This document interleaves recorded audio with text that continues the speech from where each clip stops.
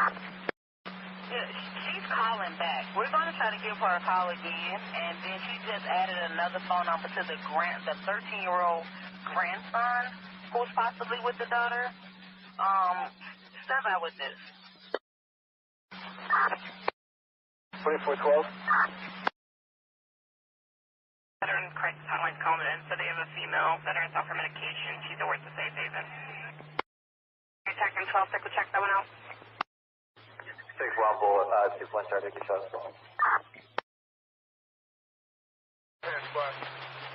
Officer still stands for talk? No. Offender in custody? Temporary with Thanks. Anyone else close, wait to see what's up, let me know. Come first number. 10-4.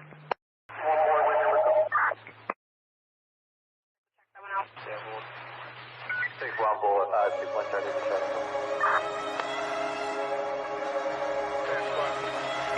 Officer still stands for talk? No.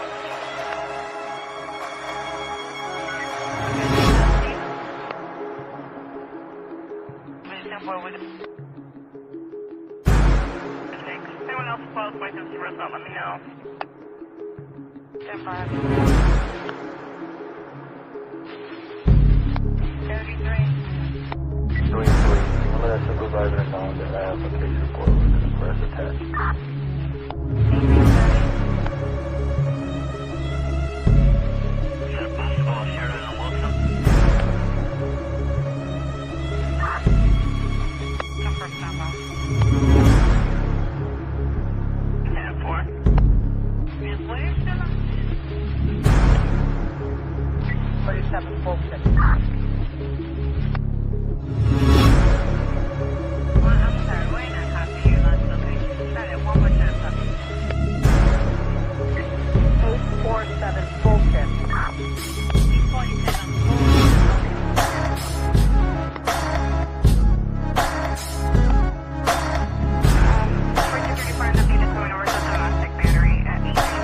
Winchester, 1.5 Winchester.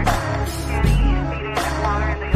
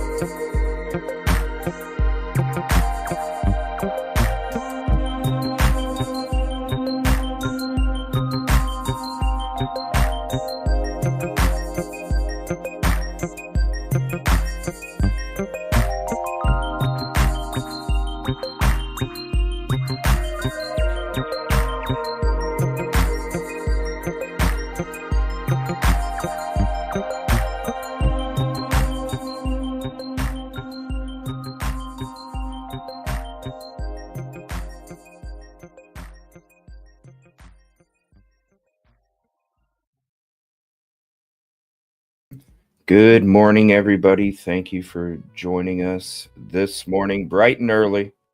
Got my cup of coffee all ready to go, but we're going to be covering all the latest updates and news, especially with this court hearing. So, as I always do my live coverage on whatever, we will be scouring to see if it gets televised. If it does, we will bring it to you live. I'm going to go over some of the newest updates with you guys.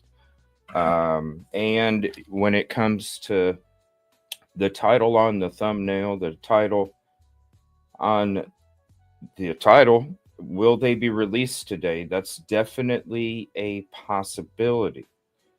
Now, I've heard a lot of great things about San Bernardino Sheriff's Department. We had a discussion kind of yesterday, and I was kind of like, let's be honest. When you look at the stuff that Jake has gotten leniency on already in the past, it makes you wonder what the hell's going on, right? When you've done this to children already and possibly have done it again, you get what I'm saying? When we're talking about children, it's like, let's just let a pedo back out there so he can pedo again.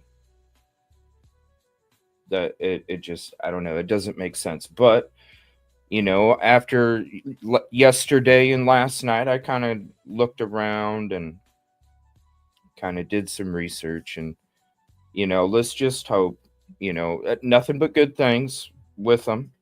And so let's just hope that they remain in custody. But here's the thing, if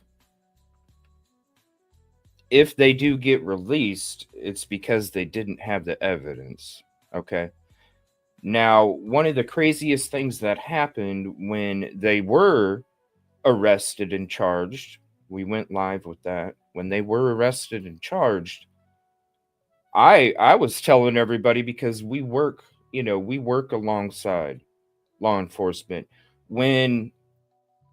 If they're coming out and they're going to charge people with murder, 99.99999999999 infinity% of the time, they have the evidence to do so.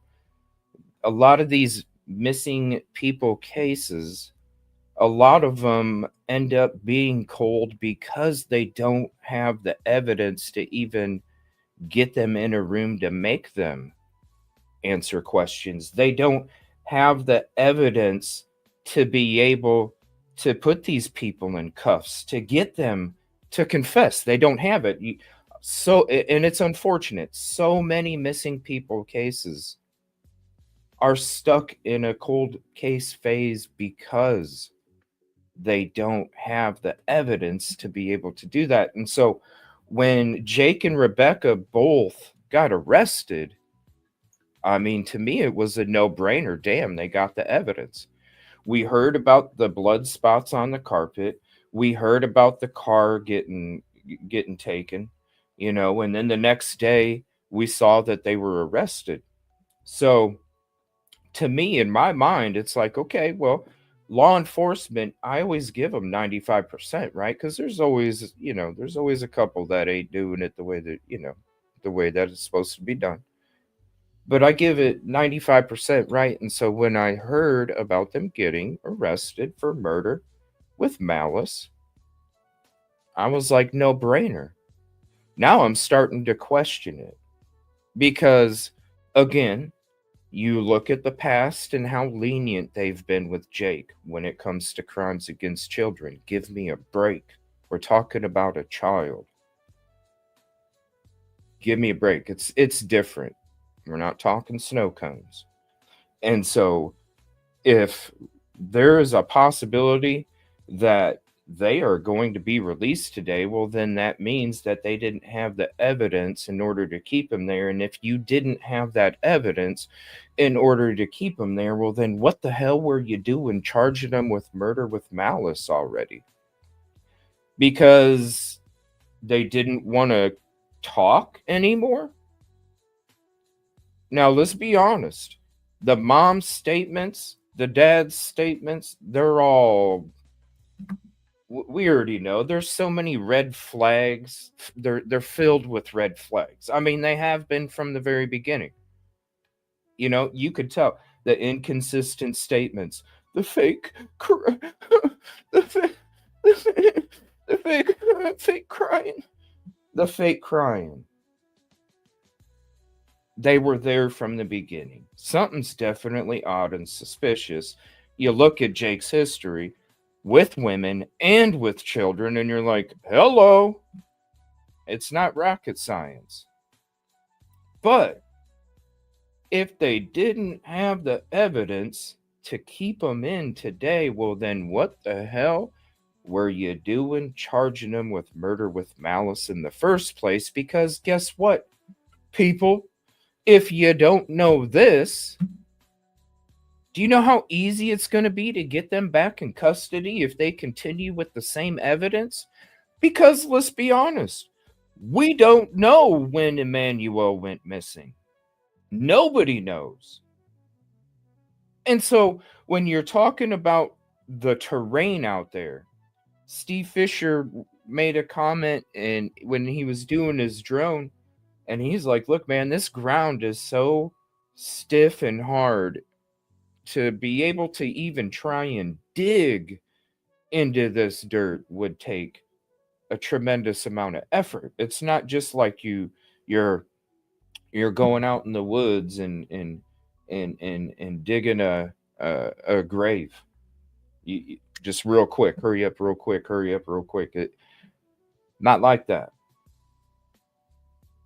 So that with that being a possibility, I'm sitting here going, why are we even at this point today when we're waiting for a court hearing? And we'll bring that live to you if it is live. We're waiting for a court hearing to find out if they're going to remain in custody. That's wild to me, because this is the only thing I can think.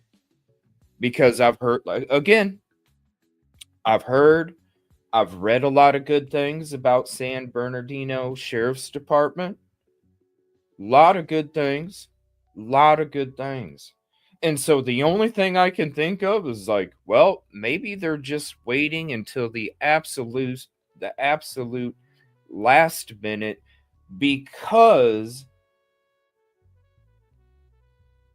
they can only continue to hold them for a certain period after that as well, if they do hold them. I know it's a little tricky, but that's the only thing I can think of. We need to extend the first phase so we can make sure we have all of the time in the second phase, even a day, to be able to make sure that we find this baby boy.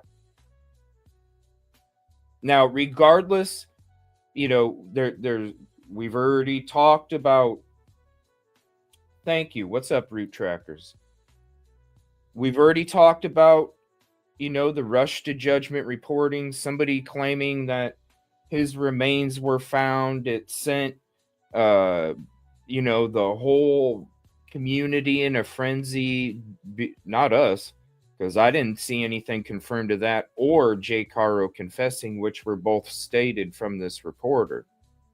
But it set off this humongous misinformation train, and that's when you can't trust reporting. What can you trust after that? It's just like any of these other, I'm boots on the ground too. If I went out and reported something that was taking place and it wasn't taking place just because I wanted the attention, that's some bullshit, especially if it's off of a missing baby's remains. You know what I'm saying? And so we don't know where he's at. This same person that claimed that the remains were found a few days before that was also saying that he got a tip where the baby could be buried, and he wasn't even going to call law enforcement. He's just going to go out there himself. And it's just like, whoa. I understand that people, listen, I have that passion too. If I didn't have that passion that I do for these victims' families and communities, I wouldn't be able to go out there and be boots on the ground either. Okay? And we've been doing it a long time. But as we've been doing it a long time, we've come across different cases where people, we love the passion, we love the desire, they just shouldn't be out there. You know what I'm saying? Because you will F up an investigation. Sebastian Rogers, similar kind of case when it comes to Emmanuel Harrow. Sebastian Rogers, if nobody doesn't know about that case, check out some of our shows. We did a tremendous amount of boots on the ground searches for Sebastian Rogers as well. Similar things with the parents, fake tears, inconsistent statements. He's nowhere to be found. There's no direction. They don't even know what door the dude really truly walked out of. Just like baby Emmanuel. It's crazy, the similarities. But we also came across, because we're boots on the ground, when we come across something, we automatically call law enforcement before we even touch it. Okay? Because it's always better to be safe than sorry, because when it comes to baby Emmanuel's justice, you don't want to interfere with any of that. And so that's why you just don't go up and touch and move and all that, because that really honestly could get tossed out in a court because of contamination. And then there goes baby or this missing person's justice because somebody didn't know what the hell they were doing. And so as we come across all these different cases, we get it. We understand the passion. We understand the dedication, the desire. But if you can't be conscious about the victim's justice, number one, before you do anything, because inexperience, because of nervousness, because of exhaustion, because of any of listen, you don't need to be out there, because then what if, you know what I'm saying? Like, what if they found evidence and it was, no, I'm sorry, how do we know that this took place? Because this individual actually moved the evidence and tampered. How do we know that this took place, prosecutors? Sorry, we can't introduce it into the court. Next thing you know, baby Emmanuel doesn't get justice. That's what you have to have in the forefront whenever you are out there, boots on the ground, because we've come across things. We've turned things over. There's a way to do it.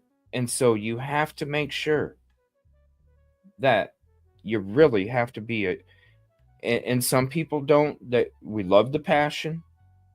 Every case you come across one, we love the passion. We understand it, but you have to let the people that know what they're doing do what they're doing. Because that same person a few days before came out and told you that's where the baby was at. He heard it was buried over in this spot.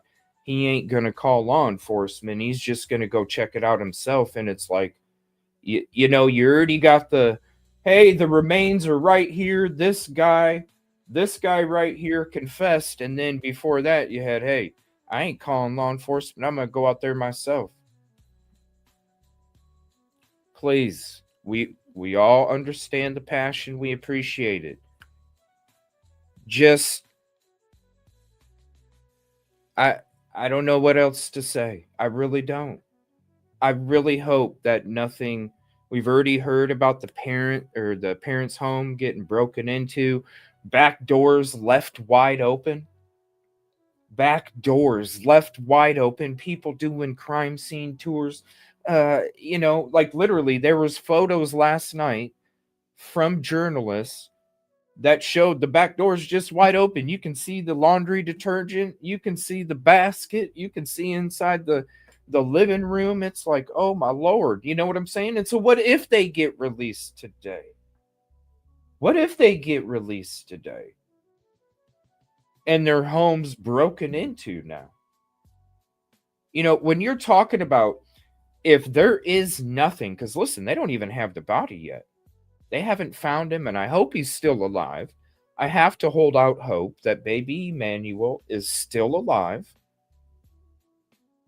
I hope. Even though I understand law enforcement, just like Sebastian Rogers, law enforcement isn't looking at it as a missing persons case. They're looking at it as a missing deceased person. I always got to hold out hope because you just never know. You just never know.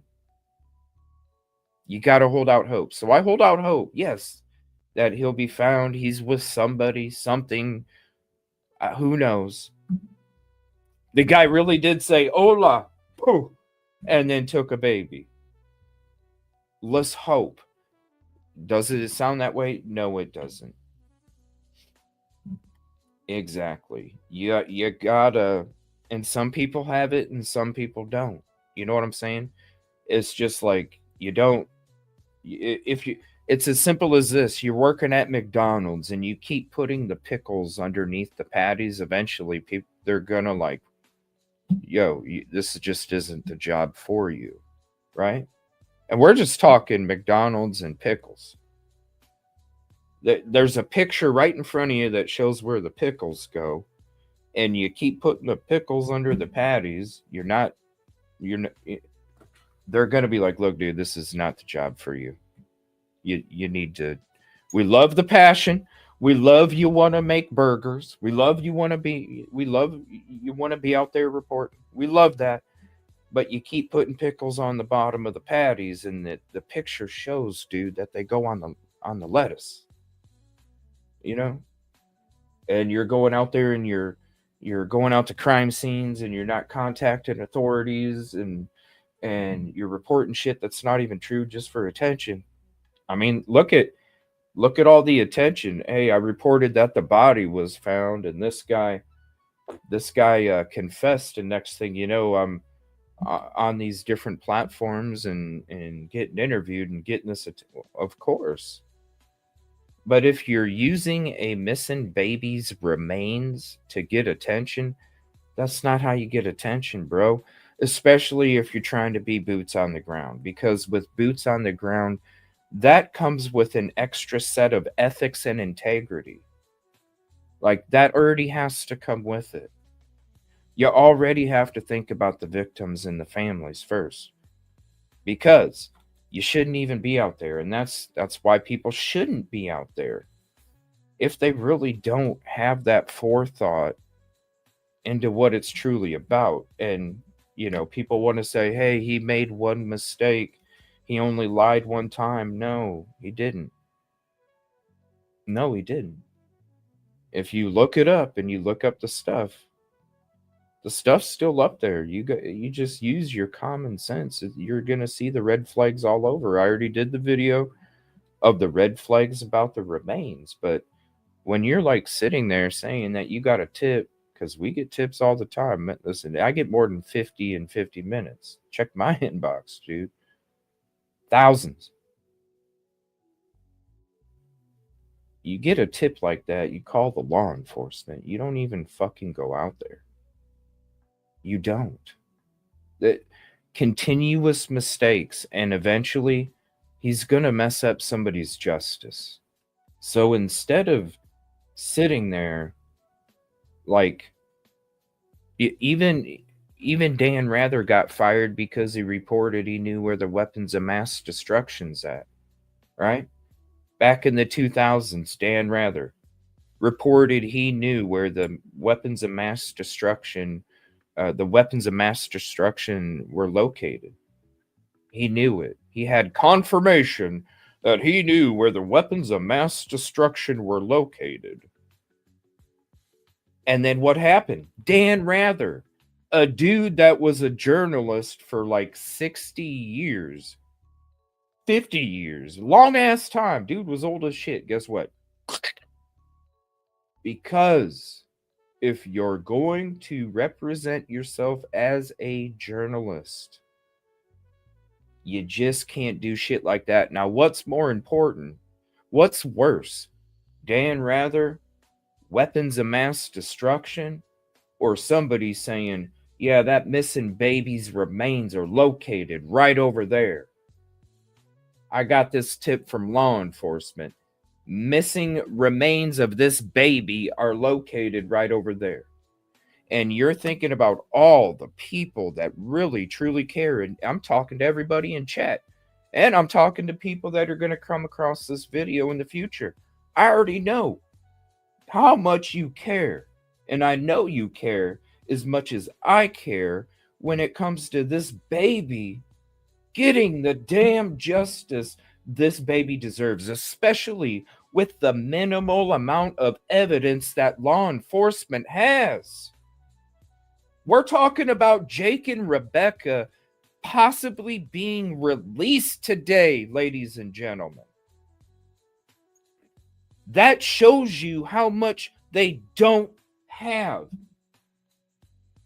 And just like any of these other cases we're out there working on, especially if it's a boots on the ground search or boat on the water search, whichever we're doing, and we come across something, you call the authorities.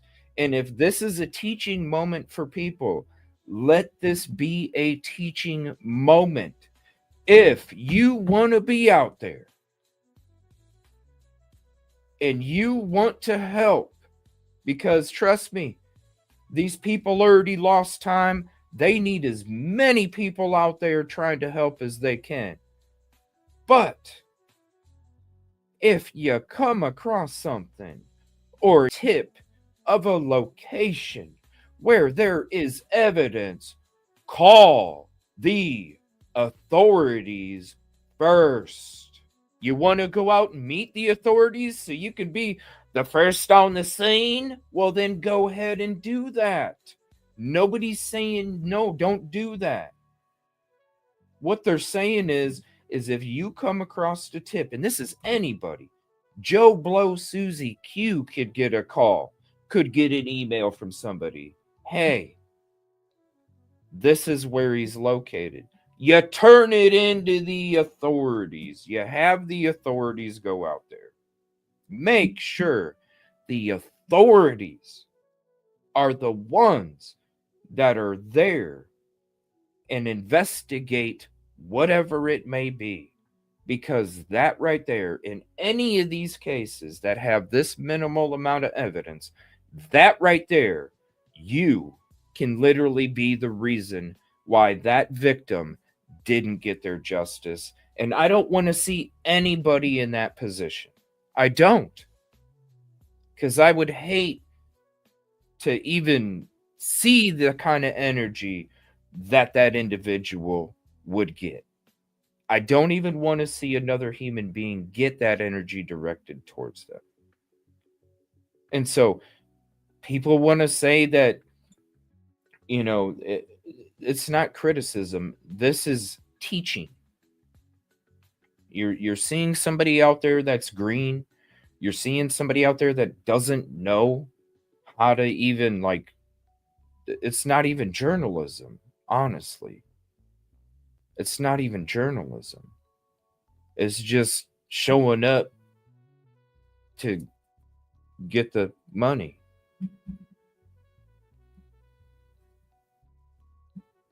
There's repeated things. And so I don't know. I hope they don't get released today. I hope they don't get released today. And it really scares me because honestly, if they do get released today, that really means that they don't have the evidence. Now, this is what I think took place. And thank you all for being here. Please hit the like if you haven't yet. If you're not subscribed, please consider doing so. This is what I think this is what I think happened when it comes to baby Emmanuel. And I'm just going off of the instincts, the intuition, the evidence, everything that surrounds baby Emmanuel and everything that took place recently and during his childhood. Also, I'm going to tell you what I think took place when it comes to why nobody heard from him in a while. What took place as to where he probably or possibly could be. So there's a couple possibilities, okay? Number one, as you can see on my thumbnail from today, you can see that the new picture that we're using for baby Emmanuel, it shows a brighter spirit. It shows just the personality that's inside baby Emmanuel's soul, whether it was just a regular picture or a picture that was taking place before injuries came. And why I say that is because ever since we started covering this case and you started seeing the photos of baby Emmanuel and you understood the history of the father Jake, well, then you can kind of put two and two together and you can really be like, look, let's be honest, you can be like, from the beginning, yes, his head's looking backward and his eyes could be a certain way, but when you look at a lot of the photos that were released, they did show shaken baby syndrome, and we already know Jake's history. And so, the picture I'm sure it's a picture before he was injured, but I feel like that picture, and I posted it on Twitter and I'll post it on Facebook at some point during the show for you guys. But I encourage everybody to start using that photo because that photo really shows the giggly spirit and the joyfulness inside of baby Emmanuel. So what I think took place is, so obviously family does know about him. The other thing that this reporter wanted to bring up about him being 2 months older, 3 months older than his birth certificate, it's just, that's not even true, okay? The speculation for attention is just wild over there. But when it comes to the family that remembers seeing him, it's just been a while. That's why investigators are believing that it could possibly be between 1 to 2 months since anybody's really seen him. Okay. And this is what plays into what I think took place. Now, I believe that because the family had seen him before, I believe that Jake and Rebecca would have baby Emmanuel around. They would have people come over. They would go to other people's houses with baby Emmanuel. Baby Emmanuel was this happy baby. Let me show you. Let me bring up this photo so you can see it if you guys haven't seen the thumbnail while I'm talking about this. Excuse me, my sinuses are going crazy today. So this is the photo that I'm talking about, okay? And so here, let me do this. Let me do this. Oh, it's not. There we go. Excuse me. So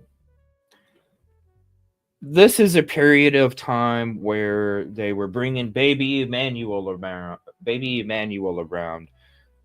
People were coming over, and they were, everything was this, hey, we're doing great. I learned my lesson. Thanks for taking custody of my other kids, right? We're doing great. Baby Emmanuel's doing great. He's doing great. And then a month or two ago, the same thing happened that happened to his previous children. Shaken baby, right? That's when they stopped having people come over. That's when they stopped going over to people's houses. That's why you're getting that timeline of 1 to 2 months. I don't think that he was what they're thinking disposed of 2 months ago. What I think took place is everything was going fine. They were having people coming over. They were going over to people's houses with them. Everything was good. And then he did something like he did with his other children. And it happened to baby Emmanuel. And that's when they said, shit, we can't take him around anybody anymore. And we definitely can't have anybody come over because they're going to be able to tell. And if they are going to be able to tell, they already got custody of my other kid. We're going to lose baby Emmanuel if people find out. So what are we going to do in the meantime? All right, Jake. All right, Rebecca. We're just not going to have anybody come over. We're going to tell people we're busy. We're not going to go anywhere. We're going to tell people we're busy. Oh, he's being a handful today. Sorry, we can't make it, right? Sorry, we can't make it. He's being busy. After a month or two goes by, the family's like, wait a minute, dude. Y'all used to be coming over. We all used to be spending all this time together. We all used to be kicking it. And now all of a sudden, we haven't seen baby E in a month or two. What? Listen, we're tired of seeing photos, and just a couple, right? Baby E laying on a blanket in the grass at a picnic. Baby E, in Jake's hands, leaning back. The photo that we used to use. Baby E in Jake's hands, leaning back towards the camera. Yes, he's still alive, family. Sorry, we're just busy. There's a good excuse right there. We're busy with a family vacation. Hey, we're just busy. Here's a photo of him. Here's a photo, see? And that's the photos that we've seen recently. Right? But then they couldn't keep it up any longer because because when we first started covering this, I'm sitting there going, what made this family come out and say that he was missing? Because it doesn't jive. They were forced. Somebody put pressure on Jake and Rebecca to even report him missing in the first place. And from the very beginning, I was asking myself, what could that be? What could that be? And when I came across this photo, and I said, and here, look at this photo too. Little baby E sitting in his stroller. I came across these photos, and I'm like, That makes sense now. That makes sense now. Baby E was around people. Baby E was around people when they came over to his house, and he went over to other people's houses, and then all of a sudden he wasn't. And it's because they were afraid, because something happened to Baby E. He got the shaken baby. Something happened to Baby E. And then it was, okay, we got to avoid. They avoid for as long as they can, just like a typical piece of shit. I'm going to avoid accountability for as long as I can. And then when my back's against the wall, then I'm going to go ahead and come out with some bullshit, just like the rush to judgment reporters. I'm going to avoid accountability for this whole time, and then I'm going to come out with some bullshit. Sorry guys. Yeah, here's some photos. The photos did okay. It made weeks go by. Weeks would go by and the family's like, "Oh, that's so cute. He's so cute. He's so cute." And then they're like, "Okay, it's been 3 weeks, Jake. It's been 3 weeks, Rebecca. When are we going to see him?" "Oh, we're so busy. We're so busy." And then a few days later, here's another photo. Photos that they were just taking. Then that same accident that made Jake and Rebecca stop having Emmanuel around people, that same mistake came again. The same mistake came again. Why? Because I feel like they were under pressure. What are we gonna frickin' do, Rebecca? What are we gonna frickin' do, Jake? They keep putting all this pressure on us. We already, it's been 2 months. We've already tried to extend this live for so long. Now our back's against the wall. They're gonna go reporting missing if we don't. And if they go reporting missing Jake, we're gonna look suspicious. If they go and report him, Rebecca, we're gonna look suspicious. Then we're gonna lose him no matter what. And I really feel like that stress, that high stress, the high anger level, the high discombobulation led to Jake doing something again to Baby E.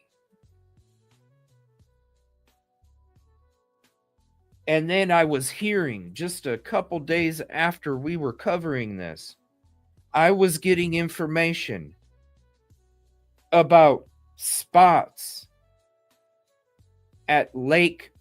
What's that lake again? It starts with a P. Lake Presser? Lake. Does anybody know that lake? What's that lake out there? Lake Paris. Lake Paris.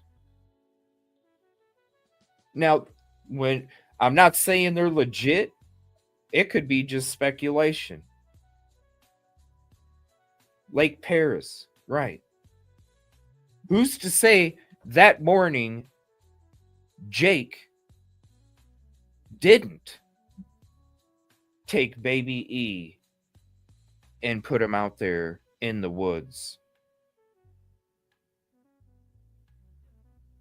Who's to say?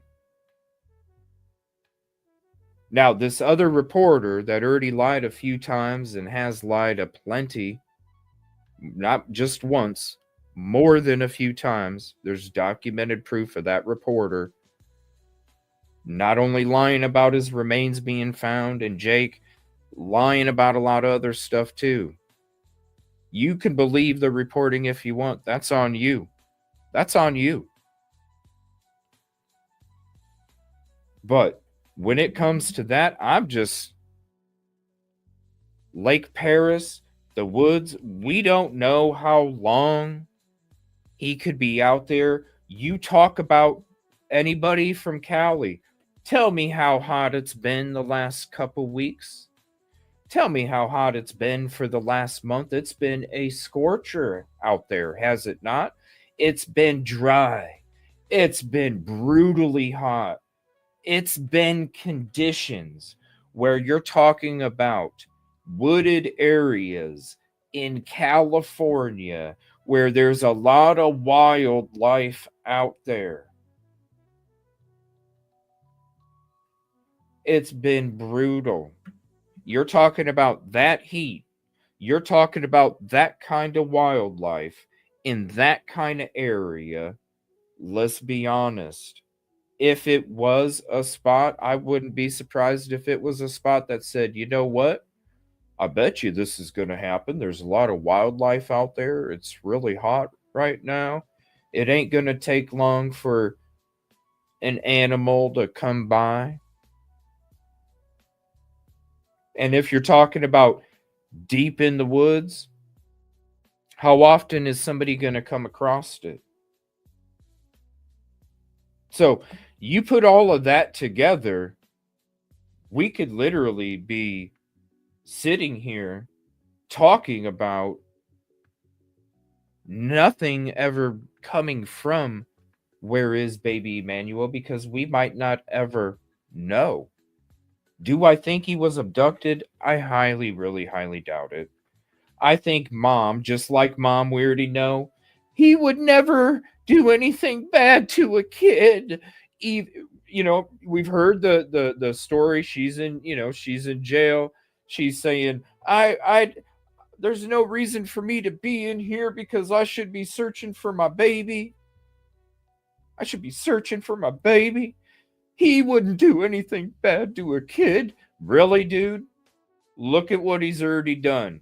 It's just like you're not holding people accountable. Oh, he lied about the baby's remains. Oh, he lied about this. But it's okay. Give him a break.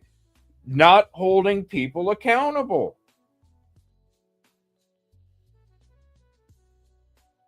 When did this become a marshmallow society?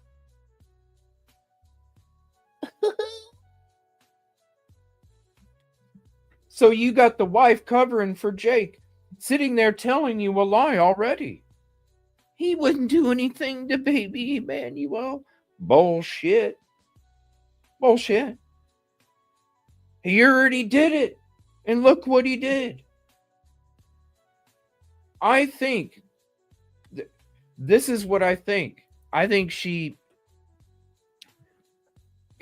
listen, people might hate all about this shit, what I said already and what I'm about to say. But I'm going to be honest with you. Do I think Jake is innocent? Fuck no. And I'm saying it with the F. No.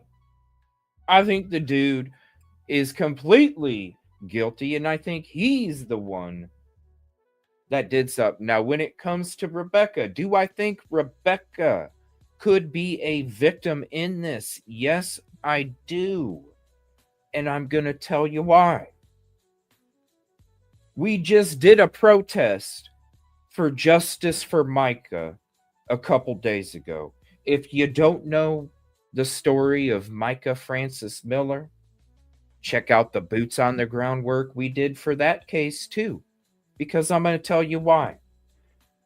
When you are in an abusive situation, you will literally be so brainwashed to the point that she is going to do whatever to protect you, because she could literally not know what the hell happened.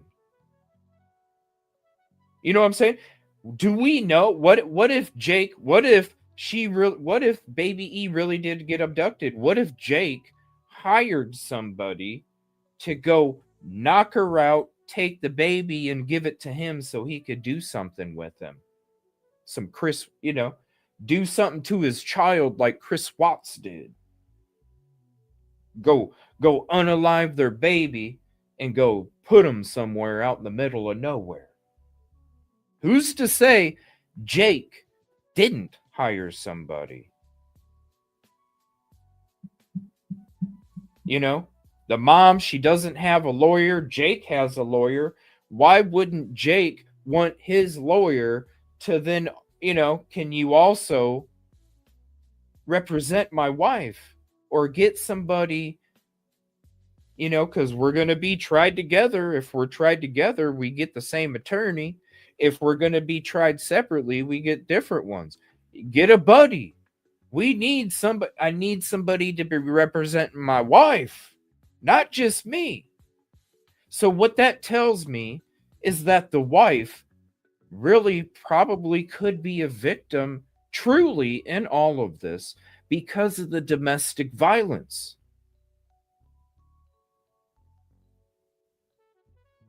And I'm being real.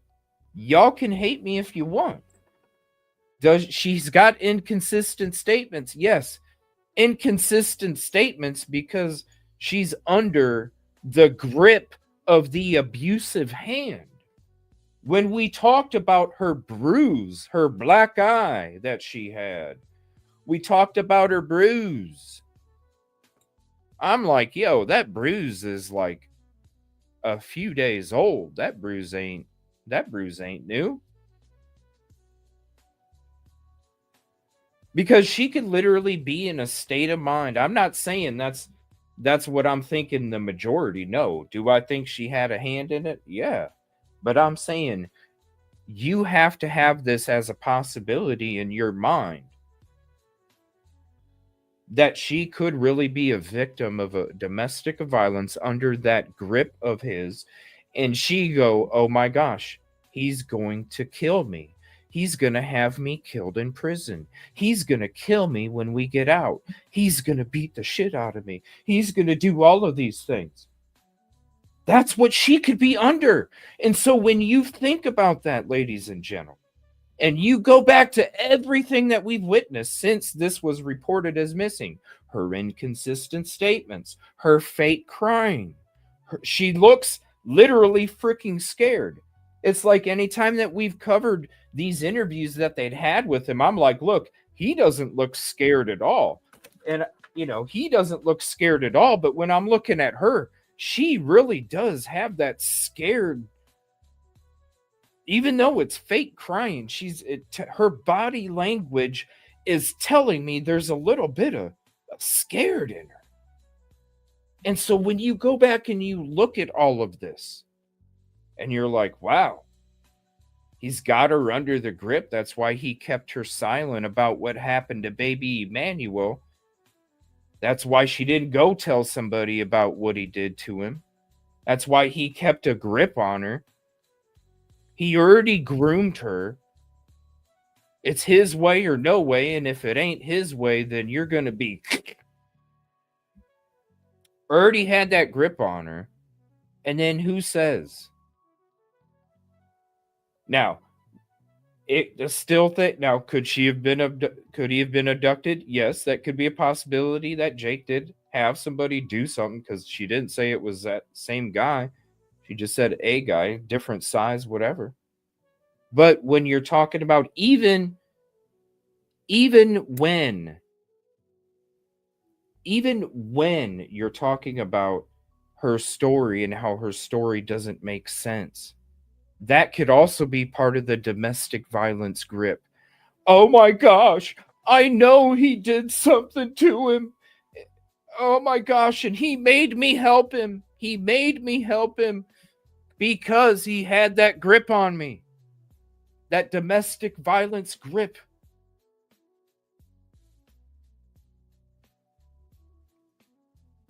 That could be a possibility too. Because when you're hearing her story,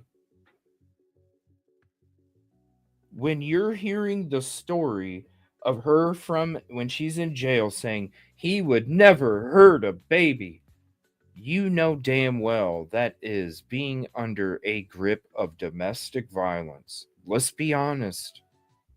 Think about it. Think about it. She should be held accountable damn straight. Damn straight. But I'm saying this could definitely be a possibility. You look at his history with women and with children, but with women. And she's in jail, knowing what he already did, how he lost custody of his daughter because the same thing happened to her, and that happens to your baby, I mean, and you're in jail right now, you're in jail and you're saying he wouldn't hurt a child. To me, that's when I'm like, yo, this could literally be a domestic violence grip. It really could. Because if somebody is saying that and they're that unaware in prison, they're that, or not in prison, in jail, they're that unaware where they're like, yeah, he wouldn't hurt a baby, but you already know that he's done it before. You're not aware. And if you don't have that kind of awareness, you're either a sick, twisted individual, like, let's be honest, you're either a sick, twisted individual or you're under the grip of domestic violence. So here is the latest news article here, and we're going to sit here. It should be, court's going to be starting in a few minutes, and so we'll see if there's any live stream. And if there's not, then I'm going to continue just like we scour all the sources and get you the latest information. Even with these active events, we're always out there live a good 15-20 minutes before everybody. Oh, here we go. We have the court live streaming services. Hold on. All right, hold on. Let me see here. So here's the website. Actually, hold on. Not sure if it'll be streamed or not, but we do have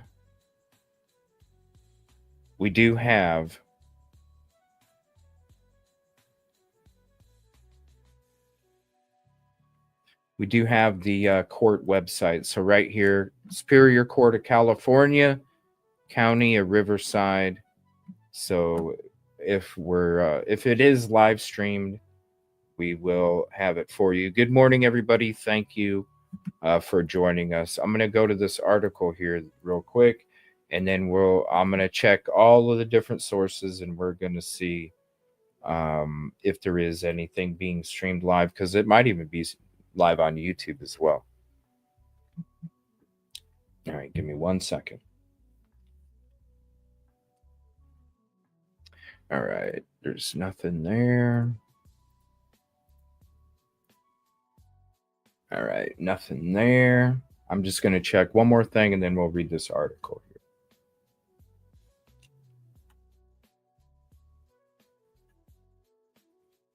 Let me see here. All right, I don't see nothing there. I'm going to drop this link. Here. Hold on one moment. Drop this.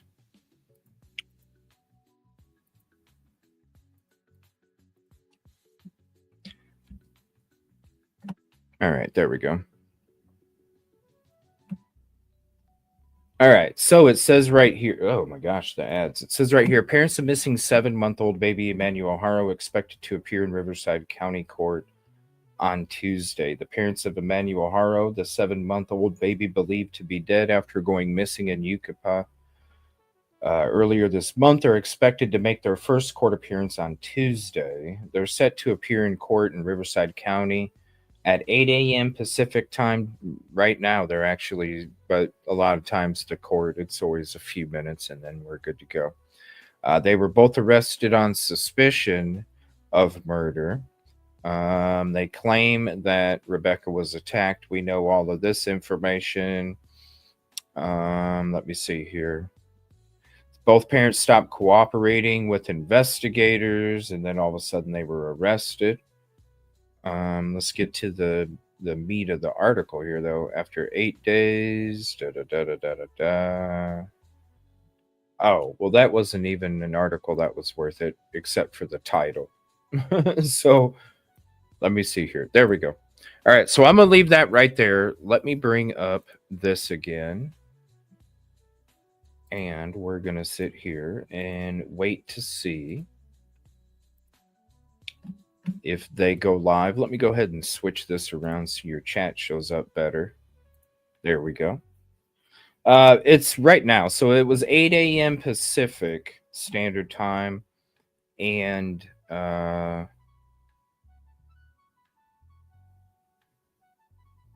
okay, if it's not public, it's not going to be.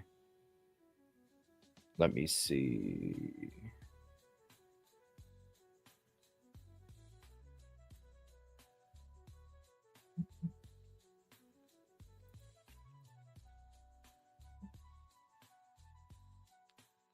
All right, 1 second. I'm just kind of looking through, see if any of them are live here real quick. Okay, none of them. None of them. There's a whole bunch. So I'm going through every category, opening it up, seeing if there is a live stream. And then if there is, as soon as it goes live, we will have it. I'll shut the music down. All right, it's not live so far. So here, let me go ahead and share this with you. So out of all these, so I went ahead and opened them all up. You can see right here. So far, all of these, wow, they even have, look at all those different cameras. Look at that. So these are all the different cameras. And so if any of these go live, we will, it's probably not in that courthouse anyway, but I'm going to open them all up. And then that way, if any of these cameras go live, then we can assume, or we'll find out for sure, if it will be streamed live. So we'll have it for you right away. Let me see here. All right, let me look to see if there's anything breaking for an update. Let me, and then I'll hit refresh in a second, and we'll see if it's going live. And then at the same time, I'm going to be looking for, I'm sure there will be a news agency that is out there that'll be reporting or tweeting or something. So I'm pretty sure we're going to find out information. I go to court hearings myself, and some of the times you can have your phone in there. Some of the times you're not allowed to have any device in there. And so, you know, it's always a thing where, especially when I'm on camera, because I'll be on camera outside of the courthouse. I obviously can't report with the camera from the courtroom, but and most of the time they don't want your device even on or being used because people are stupid and they'll leave the ringer on. But right after the court hearing, there will be something, somebody's going to report something right away, whether it's on camera or whether it is through a tweet or some kind of social media post. So whenever there is information that drops, we'll definitely have it for you. All right, I'm just scanning all this real quick, not seeing anything. And then let me check this. And then we'll go to a video. I'll play a video from yesterday. And so far, nothing.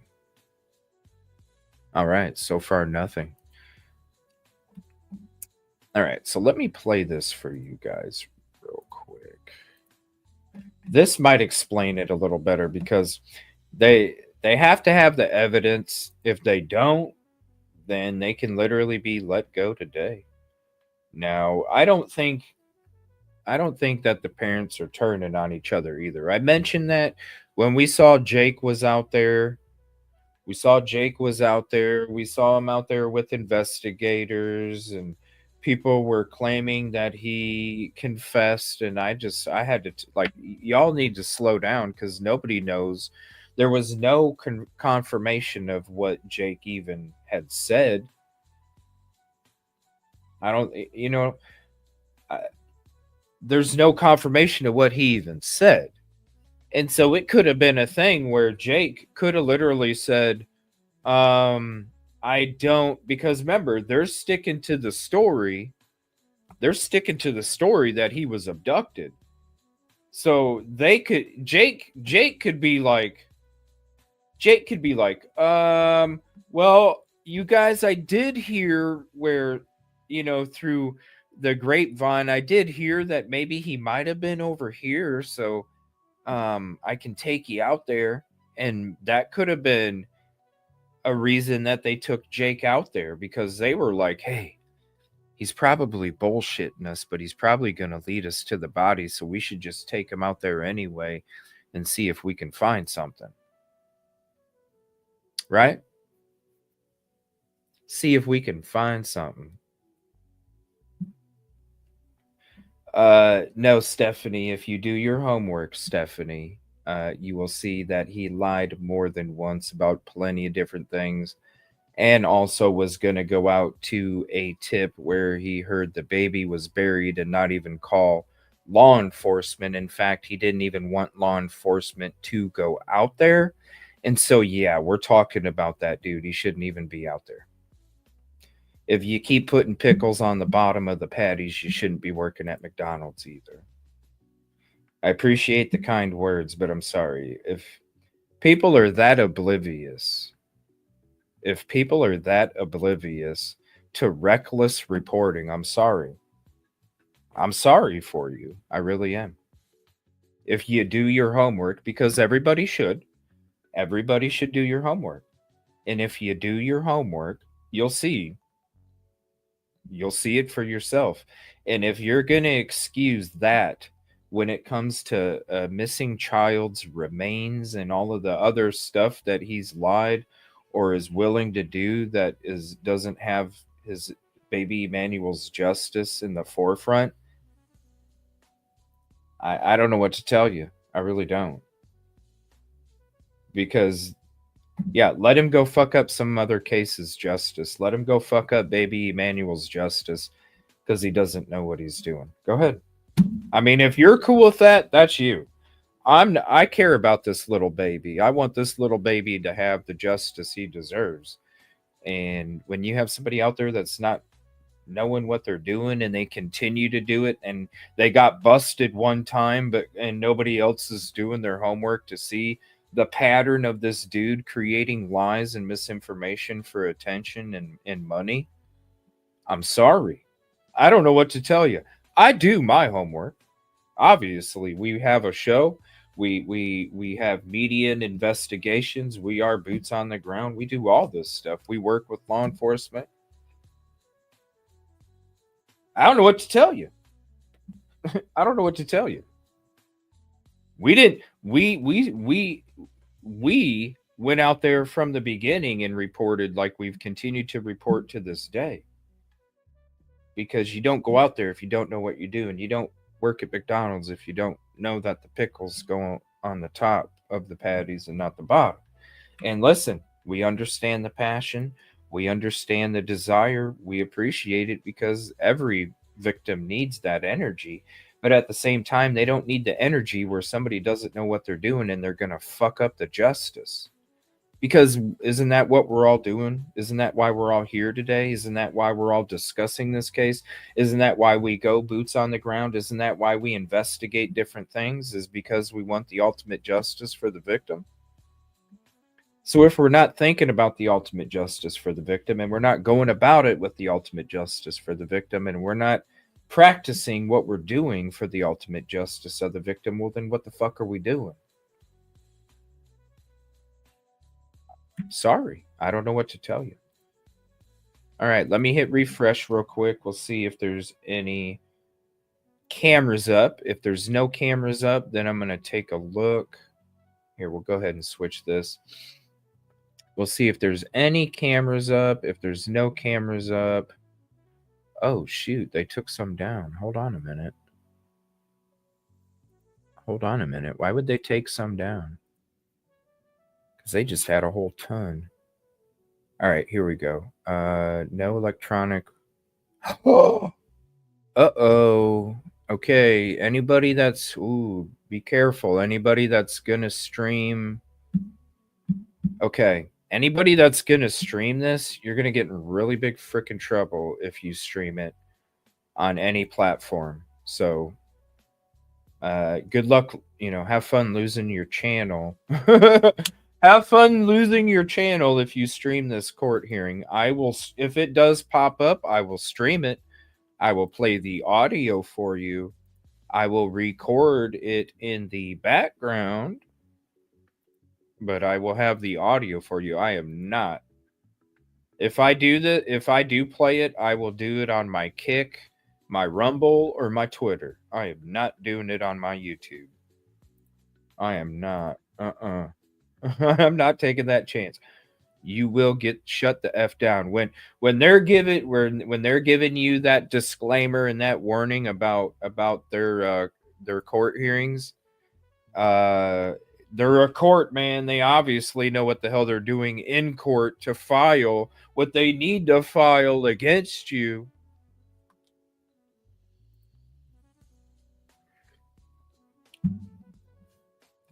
What they need to file against you.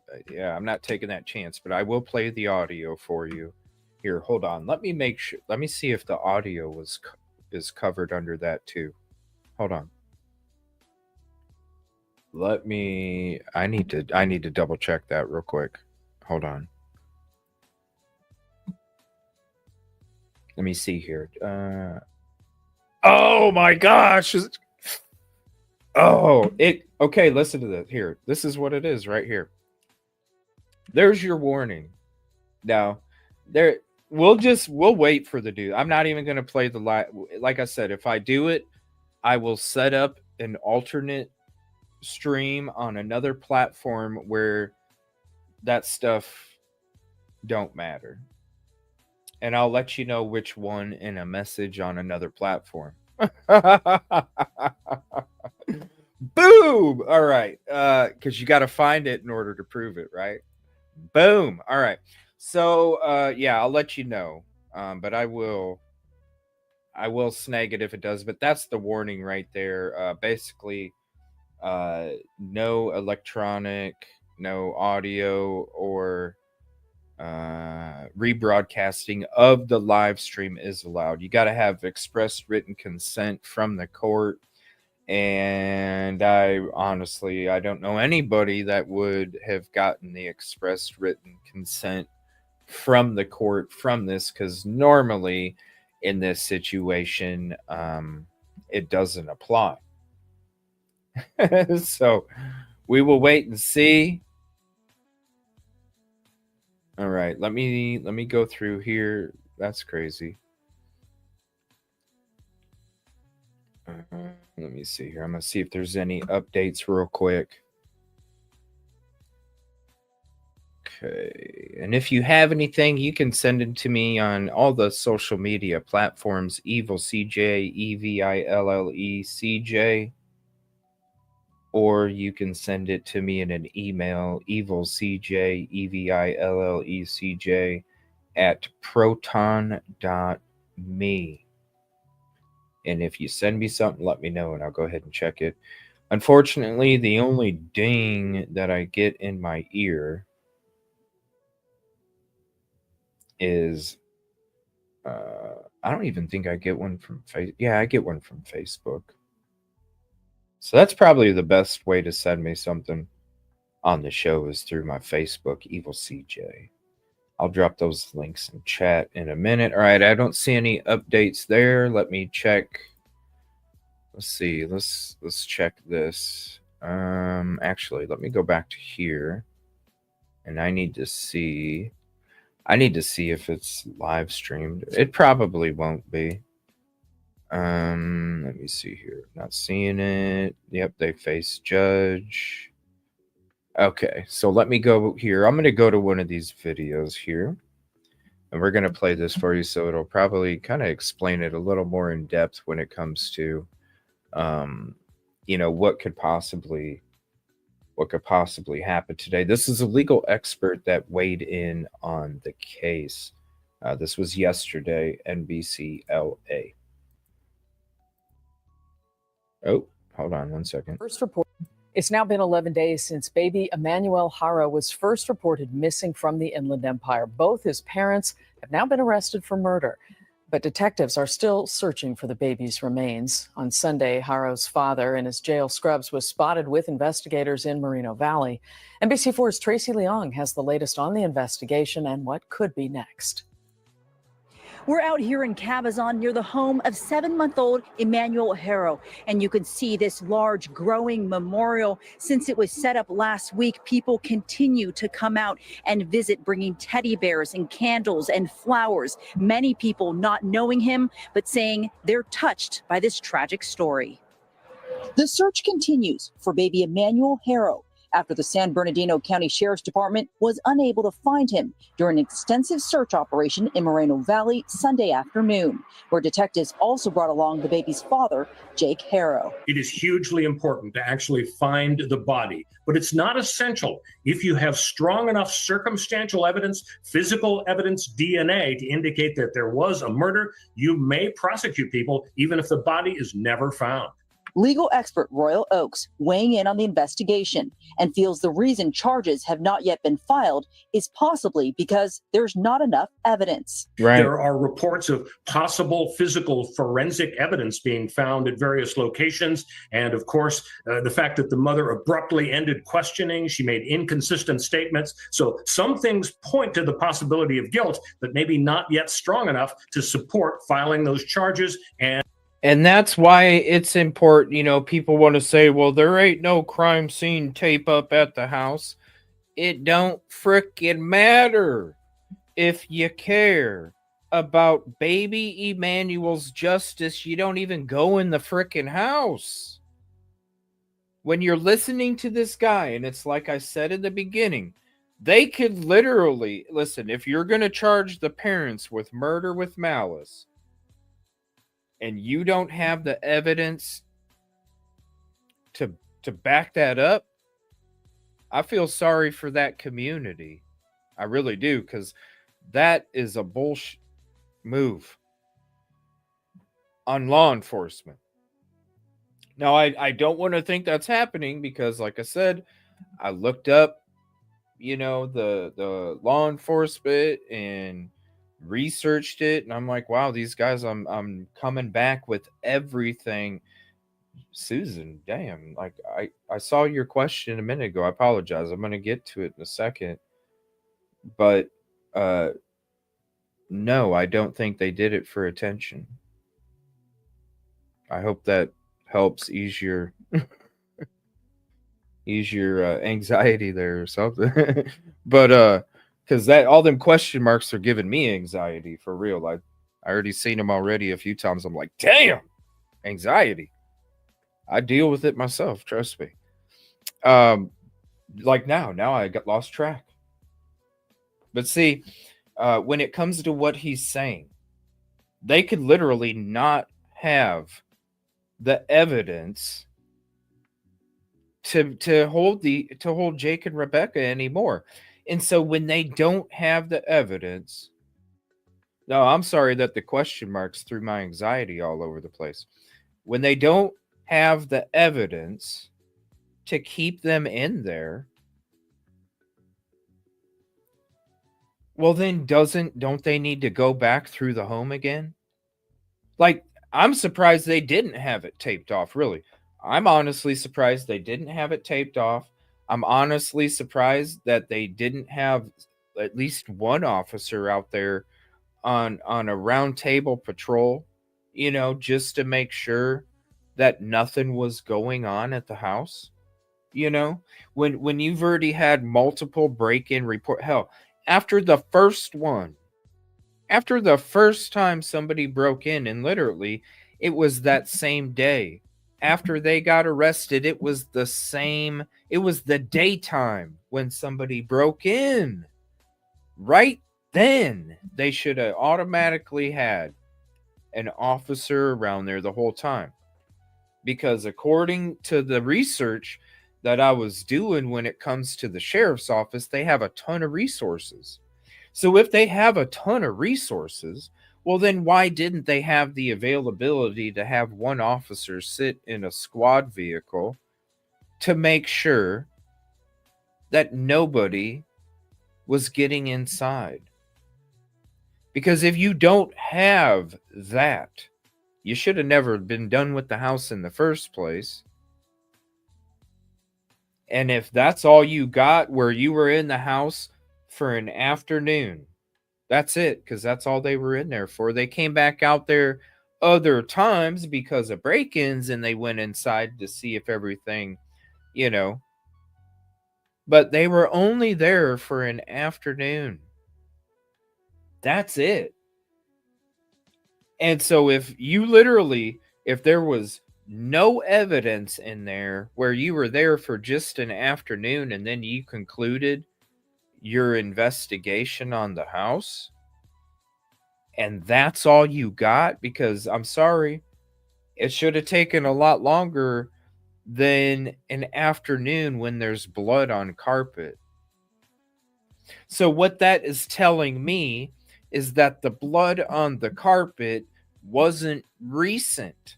Because if the blood on the carpet was recent, they would have been in there for more than an afternoon. They would have kept crime scene tape around that property after they left. They would have had multiple squad cars being posted outside of that home to make sure that nobody even stepped foot on the yard. They didn't even get on any grass before they got to a back door. That's what tells me the blood is not recent. Now, do they think, and this is what I'm thinking, do they think that the blood could be part of events that might have happened in the past? Yes, I do. I think that's where they initially came up with the charges for murder with malice. Could the blood be blood from an event that took place a couple months ago? Yes.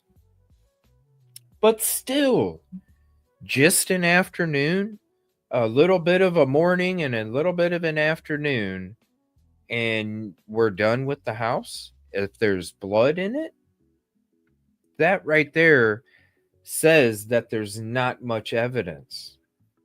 And so when you don't have that much evidence, we don't know where he's at either. That means they barely have anything. That's why them getting released is a real possibility, like legitimate possibility today. So when it comes to this house, just like this reporter out there with the K-Swisses, get some Adidas. When you're out there putting yourself into shit you shouldn't be putting yourself into, when you're going to the where the baby could be located, and I'm not calling law enforcement, I'm going to go out there myself, is just the same as people walking all over in that house. You're going out and you're potentially disturbing part of a crime scene, part of what could bring an answer to what happened to baby Harrow. You're fucking it up. And if something is there, if there was evidence in that house still and somebody trampled on it from touching it, if there was evidence where this body was supposed to be located 3 days before I claim that the body was located over here, and if the body was located there and oops, I accidentally messed it up because I saw this, I'm sorry, I saw this fresh pile of dirt and I got my shovel out of my trunk and I started digging and I felt something when I dug, and I'm so sorry, it was the baby. And then the court case comes and they say, and they bring up baby Emmanuel, right? And here's his injuries, and this is what happened to these bones. And they go, well, Your Honor, how do we know that that didn't happen to his bones when this gentleman that was out there that didn't call law enforcement took it in his own hands to use a shovel and it accidentally nicked part of the baby's skeleton? So how can we say that for sure that Jake did this injury? It's the same thing. You gotta respect whether your people want to go in and do your crime scene tours or your people that want to just get attention and money, and you're going to go out there and dig a hole or you're going to go out there and search a spot without having law enforcement be out there, because who should be touching it? Law enforcement. Who should be the only ones touching that dirt spot that you're going to, that you ain't calling law enforcement for? Law enforcement should be touching that dirt spot, not you. Who should be touching the stuff that's inside that house once you get in that door? Hell, once you step foot on the grass in that property, who should be stepping foot on there? Law enforcement. That's it. That's it. You gotta have the justice for the baby. And when we're talking about this little of evidence, it is so freaking important. That's the time where you measure twice and cut once. And you have to have that in your head, especially if you're out there boots on the ground. Measure twice, cut once, so that, because you don't want to, we're talking about a missing baby's justice. You definitely don't want to go, shit, I should have measured it twice before I did this, because now I fucked it up. You already fucked it up by putting out misinformation about a baby's remains. You already fucked up about going out to a tip where his body was going to be buried and you weren't calling law enforcement. And you didn't, because they didn't get called out there, my friend. Again, if people do their homework, they'll see this. He's going to fuck up the baby's justice. Mark my word, you'll see it happen. There's plenty other times I said, look, this shit's going to happen, you guys. And what happened? The shit fucking happened. It's real. And when it comes to this little amount, this baby needs all the justice he can get, because they don't have nothing. And if you don't have nothing to keep them in there and you don't have a baby, unfortunately, it's going to end up the same way as Sebastian Rogers. We've been waiting. We went out there boots on the ground right after he went missing. The very beginning of March 2024 in March, very early March, we went out, searched for Riley Strains down in Nashville. Took you guys out there where nobody was taking you. Alongside the river, down the area, getting into the homeless camps. Taking you down the streets everybody was freaking scared to walk down, because that's supposedly where the phone was taking it. Just to show you guys. I'm not scared either. I just don't go promote myself like I'm a beat everybody's ass. I ain't scared either, trust me. But if you got to sit there and brag about it, well, then you ain't got it, man. And when you're going out there, we're talking about Sebastian Rogers. Sebastian went missing February 26, 2023, you guys. And look at where we're at today with Sebastian Rogers' case. There's no leads. There's no directions. There's no Sebastian. There's no evidence to make the family come in and tell the truth. The same situation. And we're going on 1.5 years. Do you see why making sure that whatever evidence is available or could be available for this baby's justice, do you see why it's important? Because just like Sebastian Rogers, I don't want to see baby Emmanuel Harrow have the same outcome so far. I don't want 1.5 years to go by and go, where's baby Emmanuel Harrow? Where's he at? You're going to continue to talk about how the parents are suspicious. You're going to continue to talk about, the different lies and the different, but then it's just going to become a speculation train. because after a couple months, there's not going to be any updates. There's not going to be any information. There's not going to be. Why? Because evidence was fucked up. Because it wasn't treated properly. Same thing with Sebastian. If they would have treated that house, differently, and you all know what I'm saying, if you know Sebastian's case, if they would have treated that house differently, don't you think they'd have some kind of evidence, ladies and gentlemen? I think they would, right? If they treated that house differently when they investigated it. So I don't want, this is why I'm so passionate about it. Because if I went out there and I accidentally fucked up somebody's evidence, or I went out there and I said, hey, you guys, this right here, this is where this body's at, and it wasn't true just because I wanted attention. Oh, I'm sorry, I made a mistake. I ain't got an editing apartment. I do all this on my own. I get the same thing I go through. But I don't use that excuse because it isn't an excuse. It's not an excuse.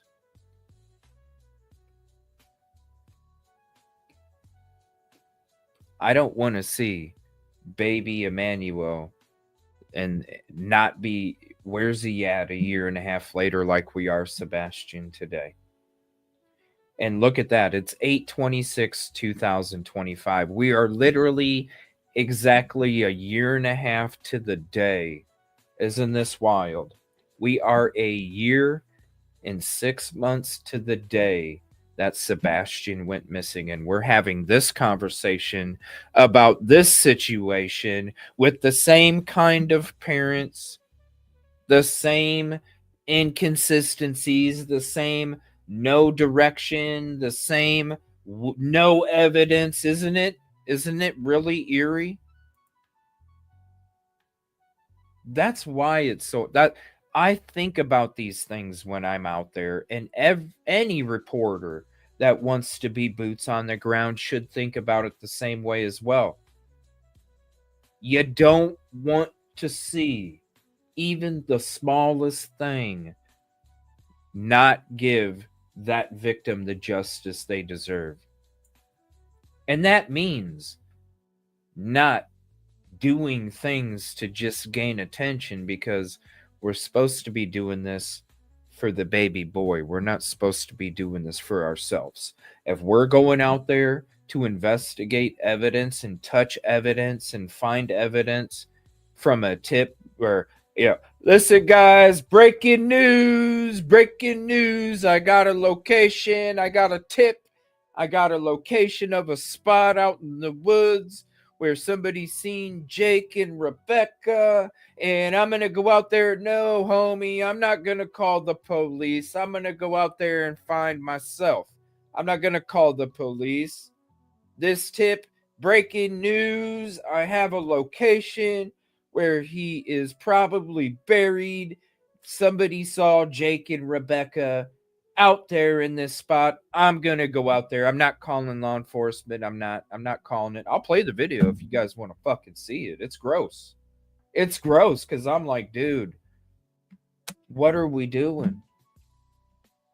What are we doing? You're gonna mess up baby Emmanuel's justice, man, just because you're thinking about yourself. If you're thinking about baby Emmanuel first, you don't even, that it's not even a thought process in your mind, because you're thinking about baby Emmanuel first.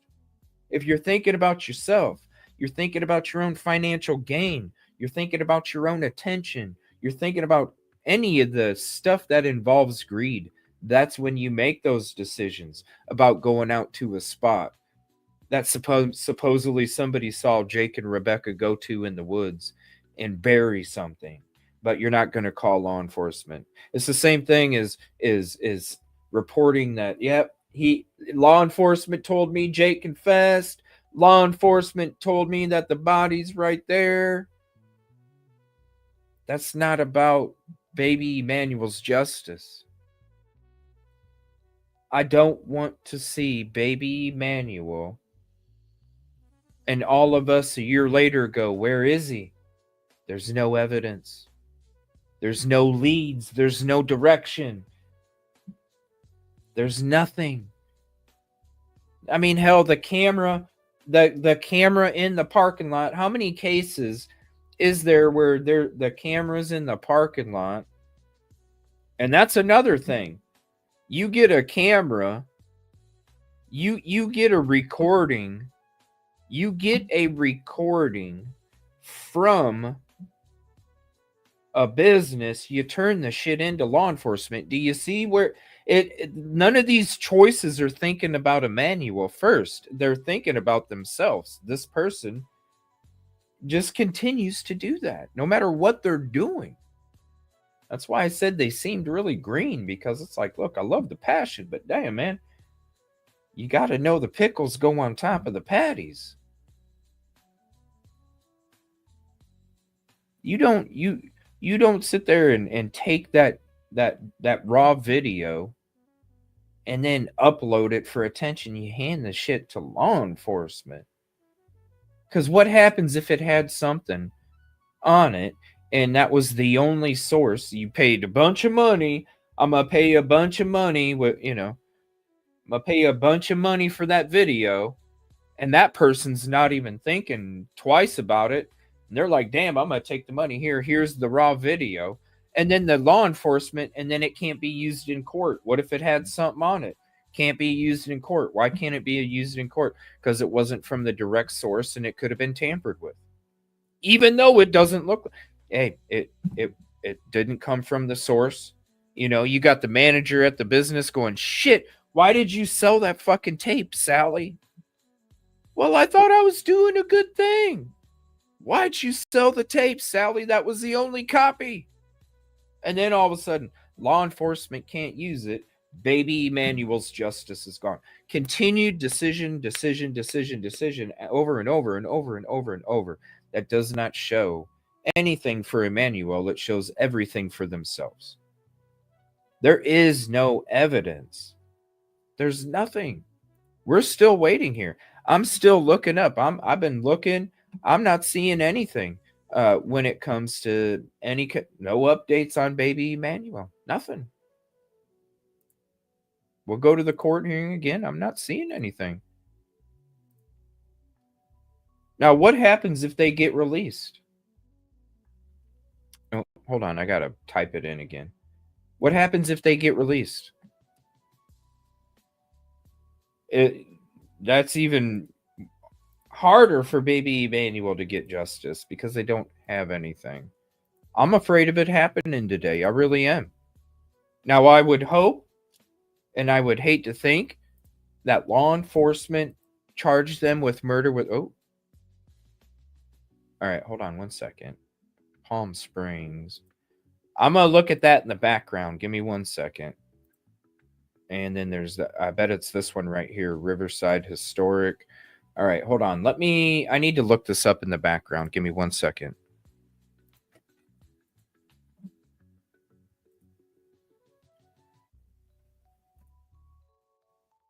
Let's see.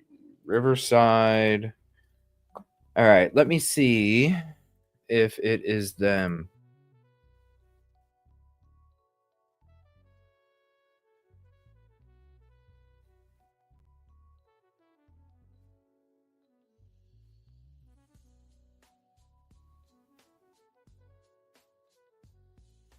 It is. Okay.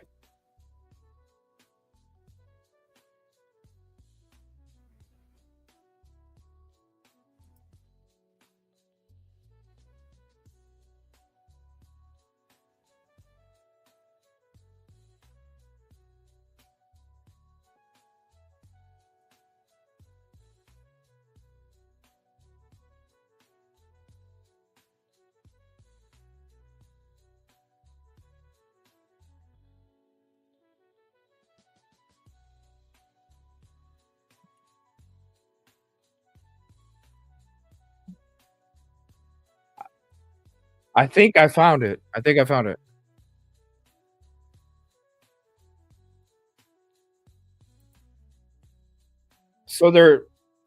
So right now they're talking about They're talking about the cost of an attorney representing the. Sorry, they're talking right now. They're talking about rates for a lawyer to represent a female.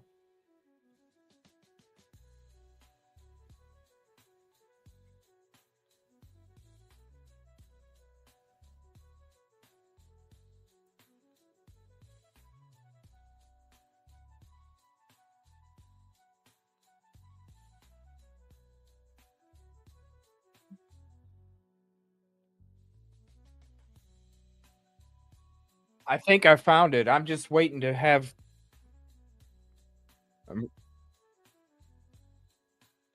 I'm not playing the audio. I'm going to tell you what they're saying. I'm going to tell you what they're saying.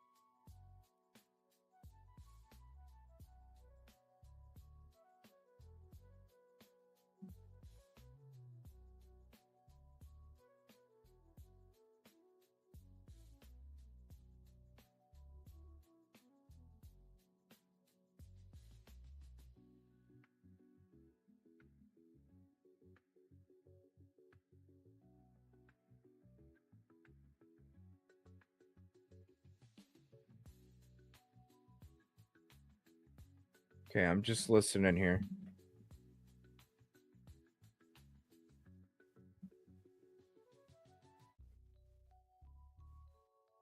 So they're going through different cases right now.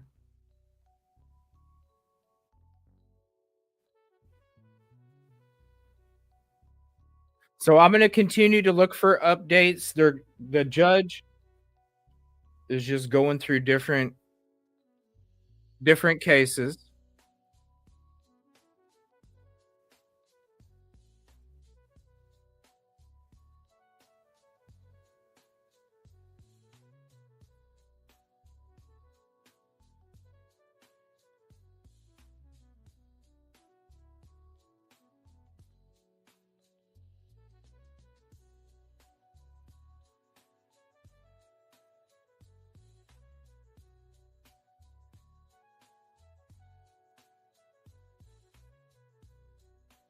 I'm just waiting to hear.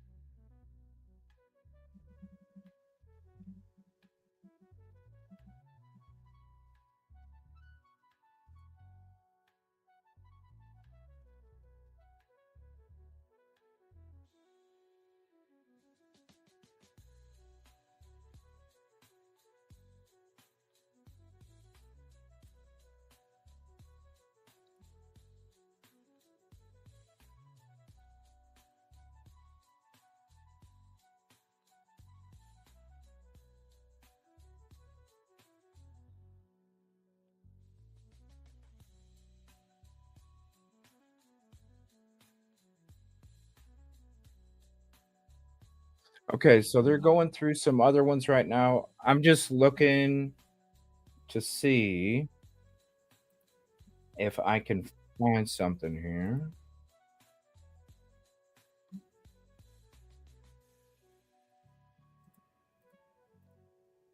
Let's go ahead and throw this up.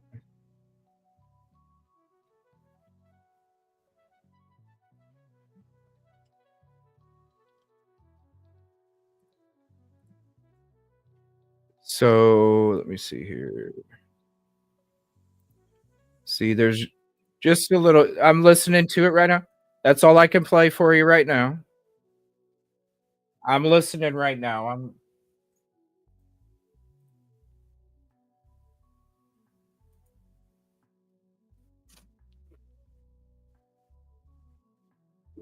Some have cameras and some don't. So there are some people that are on camera and then some aren't. It'll be a black screen or sometime like right now I'm seeing these individuals right here responding to the judge. Responding to the judge. You can responding to the judge. Sorry, they're talking. It's kind of trying to talk at the same time while they keep talking. I apologize. But you can I'm seeing these individuals right here, the lawyer and the defendant in this one.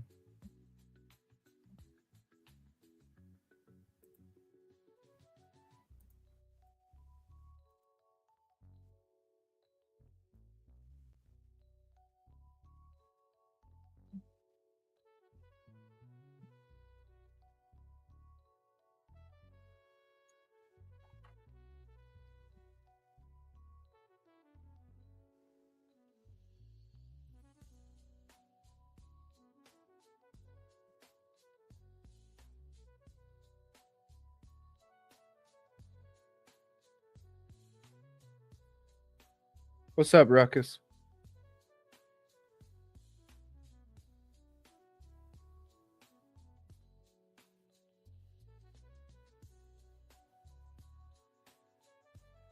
Okay, that's not them. So I'm just listening here. How they what do we know? We don't right now. Let me take this out because that has nothing to do with the case right here. I'll just mute it real quick. Hold on. This is not them, so I can go ahead and mute it. I just don't want to miss it if they pop up. But as of right now, I do have a live stream feed to the court hearing, audio. Sometimes there's video if they choose to be on video or not. So what I'm doing is I'm listening to the updates live in my ear, and I'm going to report to you as soon. And whatever I'm listening, whatever they're saying, I'm just going to report.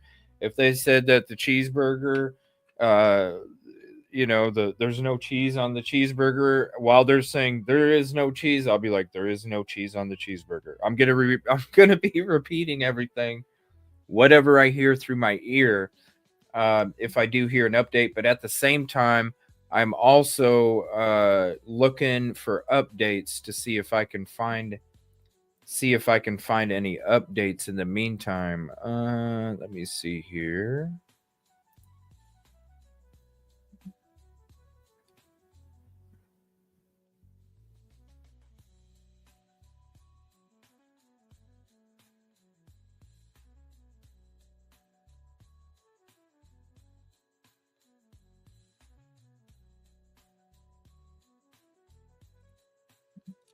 Let's see.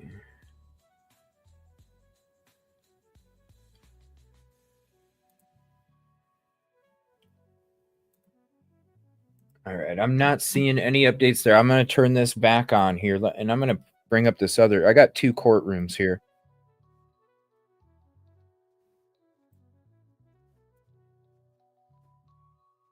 I got two different court hearings going, or court rooms going on at the same time.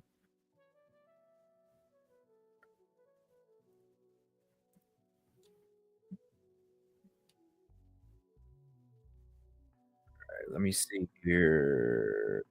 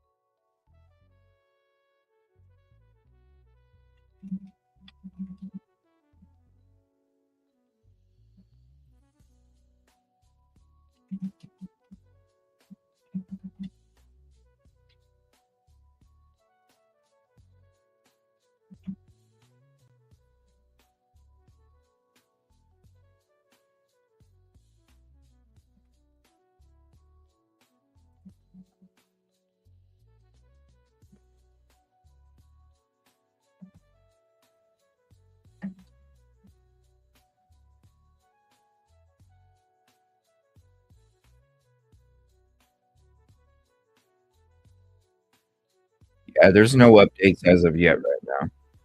Why is my voice all weird?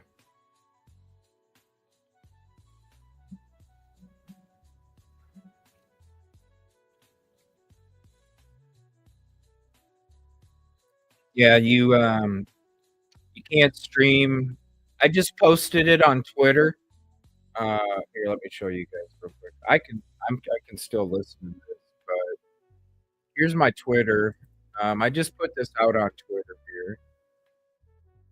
You are not allowed. You are not allowed. You're not allowed to stream or broadcast the court hearing for Jake and Rebecca Harrow for the baby Emmanuel Harrow case, but I do have the court's feed up for myself right here. And in my ear, I will have a play-by-play if anything important happens. So I can give it to you right here. In the meantime, I am still looking for, through all the other sources, articles, anything to find out. I know when I go report from the courthouses, if I'm not able to report inside the courtroom with social media, definitely able to report outside as soon as it's done, whether it's through audio or video. But when you're outside the courthouse, it's always about, the audio. So what I'll do, give me 1 second here. Right here, let me bring this up. So this is where I'm at right now. I actually have two courtrooms in my ear.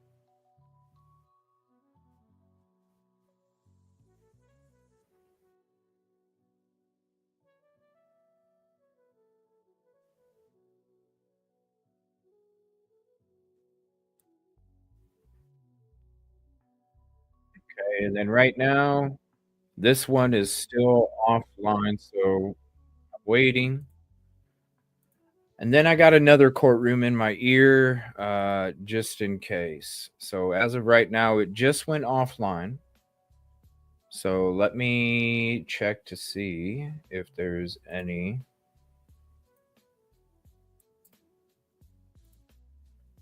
And I'll go ahead. Let me see here. We'll get rid of that. We'll see if there's any updates now. Let me see here. Oh, shoot.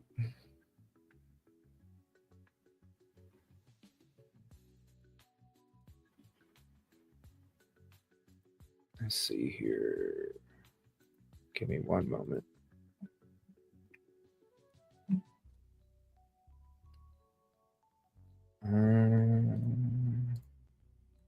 Okay, there's that.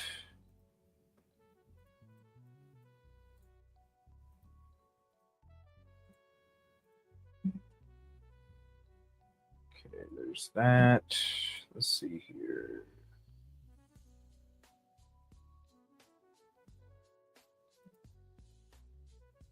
Let's see, I need to copy this. I need to drop this over here. Drop that. Drop that. Come back here. Just give me, I apologize. And I appreciate you guys and your patience here as I'm trying to see if I can find any updates for you.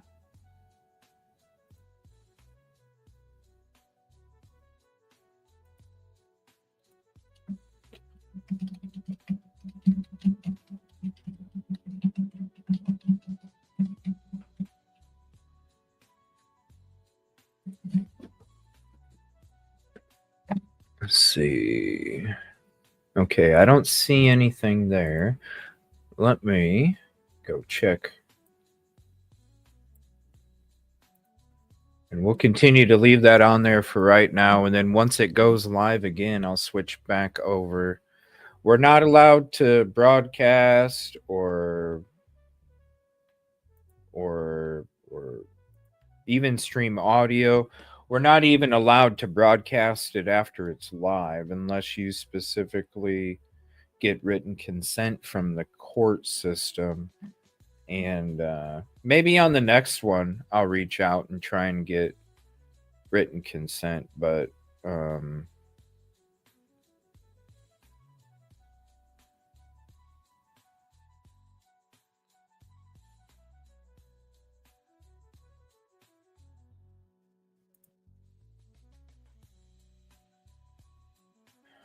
let's see here.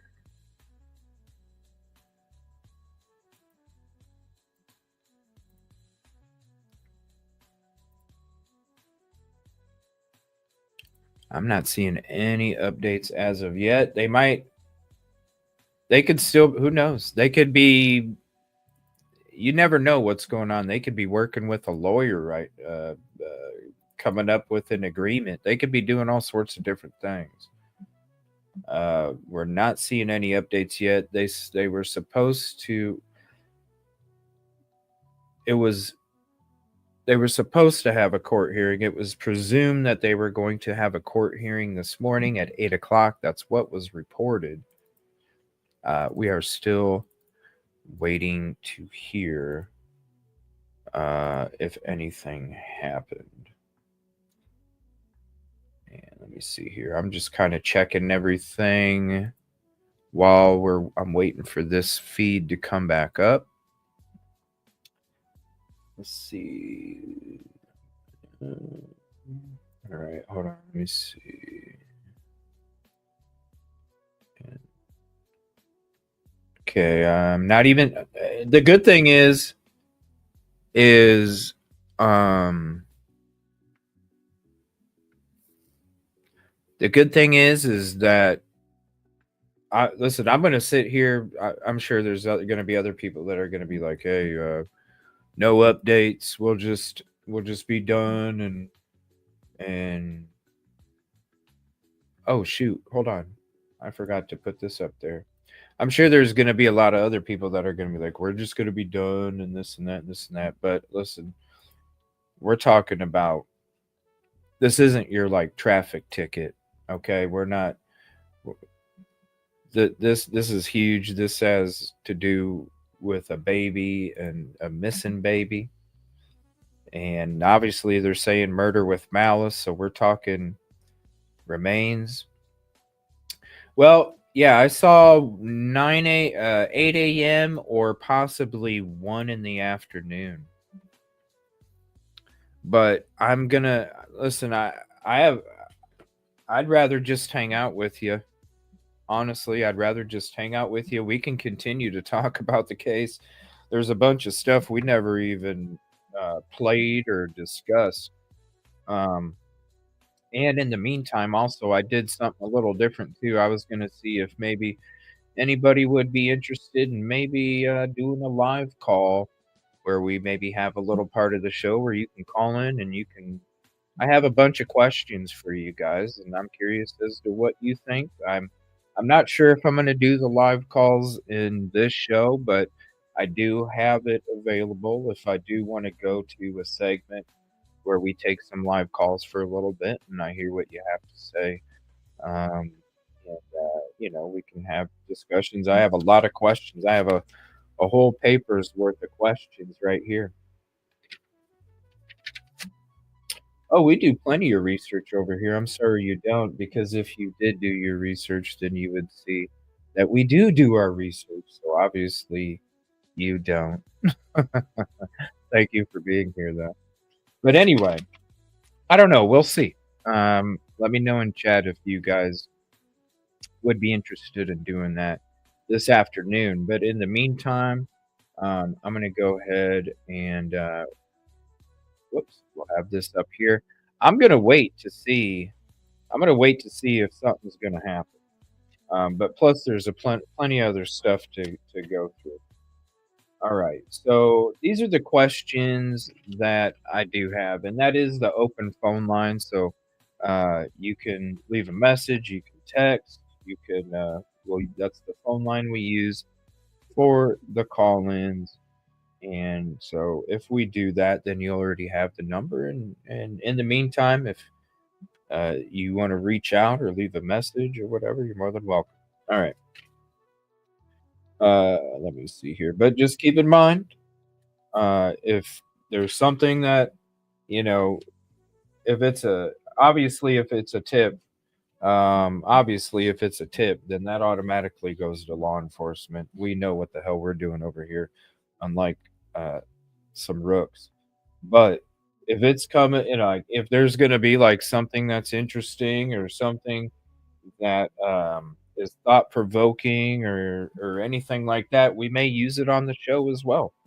Um, so if you just keep that in mind, that we might use whatever you have to say on the show. Let me see here. So these are some of the questions that I have for you guys. All right. Number one, do y'all think that Jake is turning?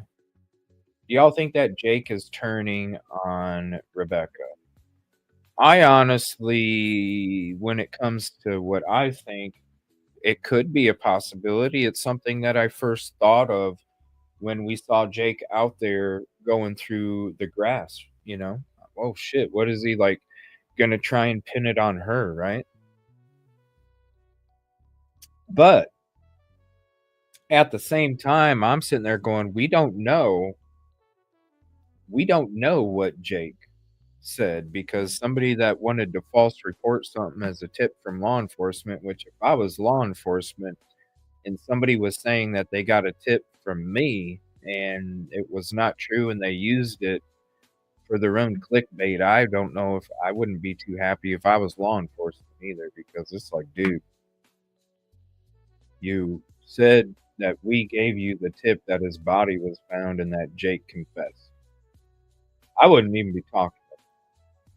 And you should not ever have that kind of relationship with law enforcement, especially if you're going to be boots on the ground, because you gotta work together. You gotta work together. You always have to respect the boundaries when it comes, because they're the ones that are investigating. You're just trying to do the help that you could do, right? See, there's ways that you go about it. There really is, because we're not talking snow cones. We're talking victims, justice. So could it be that he also just said, I don't know, I heard it through the grapevine. I heard it through the grapevine that what the heck? Hold on one second. This StreamYard's getting buggy. There we go. I heard it through the grapevine that he maybe was out in this patch of woods, and so the law enforcement's like, "Hey, what's up, Cassie?" So the law enforcement, everybody else, Stephanie.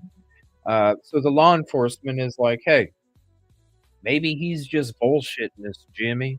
Jimmy's the other detective. Maybe he's just bullshitting this, Jimmy, and maybe he's just saying, yeah, I heard it through the grapevine that he could be here." And they're like, "Hey, we got to take him out there, because what if maybe Emmanuel is out there and he's just trying to make up some story like he heard in the grapevine that the baby was out there, so that, but then he really does take us to him, right?" And so I could see that being a possibility. Not that he confessed, not that he said, "Yeah, I know where the dead body's at. I confessed," and all, because that's never been confirmed. But at the same time, I could see law enforcement if he goes, "Look, I heard it through the grapevine that it could be in this spot." And I could see law enforcement going back to their room going, what if he's just making this up, but he's really trying to take us to the body? I can definitely see them taking Jake out there. They're walking around trying to see nothing found. You know what I mean? And it's still not be him confessing. I can definitely see law enforcement doing that. So is it my first question would be, is Jake turning on her? Could be, but at the same time, when you look at the other angle that I bring up and how law enforcement would also take him out there for that situation, and we've never heard any kind of confirmation that he confessed, because just because somebody wanted to report it for clicks, where have we seen the confirmation? That's why I didn't go live that day, and you saw all the shows, you saw all the big YouTubers, you saw the mainstream media, every single one of them, you guys. You couldn't go through YouTube and not see a mainstream, which they should have done their homework. If you did, I already did my homework on dude before that happened, and I already seen it, and I'm like, yeah, this shit ain't legit. I'm already seeing lies, especially with going out to a spot where he's buried and not calling law enforcement. You're going to do it yourself. Why? Because you want the views. It's greedy. It's not about the justice. So I could definitely see that it is because there's no confirmation. So I could definitely see, and we've never seen confirmation. I could definitely see him saying, hey, I heard it through the grapevine. You know, when I was out there searching law enforcement, here's Jake. When I was out there searching law enforcement, somebody did say that, hey, you should check this part off the highway. And they're probably going back going, man, he is a lame ass liar. What if he's really trying to bring us to Emmanuel? We got to go out there anyway. And I really think that's what happened. Because like I said, we have yet to see, this has been 4 days now, 4 days that supposedly he confessed. Where have we seen anything posted from law enforcement that he confessed? And number two, why are we sitting here waiting for this court hearing to happen if he confessed? See what I'm saying?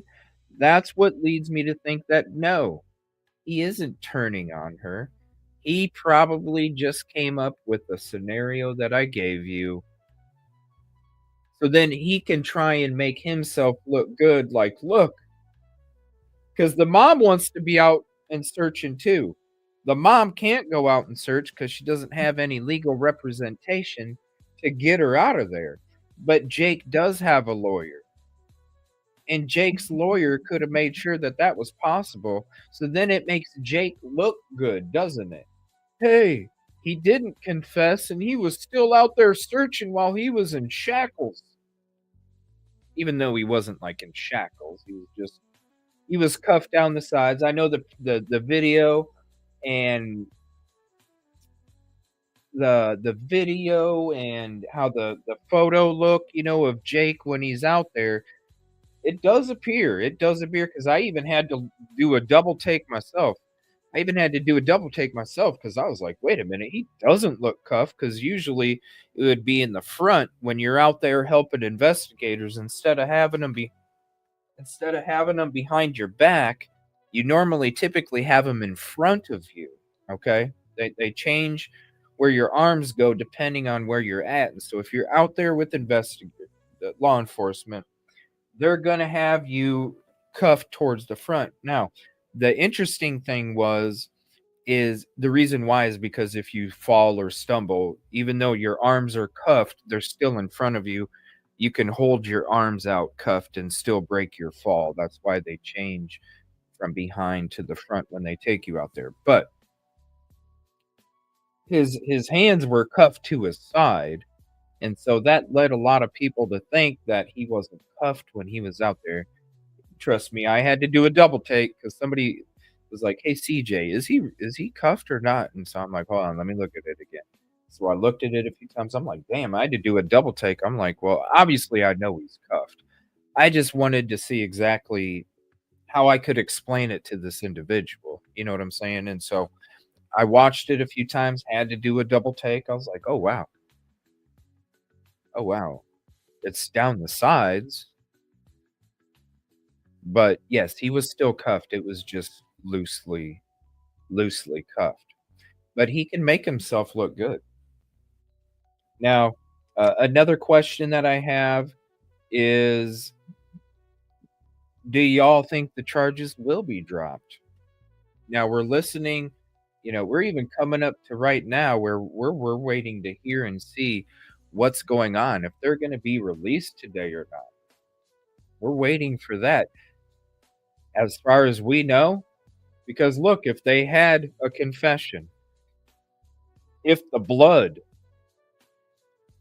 somehow was the evidence that got them to arrest them on those charges, I would hope by now there would be some kind of evidence presentation that would make sure that they stay in there. Now, the fact that we're here today, the fact that we're waiting to see if there is any updates when it comes to them being released or not, that scares me, you guys. It really does. Because normally in all the different cases that we cover or work on, and we have this court process, it rarely gets to this point. It rarely does. And that's what scares me. Somebody asked me yesterday if I thought they were going to be released. And I said, look, most of the time, 95% of the time, if law enforcement's doing the right thing, doing it the right way, 95% of the time, I'm right there with them. I'm right there with them. There's a couple, you got to be realistic. There's a couple bad apples. You got to be realistic. I'm not giving 100.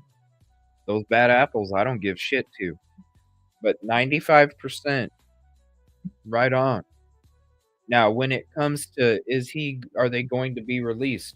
If you would have asked me a couple days ago, I would have said hell no. Hell no. But if you're asking me, this was last night. If you're asking me tonight, and we're going into tomorrow, and we're going to be waiting to see if they're going to be released. We're waiting to see what's going to happen, the next phase of this investigation. And if we're getting to this point where it's like you're looking over the tip of the edge, we shouldn't even be at that point if there is the evidence that can keep these individuals in custody. That's why I'm scared. That's why I'm a little nervous. I'm going to be honest with you because, yes, before, 95%, they ain't getting out. Sliver. They ain't getting out. 95%. Last night, 75% they're going to stay in. 25% that they're going to get released. Now, the reason that it's 75% for me is because I hold out until I'm shown that the investigation wasn't handled properly, that the people doing the investigations aren't corrupt, until I'm any of this stuff, right? Anything that doesn't make sure the victim get justice, because that's what it's ultimately about. If there's a shady investigator, if the investigation wasn't done properly, that doesn't make sure the victim gets justice. And so if those things happen, I don't have nothing for, no energy for them. And it's kind of making me nervous because, again, it's why I researched them yesterday and last night. I wanted to know, how good are this law enforcement out here? Is it, because we already looked at the leniency that Jake got with the stuff that happened before. He shouldn't have even been able to have children. Let's be honest. But if we're going off of that stuff before, that already put doubt in my mind, because to me, I'm like, damn, if a community doesn't hold their citizens accountable for that kind of stuff, we're talking about stuff against children. We're talking about stuff against children. Well, and Sarah, the same person asked me that question too. They said, well, what about the probation violation? And I said the same thing. I said, when you're looking at, I said, I would hope so. Do you think he's going to be held on violation even if they get released? And I said I would hope so. But at the same time, again, when you're looking at the leniency that they've given Jake, do you really think that they're going to do that? Let's be honest. If they get released, right? We're asking the question before we ask the question about the parole violation. If they are going to get released, do I think that they're going to do that? I again don't have that. It's a 75-25 again.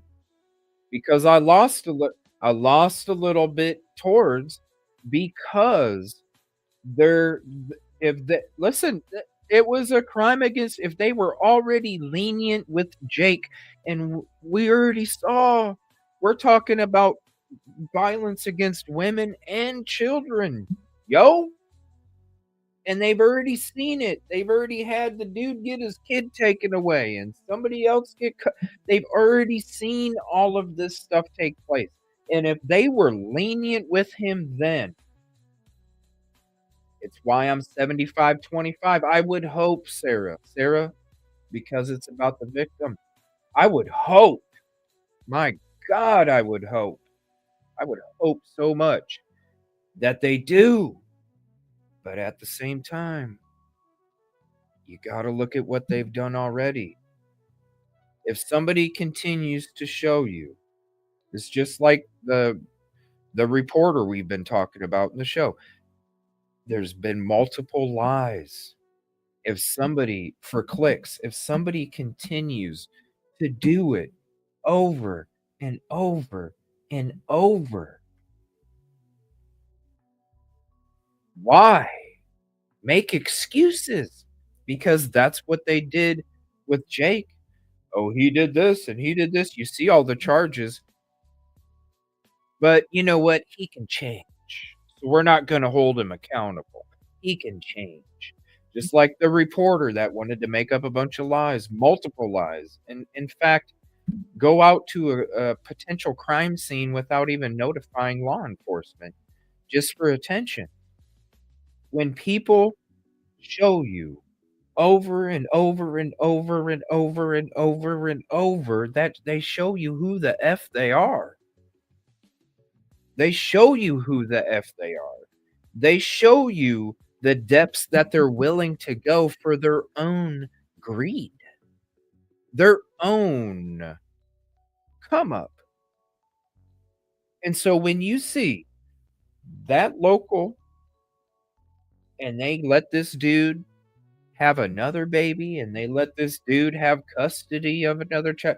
Oh, we're just making excuses, just like these people out here that are saying he apologized for lying. Well, he lied to plenty of other bunch. I'm sorry you don't do your homework. You should. Because if you're going to trust somebody, don't you think you should be able to trust them? And when you see somebody come out with lie after lie after lie, and they're willing to compromise an investigation for attention, I don't want the situation to come up, and I hope you wouldn't either, because if you're sitting there not holding people accountable, then that means that it can happen. And if you're okay with somebody that continues to lie over and over and over and over, eventually is going to F up one of these victims' justice, that's on you. It's just like these parents that don't hold their children accountable, and next thing you know, they're going out pew-pewing. They are enablers. The same people that are sitting there going, well, he retracted it. It doesn't effing matter. That when you go as low as a baby's remains, not to mention the other lies that you've already done, because it's all documented on your shit. Again, if anybody does their homework, they can see it for themselves until he takes them down. You can see it for yourselves until he takes them down. When somebody's doing that over and over and over and over, and you don't hold people accountable to ethics, you are an enabler. That means you are green lighting whenever he would go fuck up somebody's justice because he wanted to go get attention, and he put himself in a situation where now the victim doesn't get justice because he didn't care about the victim. He was just worried about getting attention. And you greenlit that shit. You enabled that shit. That's on you. Just like this community. They continued to let Jake get away with stuff. Baby Emmanuel should have never even had this happen to him. As soon as baby Emmanuel was done, if Jake was continuing to live in the household, Child Protective Services should have removed Emmanuel. This should have never happened. And so I don't, as much as I would want them to hold Jake on a parole violation, we have to be honest. And that's exactly, Sarah, our system and their system, obviously, because listen, you got somebody that is willing to commit that kind of crime against females and that kind of crime against children. You shouldn't have even been allowed. You should have. How many CPS workers videos do you see where they're showing up taking kids out of a hellhole? And you're like, yeah. And they let this stuff happen. I have my own story with CPS. I got full custody of my daughter when she was 10 years old. Okay? It took me 3 years in court fighting for custody for my daughter. And you know what? I have my own story about Child Protective Services and how they're pieces of shit. Because there is a period in time, it was a good, I don't know, maybe a year or so. I'd go to get my daughter for the summer, go to visit. It'd be my turn. Oh, sorry, we're in Colorado. Oh, sorry, I forgot to tell you, we're out of town. I mean, it was constant. It was like that for over a year. Over a year. And in order for me, I had to pay another $15,000 because me and the mom weren't married. I had to pay another $15,000 to even try and get more rights than what I had. So then some time goes by, right? Some time goes by, and all of a sudden I get this call from a cop. I get this call from a cop late at night one night. Hey, are you so-and-so's dad? Are you so-and-so's father? Yes, I am. What's going on, sir? What can I do? What can I do? Well, we just had to let you know that this situation happened with your daughter and her mother, and we were required to give you a call and give you notice of it, and then that way you could do whatever you needed to do. Right now, your daughter is under the care of Child Protective Services because of what took place. And I'll go ahead and give you the contact information for the caseworkers that are going to be handling that, and then you can go ahead and have further conversations. But I just wanted to give you the information that I could give you, and then direct you. They might be giving you a call. Here's their number. If you want to try and contact them early, whatever you want to do, sir. We just wanted to let you know. And I said, oh my gosh, thank you so much. So I started having conversations with the Child Protective Services, and so what happens? Because they have to, we need to see what the hell's going on. So I'm actually out of state at that moment now. I'm out of state at that moment. And so in the meantime, we got to make sure we're just going to hold them at, we're going to keep her at this house, that is part of our network. And we're We have a lot of counselors that are going to be working with her every day. We're going to have reports every single day. You're going to get a morning report. You're going to get an afternoon report. We're going to figure out what's going on and all this other stuff. Well, as some time went on, because they have to, the whole court process is they have to send somebody out to my residence, and they need to make it with any of the cases. That's just normal shit. They have to send out everybody to everywhere to vet and all of these different things to make sure that it's a suitable household, whatever. Mine is, right? So they were, uh, the days go by, and I'm starting to see all the stuff, all the abuse. I mean, the amount of abuse that poor baby was going through. And I was reading it in these reports, and I'm sitting in there going, now I understand why this last year it was, oops, we're in Colorado. Oh, I'm supposed to go get her for the summer for a few months, and she's coming. Sorry, we're not. Just constant. Oh, we're not here. Oh, sorry, forgot. Oh, I didn't mean to. Right now, it started to make sense because she didn't want me to see, and she didn't want the abuse to get out. Right? She was doing that with everybody. Hi, Dad, love you. Got to talk to her. School was going on. You can't just rip her out of school. School was going on, all these different things. But as I started to read these reports, I'm sitting there going, dang, I can't believe she's going through. I had no idea. So then I started getting everything ready. I'm starting to fight. I'm like, you know what? I was losing my shit. I'm like, there is no way. I was having nightmares on a nightly basis because I'm sitting there reading this stuff, and I'm like, there's no way. There's no way I'm letting this girl go back to that. There is no way. I'm doing whatever I could. I was in a situation where I didn't even have money financially to even have representation in court. I didn't have any money to do it. I tried applying for assistance. I didn't qualify for assistance. But what I did, they had these options, right? They had this option where you could go to a juvenile court building, and that's where lawyers would have to offer their free time.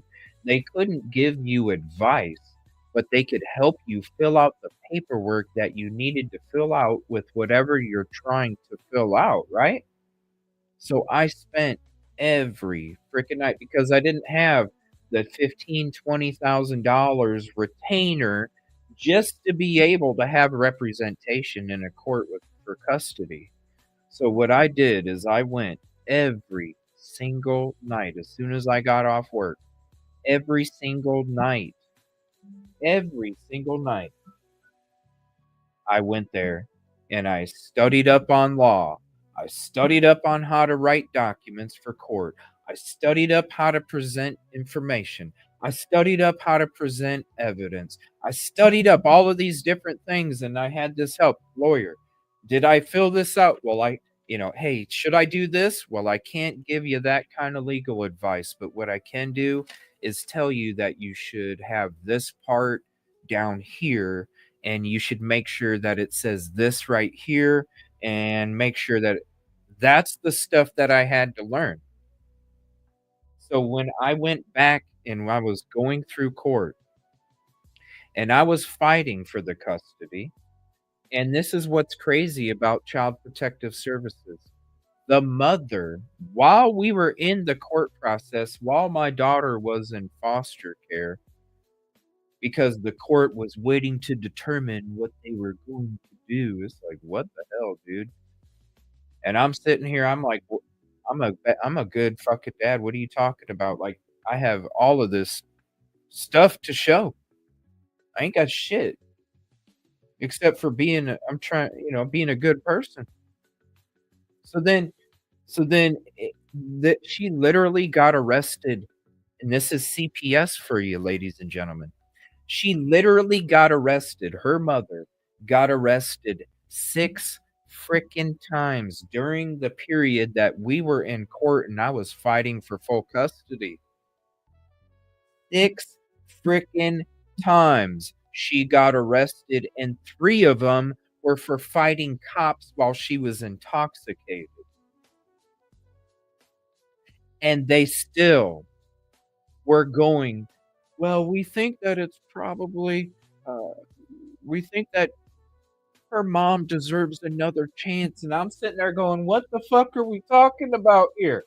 She was already taken out because of this abuse that was going on at her mom's home. And as we're going through the court system and I'm fighting for my daughter, I don't have no problems. I don't have no court issues. I don't have none of this shit that would prevent anybody. It's just because I was outside that state line. Because as soon as she would cross that state line, they didn't have control of her. See what I'm saying? Even though I was just across the state line, that's the reason why they didn't want to let it go. Oh, we're not giving her to you right now. Oh, we're thinking about giving the mom another chance. Why? Because they're too damn greedy. And look what they did. They were sitting there willing after the abuse that was being reported. After the abuse that was being reported from the counselors from before my daughter was taken out of her home, and then she gets arrested 6 more times, and then they want to come back and say, look, we think that she deserves another chance. That's when I said, you know what, you CPS pieces of shit? You don't do shit for these children, because if you did, it doesn't take rocket science to figure out that somebody that's getting arrested 6 freaking times during the time that they're in a court if that hello?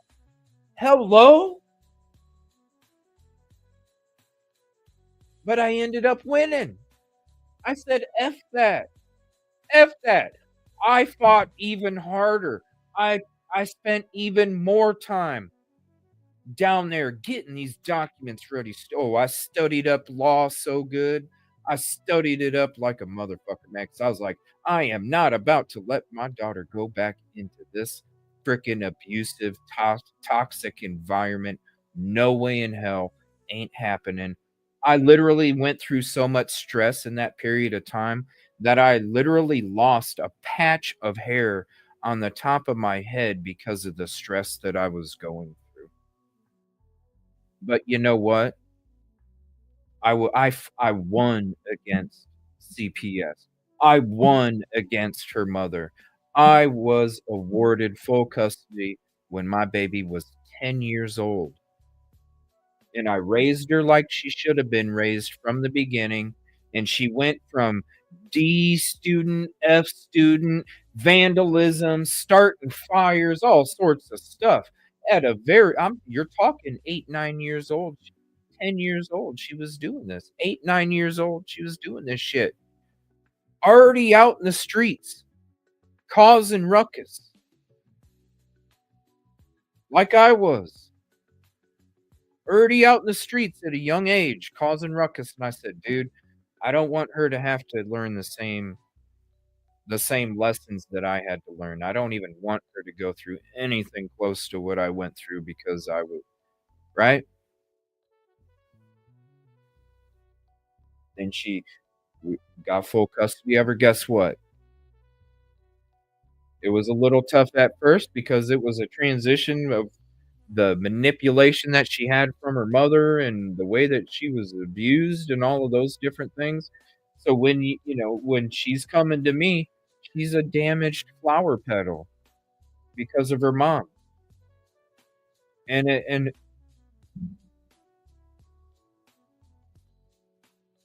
it's gonna make me cry thinking about it.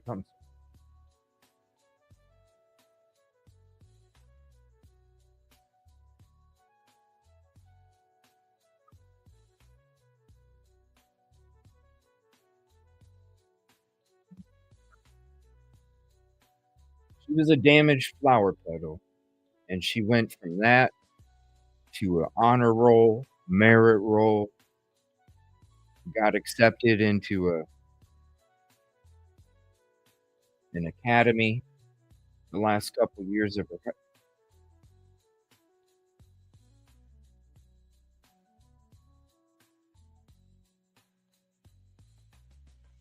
I have my own story, and it's tough to talk about. It is. I apologize. Normally, I keep my shit together. I have my own story with CPS, and I have my own story when it comes to how CPS is not for the children. When it comes to CPS, in fact, doing the opposite of what they're supposed to do, doing the opposite of what they're supposed to do. You know what I'm saying? And so, yeah, I can see you, Danny. And so when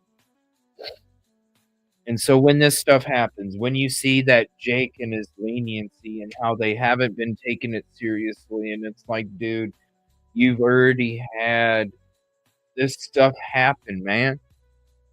Like, you've already done this to a female. You've already done this to a child. All I can do is hope, but at the same time, you gotta look, I can hope, but at the same time, you guys, I gotta be realistic. I have my own story with CPS, and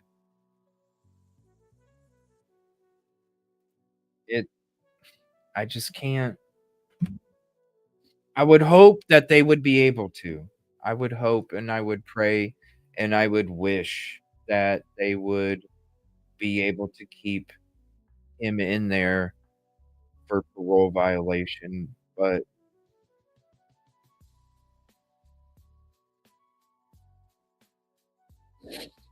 you just never know. You just don't ever know. When it comes to, there's just so many lies. It's like this dude came out a couple nights ago and he's like, yeah, he's like 9 months old. No, the baby E would have turned, would be 8. He wouldn't even be 9 or 10 like the other report. You see what I'm saying? The dude it's lie after lie. Authorities have just confirmed that he'd be 8 months old. He wouldn't even be 9 or 10. And so you just, the lie after lie after lie from this dude that just, this TIRA guy that just keeps lying about shit. I got evidence, I got a tip, I got this. Like, dude, you're trying to be somebody you're not, so just stop. It can't be, let me see here. Thank you. I appreciate it. I can't broadcast the court hearing. Yeah, I understand it's not federal court, but at the same time, they gave you the disclaimer right at the beginning, and I showed you guys. So if you didn't see it, you're not allowed to, here, let me pull it back up. No, it doesn't prevent me from having it play on my feed, and I can give you the updates by ear because I can literally listen to it without streaming it, and whatever they're telling you or whatever they're saying in the micro or the earbud, I can tell you guys. So if they're like, the sun has come out today and it is 72 degrees, I could be like, okay, they just said the sun came out today and it's 72 degrees. So I can do that for you. But when it comes to their disclaimer, I'm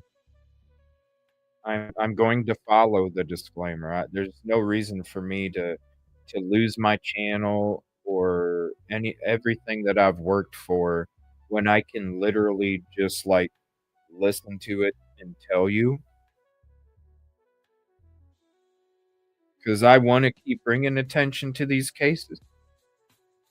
I want to keep bringing attention to the corruption, and it's kind of hard to do that if you don't have your outlet. And so I'm going to protect that at all costs. And so, listen, We have the opportunity to have the court hearing up.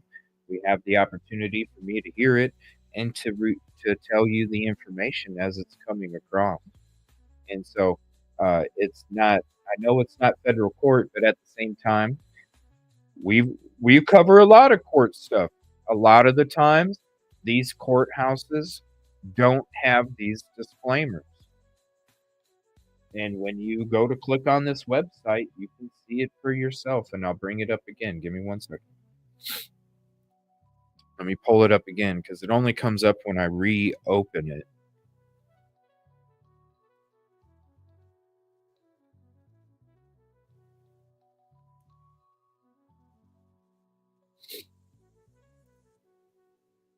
All right, so right here, it says right here, courtroom, and this is why you can't rebroadcast it, you can't stream it unless you have written consent. None of us have written consent, and I can guarantee that, but I can guarantee that we're all going to have written consent after this one. Now, if we get the consent and we are allowed to be able to stream it, well, then of course, because it's like everything that we do. We're always 15, 20 minutes out there before the big fish. And, I'm gonna come across it and I'm gonna find it. But when you have this right here, court live stream services agreement under California Rules of Court, Rule 1.150, no electronic recordings, audio capture, or rebroadcasting of the live streaming is allowed without the expressed written consent of the court. By clicking the button below, I agree that I will not record by any means or rebroadcast the live streaming of any court proceeding. I understand that the official record of court proceedings is provided by the court reporter. Specific information regarding matters in which services of the official court reporters are normally available and posted on the court's website. So just like when I'm out there boots on the ground, and if I get a tip of possible evidence, it's just like this. I'm going to be the one that calls in law enforcement because I'm worried about the victims, families, and communities' justice. There's a right way and there's a wrong way to do shit. Just like this, if a court is saying that you need written consent in order to do any of this stuff by California rule, well, then guess what? That's what I'm going to effing do. I'm going to make sure that the next time I can get the written consent. And if I can't get the written consent, it doesn't tell me that I can't have the feed up in a separate part of the computer. And it doesn't tell me I can't listen to it. And it doesn't tell me I can't then tell you what I'm hearing. And so we want to do it the right way. It's not about attention, just like I'm going to report something that's false, or just like I'm going to go out to where I'm hearing that baby's buried and I'm not calling law enforcement because I want to go out there first. The same shit that other reporter was doing. There's a right way and there's a wrong way. If you're about attention, you're going to click agree and then you're going to stream the shit if you're about attention. If you're about attention, you're going to go out there and dig up a spot without call law enforcement first because you're about attention. If you're about attention, you're going to sit there and report that remains are found without waiting for confirmation. You're going to sit there and even further down on that lie and tell people that you got the tip from law enforcement because you're trying to make yourself look bigger than what the fuck you really are.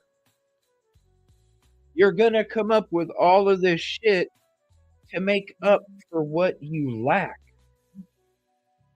You're going to come up with all this outlandish shit. Yes, law enforcement's telling me this. I got breaking news, breaking tips, breaking all this. But then when you see the performance, you're like, bro, it's like Joe Dirt. You're out there like fucking Joe Dirt, man. Making up a whole bunch of shit, going to places that you should be calling law enforcement if the shit's credible. It's the same thing. You gotta there's a way to do it and there's a way not to do it. And if you're about the victims, the families, and the communities and the justice for them, you make sure you do it the right way. Because if you don't, which you should already, because as soon as you make the decision to step foot in any direction, you should already have the victims, families, and communities justice in your head before you even take a step. And you don't when you make decisions like that, because it should already be in your head. It's about the victim, family, and community, not fuck up and then go, oh shit, I'm sorry. I'm really about the victims, families, and no, it doesn't work that way. And when it happens over and over and over and over, the lies continue over and over and over, and have from before he even got caught fucked up, because he was telling you lies before he even got caught.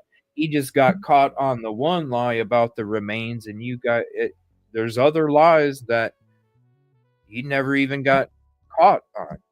And if you just did your homework, you would see him. It's not very hard. Like, I've had to do a lot of homework on, obviously, you know what I do for my job. I investigate, I look up, I dig up dirt. I dig up fucking dirt. That's my job. And I didn't have to dig very hard. Like, you don't even have to dig. You can literally go there yourself, watch the shit, and you can see for yourself the lies and the process that is nothing about these victims, families, and communities. Contribution call out Danny ICURN. Been a long time. I know it has. Good to see you. Good to see you. Beautiful photo too. Have a coffee. Well, I got some right here. I just haven't been drinking it very much this morning. I'm already kind of fired up from what's going on, so I really haven't needed too much coffee, but I probably should drink some. You know. Thank you again for your contribution. Also, Andrew Ford, thank you for the $5 super chat. Is it true DA hasn't sent anything? I don't think that blood is Emmanuel's. I think it's Jake's brother's. And that's kind of what I was bringing. And thank you for joining. And thank you for the contribution. Let me give you guys a little quick round of applause here. 1 second. Let's do this one.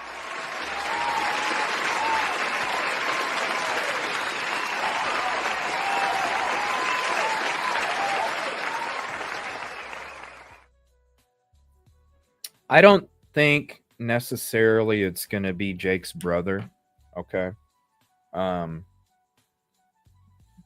Because if you,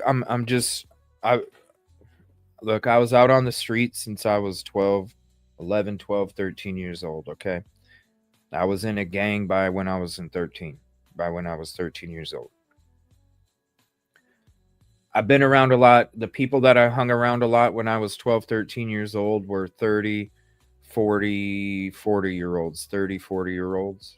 Okay, that was the main people that I was hanging around with at that time. And so I saw a lot. I grew up in it. I grew up around a lot. I saw a lot. I'm just going to be honest with you. I have a lot of friends that have passed away from that substance. And there's typically not any blood. Okay. I don't want to be graphic and kind of give you like what happens to their body. I don't want to give you like, you know, each substance gives you there's basically, if you've been around it, you can literally, if somebody does, or you see a photo, right? You know, you can literally be like, you can see somebody and what happened to their body or what happened. I don't want to be too graphic, but what different characteristics go with different substances, if that makes sense. Okay. So with the substance that they're talking about, typically there's not going to be any blood when it comes to an OD of that substance. Okay. There's going to be other things that happen, or come out of the body, I should say. There's going to be other things, but it's nothing. It's not blood. It's usually other. I don't want to be too graphic, but usually it's other bodily fluids that is not blood that ends up coming out of specific areas. Okay, when you're talking about that kind of substance. But what I do think is, I kind of brought it up a little bit ago. What I do think is that there was something. Okay. There was something. Now, we don't know how much there was. We don't know how much blood there was. You know, it could, they could say, hey, we found blood on a carpet. That's the thing. We don't know yet. They could say, hey, we found blood on the carpet. Right? Hey, we found blood on the carpet. We don't know exactly how much, though. We don't know if it was a speck. We don't know if it was a puddle. We don't know if it was the size of an apple. We don't know. We just heard that there was blood on the carpet. So it all depends. It all depends on what exactly they do have. Now, could it be a thing where, do I think, listen, I'm gonna be honest, this is the more important thing. Do I think it has to do with baby Emmanuel? No. I think what happened was, and this is just my opinion, I think what happened was is they came across blood. They probably assumed it was baby Emmanuel's. And when they did the testing, it came back that it wasn't baby Emmanuel's. And so they were thinking that they were going to have maybe a little bit of a rush to judgment. Maybe they were thinking that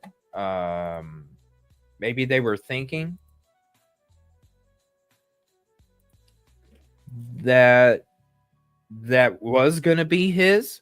They came across the blood. That's going to be his. And then it comes back and it's not. That could definitely be a situation that we're in right now, because look at where we're at today. We're not sure if they're going to get released or not, right? We're still waiting to hear word. So it could definitely be a possibility. But when it comes to whose it is, we could all speculate. It could be somebody's that we don't even know. They could have had somebody over at the house that we don't even know when they had a nosebleed. You know what I mean? We don't know. But what I can tell you is, just based off of what is available and what we're waiting for today, it makes me think it has nothing to do. They maybe thought it did, and that's why they went ahead and charged, because, you only need probable cause. You find blood in a specific spot, and then it looks like they were, that's probable cause. You can probable cause. All right. But when you're waiting for that DNA result to materialize, if it does have something to do with it or not, I would think that if it did, we wouldn't even be sitting here today. It would already be an automatic thing. It would already be automatic. This stuff was connected, this was connected to this, and they're being held on this, and we wouldn't even be talking about this today. So it makes me think that whatever blood was in there doesn't have anything to do with Emmanuel's disappearance, because we wouldn't be here today if it was. Now, what happened to Emmanuel? That's another question that I would, you got to think about the terrain. You got to think about how long it could have been. I broke down that scenario of what I think happened, how the first accident with Emmanuel and the shaken baby from Jake happened when baby Emmanuel wasn't being seen by anybody outside of the house. I think that time went by and they kept you know, hey, we're busy, and the family would, you know, time goes by, and then a month, 2 months goes by, and then the family's like, look, we haven't seen him. I mean, it's nice that we got a couple photos, but we haven't seen him for a month or two, and where is he? You won't let us come over. You're not coming over to our functions. Like, where is he? We want to see him. If you're not gonna, like, we want to see him. Where's a live video? Oh, we're not good. We're busy. Put him on a live video. No, we can't. Because then people would realize, oh shit, he's got shaken baby, just like the other kid that was taken from his custody. And the same thing happened to Emmanuel now too. You know damn well they would have lost him. That was the parents' reason for keeping all of it a secret. Jake fucked up.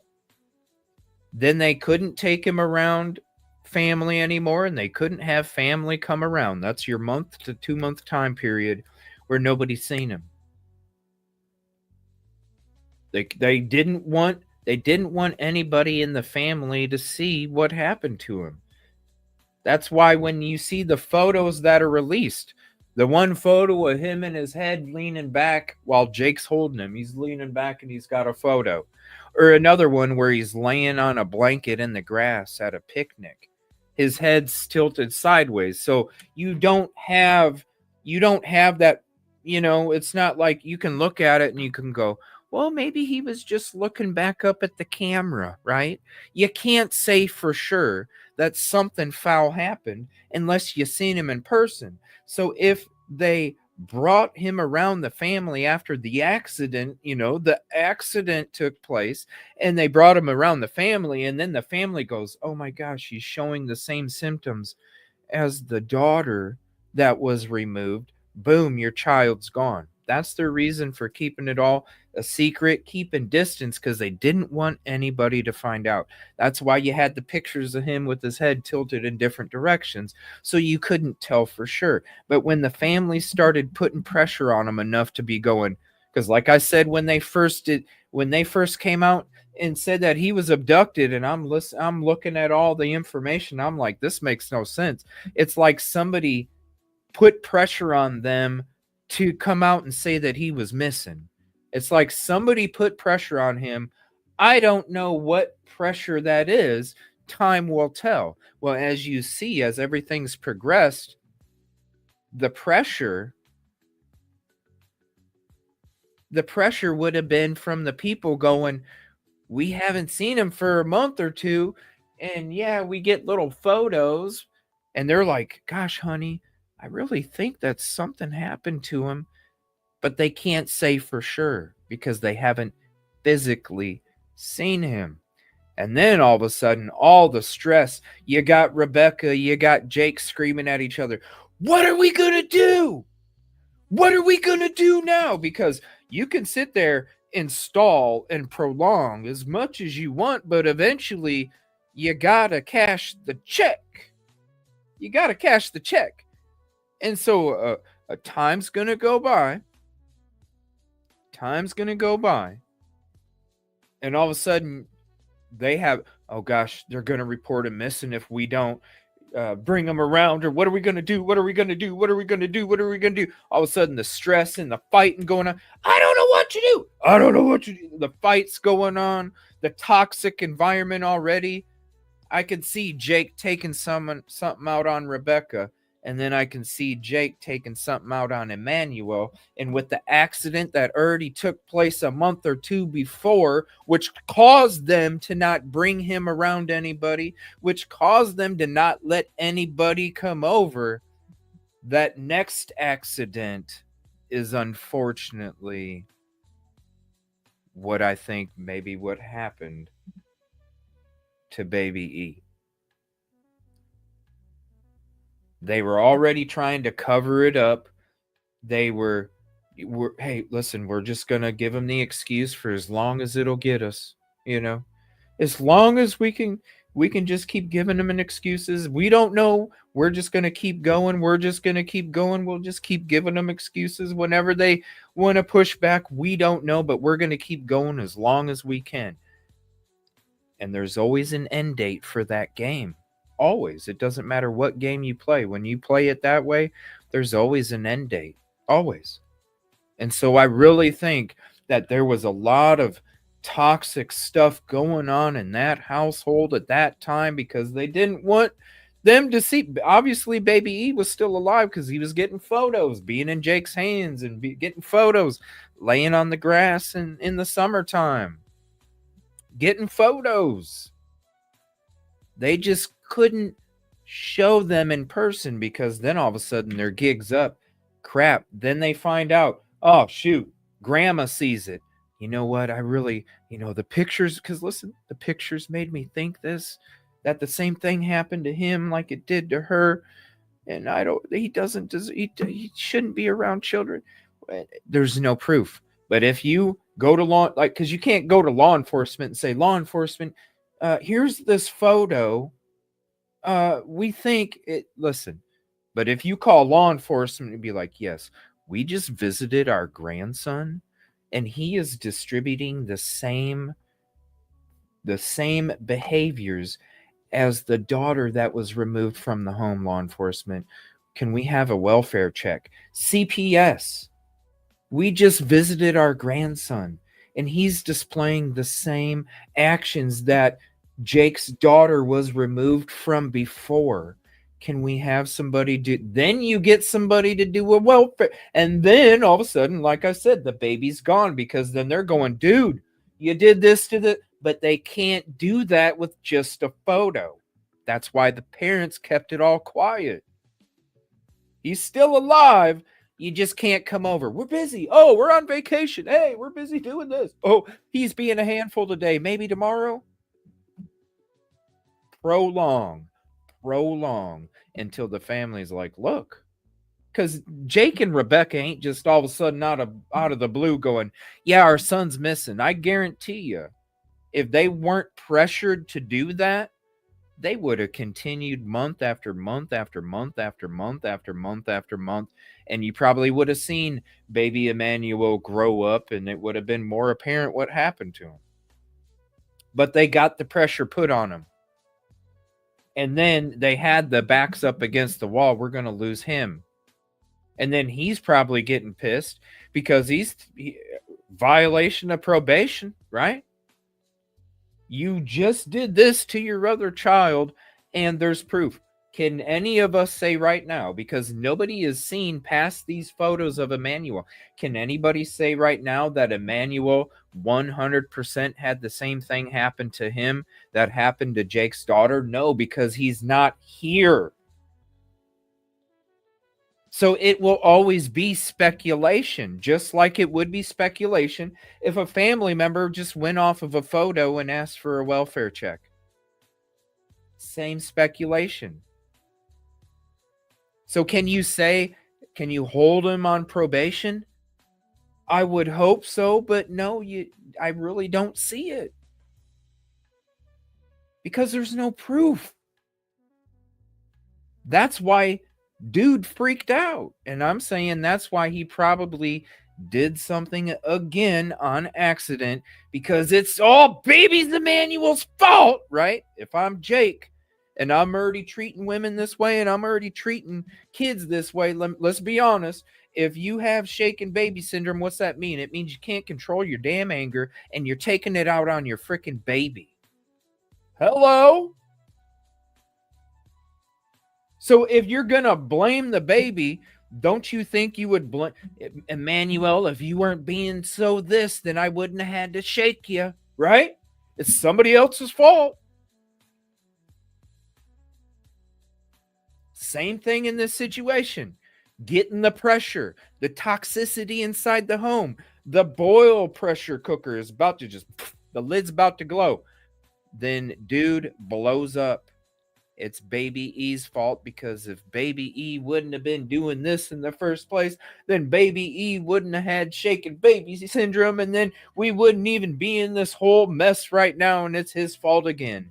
And unfortunately, he was just a poor little innocent child that couldn't even defend himself, because I guarantee if he was the same size as Jake, I think Jake, let's be honest,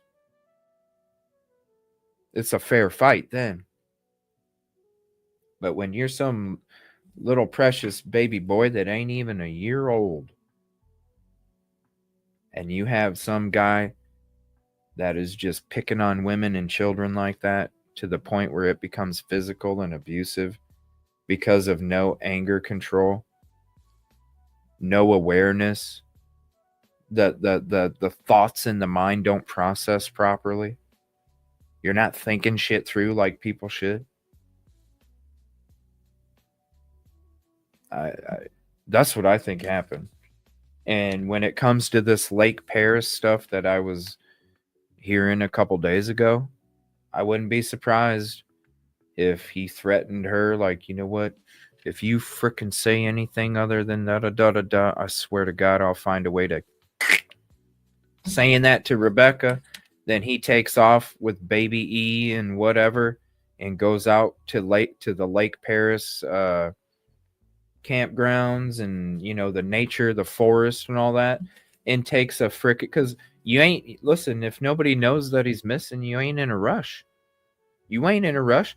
You can literally take your time walking into the woods, set up a nice little cover over the, you know, the body. You can do all sorts of stuff. Hell, you could have even put it in the lake if you wanted. Because all of that time has gone by. All of that time. Do I think he was missing the same day the mom reported? No. No. I think she just did that because she was scared that if she told him the truth, listen, I'm just going to drive out, even though nobody's seen him, I'm just going to drive out to Big 5 and then open the back door, pretend that I'm changing a diaper, and then I'm going to ask Jimmy Bob to come over and pretend to hit me on the side of the head just in case there's a camera. And then I'll just continue to save Jake. I think that's what happened. And I think she was gone. I think baby E was already gone. I think that somebody took him out somewhere, and you all know, if you live in that area, you all know the kind of wildlife that exists out there. The wildlife that even comes into residential neighborhoods at this point, because our forests have continued to shrink, and it has now gotten this wildlife more comfortable being around residential neighborhoods. Because before they were scared, you know, they would hide, they had plenty, but now that we're like expanding and the forests are getting smaller and smaller and smaller, their habitat is getting smaller and smaller and smaller. These animals are starting to become, because what was once their home is now somebody's backyard.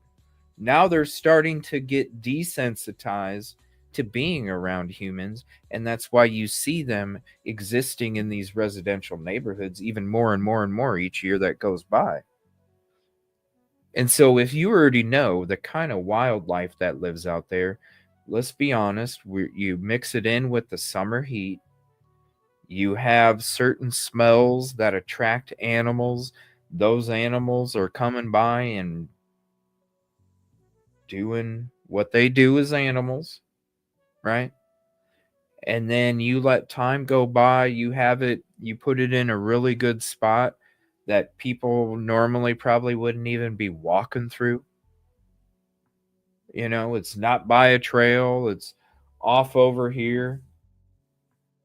Exactly, Sarah. Like, it's a lot of land out there. And that's what I think. That's why, I don't know, for some reason, when this Lake Paris thing came to me, and I was looking at it, and I'm like, holy crap, that does kind of make sense. It's not right next to the house. It's just a little drive. You wouldn't be in any kind of rush. You wouldn't be in any kind of rush to hurry up. We got to put it over here and we got to hurry up and run in there. No, you could take your damn time. You could take your damn time. You could take your time walking out there. You could take whatever time it needs for you to get way in the middle of nowhere. And then to make sure that camouflage it and all these other things. And then you already know, yeah, after a period of time, the heat mixed with decomp, mixed with animals, mixed with the smells that float to all these animals, and all these animals are hungry. And then all of a sudden you didn't even have to get rid of him because the animals did. And then where, are they going to set up a huge operation over at the lake just based off of a suggestion? I highly doubt it. They would need some kind of direction for them to go out there and do some kind of grid search out in that area.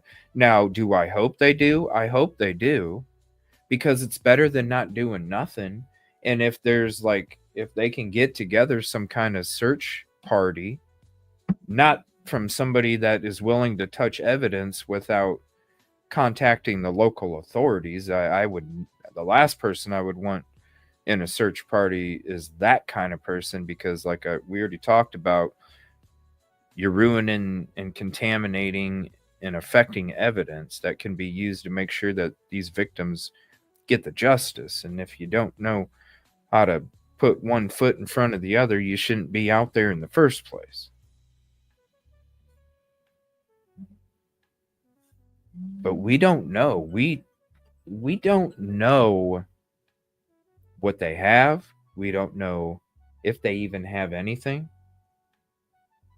Now, I would hope it's better than sitting on their tail. I would hope that they would go out there and search Lake Paris, not the lake itself, the wooded areas. The wooded areas. If I was out there, I'm going to tell you right now, because I know what the fuck I'm doing, boots on the ground. All right. I know how to report. I know how to not make up shit for attention. And I know how to work with law enforcement in where my boundaries are, where I know my part. All right. If I was out there, I would have already had a boot search out there already the last few days. As soon as I heard this stuff coming across to me and I started looking at it, what was written, and I'm like, I looked it up on the computer. I'm like, damn, that does make sense. That does make sense. I would have already had 2 days, 3 days worth of searches out there. You know how I am. When I go boots on the ground out to these different communities, people from these communities come and they help. I'm able to gather people. I'm able to coordinate. That's one of the things in my management career that I had until I started doing this YouTube stuff. In my management career, that was why I was so successful in my career, was because of the coordination, because I could coordinate, because I could cut out waste, because I could do all of these, motivate. I could do all of these different things. And it applies to everything that I'm doing out there, boots on the ground. So I would guarantee you that there would be a ground search out there at Lake Paris, the wooded areas and such. If there wasn't nothing on the ground and we had the capability, we've done boat searches too. And shout out Narc Divers. We've done boat searches too, where we've spent hours and hours and hours sonar in the lake, with sonar going through the whole lake, looking for anything, hours searching the lake. It would get to that point if we couldn't find anything on the ground. But it's better than sitting on your tail. I don't know. I just really think that might be something that really could be. I really wish I was there. I do not have the funds. I'm not your dolly that drives a prowler and all this other shit and banks it off of your guys' dime. Any kind of money that I get contributed to me literally goes to the cause. I don't have a frickin' prowler. I don't even have a convertible. I don't have a nice car. I got a car that gets me from A to B, that is cheap on fucking gas and has over 250,000 miles, and I've been pushing it like crazy. Okay, I don't have all that flashy stuff. Because to me, it is about the victims. It is about the communities. It is about the families.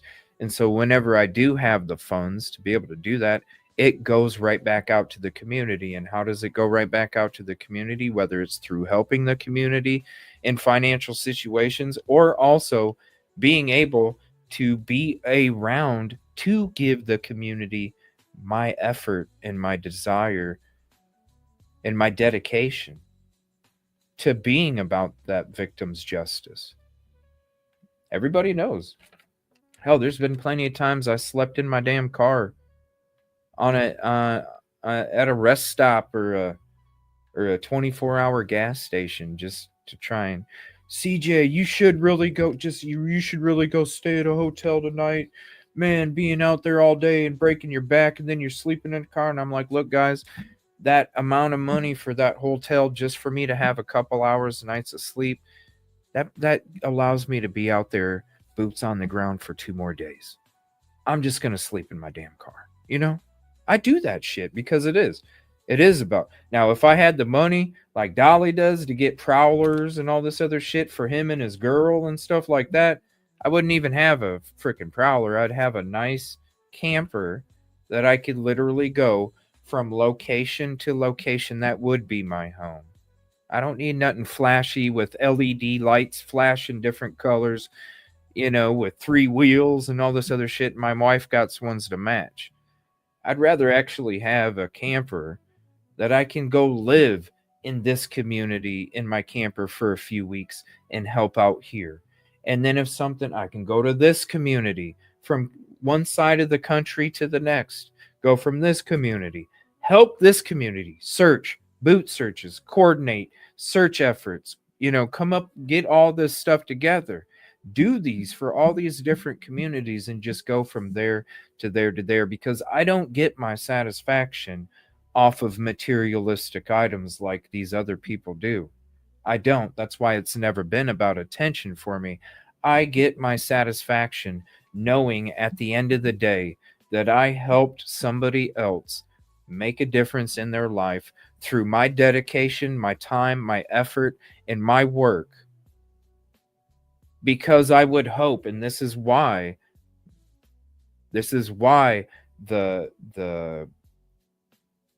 why it's worth it for me to do this, because I don't want it to happen to me. It's a karma thing. Really, it's a karma thing. And I would hope that if it did happen to me, whatever the situation was, because I go and help all different communities with all different situations.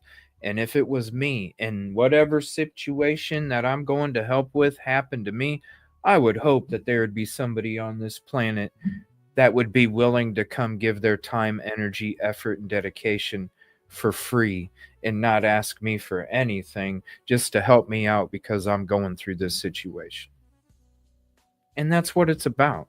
That's where I get the satisfaction from. I get the satisfaction being able to go out and help these different communities and these victims.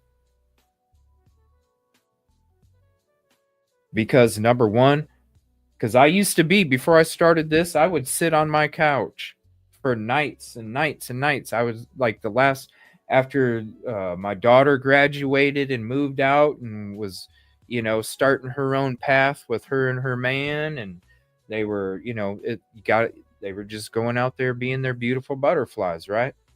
Then all of a sudden it got to a point where I wasn't dedicating all of my time to raising her. I was dedicating all of my time to just being bored, because I'm like, damn, I used to have to, like, for every day, because I was a single dad, every day it was constant. Oh, practice and this event and school and this and that. It was homework and it was constantly busy. I never had any time. Then after she graduated, a year and a half after that, then she started blazing her own path. Then I'm sitting here at home and I'm being the dad where the child's already moved out and they're blazing their own path. And I'm sitting here going, damn, I used to have all of this time that it was just constant, bam, bam, bam, bam, bam, until I went to bed. And now I sit here and I'm like, okay, it's kind of fun playing some video games. I love me some video games. But I sat there on the couch every night and I sat there and I'm going, what am I doing with my life now? What am I doing with my life? How else can I help? And I'm like, okay, I'm single. You know, she's moved out away to a different, she's in a different state now. I'm single. I'm not really satisfied with, even though it's fun coming home and playing video games and not doing shit, doing whatever I wanted to do. There was more of a purpose to this life. And so that's when I started to really consider, like, I started going through these different cases and I'm like, dang, this is crazy. And I would see all these families plead for help. Please, if somebody can help, please, please. And I'm sitting there eating Cheetos, playing video games, and I'm seeing that and I'm like, damn, I feel sorry for him. I wish I could do something. And then all of a sudden it's like, you can do something, dude. You lived your life to make a difference in this area, in this area, and in this area. And now here's another new area you need to make a difference. And so that's why I do what I do. That's why it's important to me that people that choose to do this kind of occupation do it the right way and do it for the victims' families and communities and not for attention or anything like that. Now, another question I have, and I'm not seeing any updates as of yet. I'm still checking. But the next question I have is, let me see here.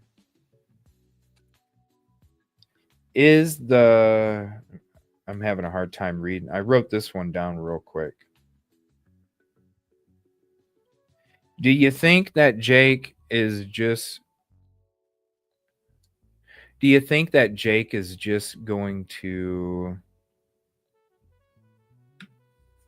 Do you really think that he admitted to anything? I honestly don't think he did.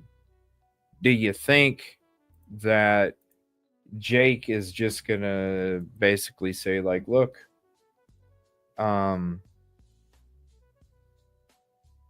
it's just like, look, I just wanted to go out there. I heard it through the grapevine. I don't think he confessed. So as of right now, the DA office officials say that they have until noon to get a solid case to the judge. So let me go ahead and put that up there. So here's the latest. DA office officials say they have until noon to get a solid case to the judge. That tells you right there that Jake didn't confess. That tells you right there that they didn't find the body. That tells you right there that the blood that was in the house, the blood that was in the house is not connected to Emmanuel. Unless they're still waiting for results, but I'm going to tell you right now, that could be a possibility. But if that is what is going on, where they're going to go to the judge and they're going to say, Judge, look, we're waiting for the results to come back on the blood. They're going to get released. They're going to get released. Doesn't mean that they're not going to get brought, doesn't mean that, hey, the results come in on a Friday, they can go back out and arrest them. They can definitely do that. But if they don't, because I don't, listen, you go and charge them with murder with malice and you arrest them. To me, like, I know law enforcement. I know how they do their shit. If you're going to arrest somebody for murder with malice, that's what told me, damn, they got something. They got something that connects the crime. They got something. I've never seen law enforcement arrest somebody with murder with malice when they didn't have any evidence. I'm just saying. That's why I started to question the law enforcement there, because I'm like, wait a minute. Like, do I think that they did that? No, because law enforcement doesn't do that. But could it be a possibility that they really did arrest them based off of circumstantial evidence, which would be, because you can get probable, I'm going to be honest, you can get probable cause. You can get probable cause. You go to the house, you find blood in the apartment. The judge in the court system, in the grand jury, when it comes to bringing on these charges, that's why they say you can indict a ham sandwich, because literally you can come with circumstantial evidence and charge somebody. But there's checks and balances when you do that. That's why when I heard it, I'm like, well, they got to have something, because you don't see law enforcement just getting circumstantial evidence and hurrying up and arresting somebody with murder. Like, that's huge. So to me, it was like, man, they got to have something. But as we're sitting here waiting today, it's getting less and less and less and less and less that I really think that they do. And if they had the blood, and that's what we know for sure, we know that for sure there was blood in the house. And if it is not, if we're here where we're at today, either the blood has nothing to do with it, or they're still waiting on the results. Because it's only been a few days, if you guys remember. I know it seems like this week has gone long because of all the shootings and all the stuff. It's been a long week. It's been a long couple weeks, right? It seems like it's a month, but really it's only been a week or two. Okay, seems like a month. You would think, man, they should have these results back by now, but really, if you think about it, it's only been a couple days. So that definitely could be a possibility where they don't have the results back yet. But if they don't, the judge isn't this is the point where you need to show them the evidence to keep them in there and to prove, right? Because you went and you arrested them. You put the charges on them. You brought the charges on them. You arrested them. So the court, because the court is always going to think that everything's being done the way it should be, the right way, right? Okay, well, if you're going to charge somebody with murder, we're going to trust you. That's why they say you can indict a ham sandwich. If you're going to charge somebody and arrest somebody with murder, we're going to trust you, and we're going to trust that you're going to present the evidence in due time when it comes to that process. Now, normally, the evidence is presented way before we get to this point. It's not even a discussion. Are they going to get released or not? It's not even a discussion, because at this point, it's already signed, filled out, and it's being proceeded on. So that's what's telling me the blood has nothing to do. Either the blood has nothing to do with the crime, or the fact that they haven't got the results back. And I'm just saying that because, yes, it does seem like it should. It's been a long time that they've found out that the blood was there, but it's only been a couple days. And sometimes, depending on the quality of the DNA or the blood, because we don't even know how long the blood's been there, depending on the quality is also going to depend on how long it takes to get a result back. And that's why I say it really could be a legitimate possibility that they're still waiting on these results to come back with some kind of information that then they can figure out where it takes them from there, whether it's this person's, that person's. But you have to also got to keep in mind, the more it's degraded, the longer it's going to take for these results. And so it could be a situation where they do get released today because they're still waiting on the results from the DNA. They're still waiting. And a couple days later, they're getting cuffs back on them and they're getting brought in, and they were, they just got a couple days of freedom. It all could be a possibility. It's just, that's the thing. When it comes to, there's been no press conferences.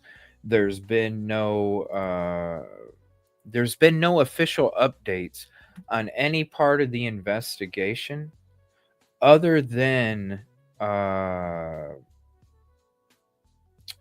what we've already known and seen. So the last update I think we got from them was that they didn't find his body. Any of the other updates that we've gotten from them, it really hasn't been anything about other than what we've already discussed. He was they found blood in the house. There's no sign of him anywhere. And they took the car. So if that's all we know, well, that's not very much.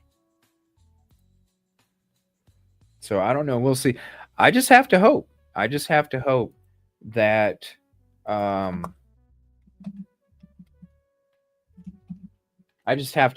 they do have something, because if they literally charge them with murder with malice and they didn't have anything except for an opinion, I feel bad for that community. Because if law enforcement is willing to go that route and arrest somebody for murder with malice, and they didn't have the homework to show that, I feel sorry for that community, because then that means that there's going to be a hell of a lot of people charged with shit that they might not have even done because they just don't care to follow the fucking rules.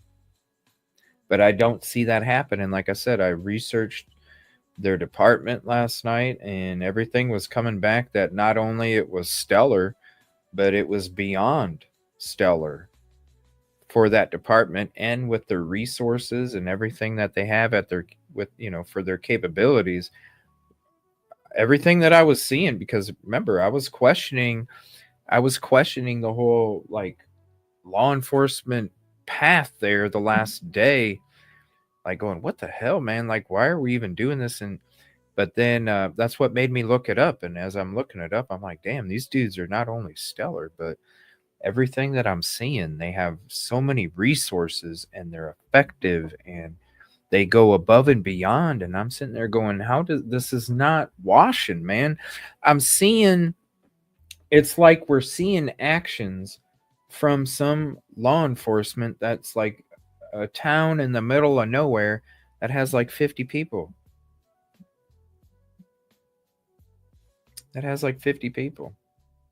So it's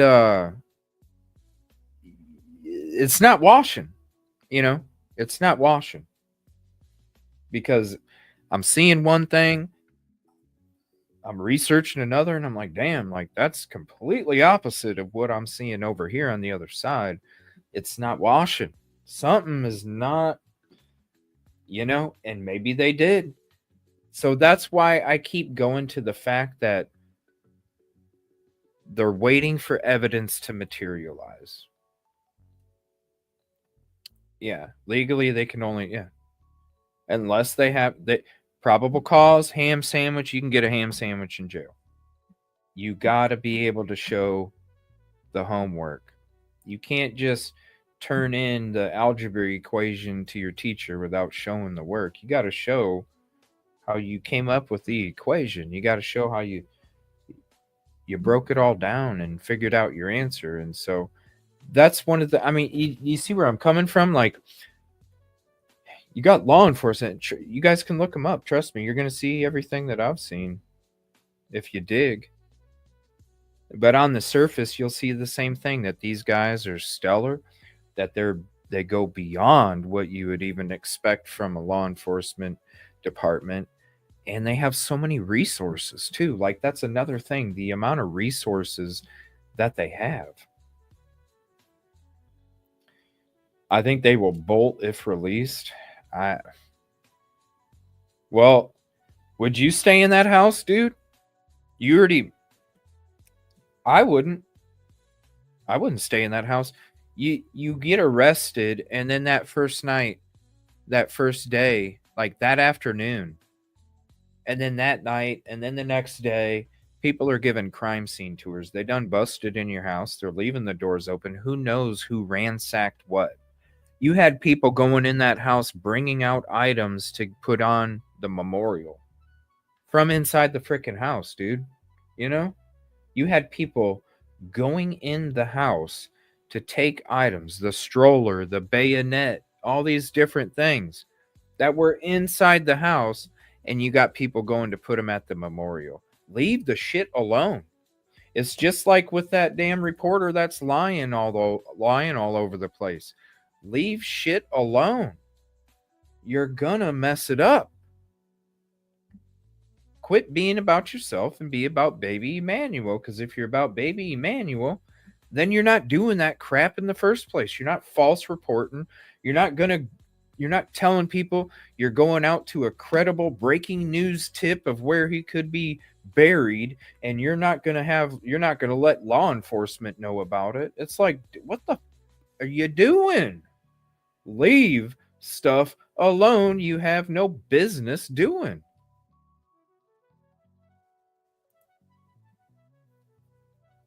Can you imagine? Like, Busby, thank you for joining, man. You've been out there with all the different boots on the ground and boats on the water stuff that we've done in some of these cases. Can you imagine, Busby? Let me bring this up to Busby. Let me know what you think. What if we were out on one of our searches, Busby, and I'm going to use Sebastian Rogers' case for this to give an example, because this is the same shit that this TIRA piece of shit did. The dude that's just about the views here. Yeah, you don't give a shit about Emmanuel. What would happen, Busby? What would happen if I was out on one of my ground searches, right? Or the boat search, but let's just say ground search. What if I was out on one of my ground searches and I told people that I was getting tips from law enforcement and they located Sebastian Rogers' remains?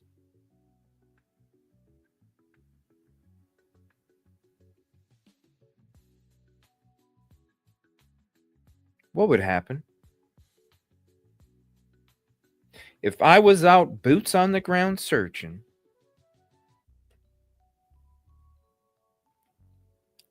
because I've already came across stuff when I was out searching, and I automatically call law enforcement because I'm not trying to fuck up the justice for the victim. Can you imagine what would happen if I reported to people, hey, on the CJ, I just found Sebastian Rogers' remains over here on the CJ in Chad. And I said, I just found Sebastian Rogers' remains and I got the tip from law enforcement. What would happen in the Sebastian Rogers community? Exactly. It's the same thing, ladies and gentlemen. How many times, Busby, you were there that day when I found, when I was out there and I found the bag of bones, right? When we were out there doing a search for Sebastian Rogers, and I was searching a wooded area that had a bunch, like 10 garbage bags that was suspicious as hell, out in the middle of the woods. And there was a bag that was already pre-opened laying there that had clothing sticking out of it. What would happen if I just went ahead and didn't call law enforcement and started going through all the shit myself? Because I wanted the attention, right? because I wanted the attention. And I was telling people, I'm not even going to call law enforcement. I'm going out there.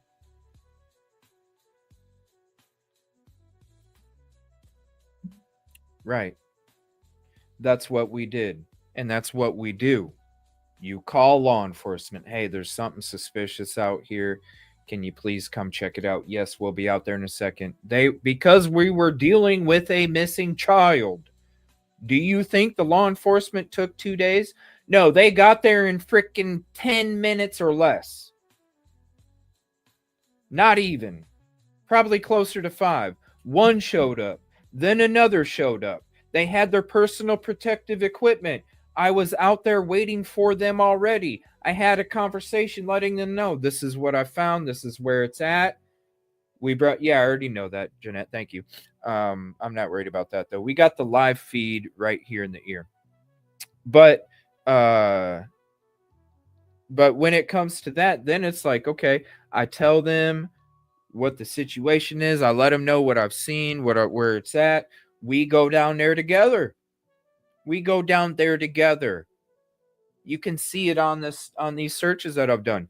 I stand back and I watch them go through all this other stuff. Now, one of the bags literally had bones in them, wrapped up in a bloody blanket. Okay? That's why I called it in the first place. Because the bag was already ripped open just a teeny bit, had a bloody blanket wrapped around a bone that was sticking out of the freaking bag. That's just on one of them. Called the law enforcement. Don't touch it. Call the law enforcement. They come out there. They come down. They are the ones that are opening the bag, going through it. They are. I'm sitting there, being there, just seeing what happened. There's the difference. I can't imagine. Do you think, oh, it's my first mistake.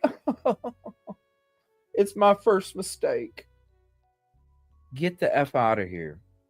It's like I've always said, when you do this profession, you automatically, because you don't, your first mistake could be the mistake that ruins somebody's justice. Your first mistake could be the mistake that ruins their justice.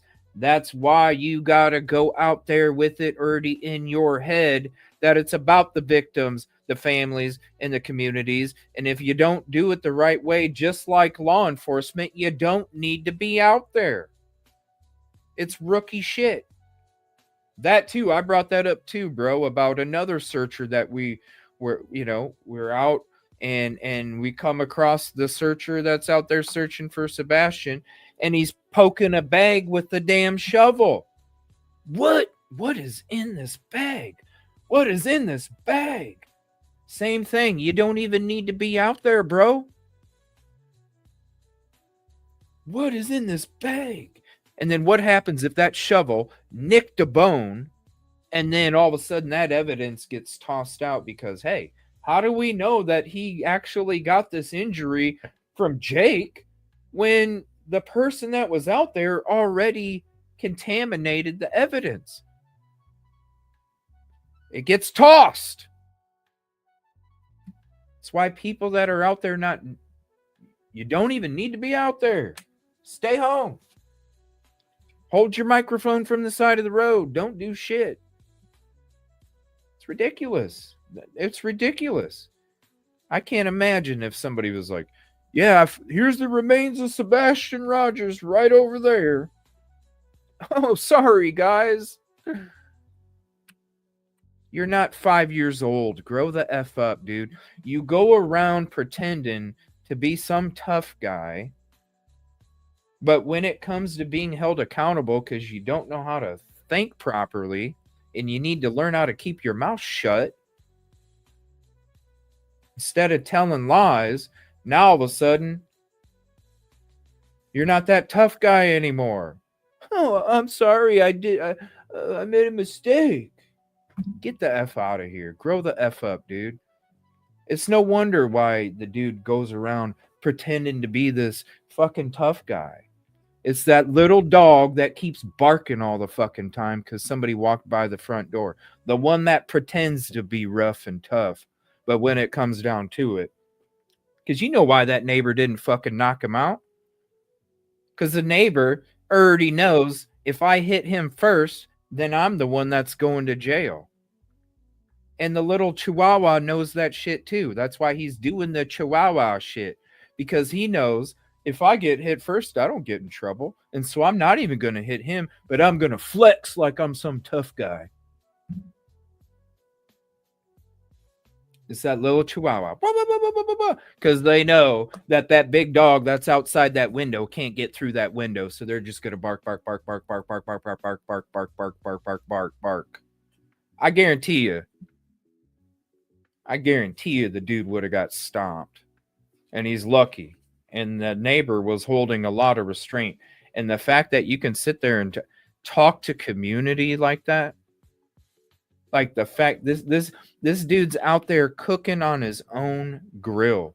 Dude's cooking on his own grill. It's not his fault that Jake and Rebecca are pieces of shit. And he shouldn't have to deal with the dumbass shit that's going on in their neighborhood because he didn't even have anything to do with it. And then you got little Chihuahua out there fucking barking like crazy, pissing these neighbors off to where there's conflict. It's nothing but issues no matter where this dude brings a microphone to. Whether he's telling you the tips and what he's going to do with the tips, or the validity of the tips, or the actions with the community that he's supposed to be there to help. And when you can literally sit there and fight, this is not the only one. There's other fights. You do your homework. There's other times where he's getting in arguments. Homie, homie, homie, barking, barking, barking. Nothing ever fucking happens. And it's with different communities.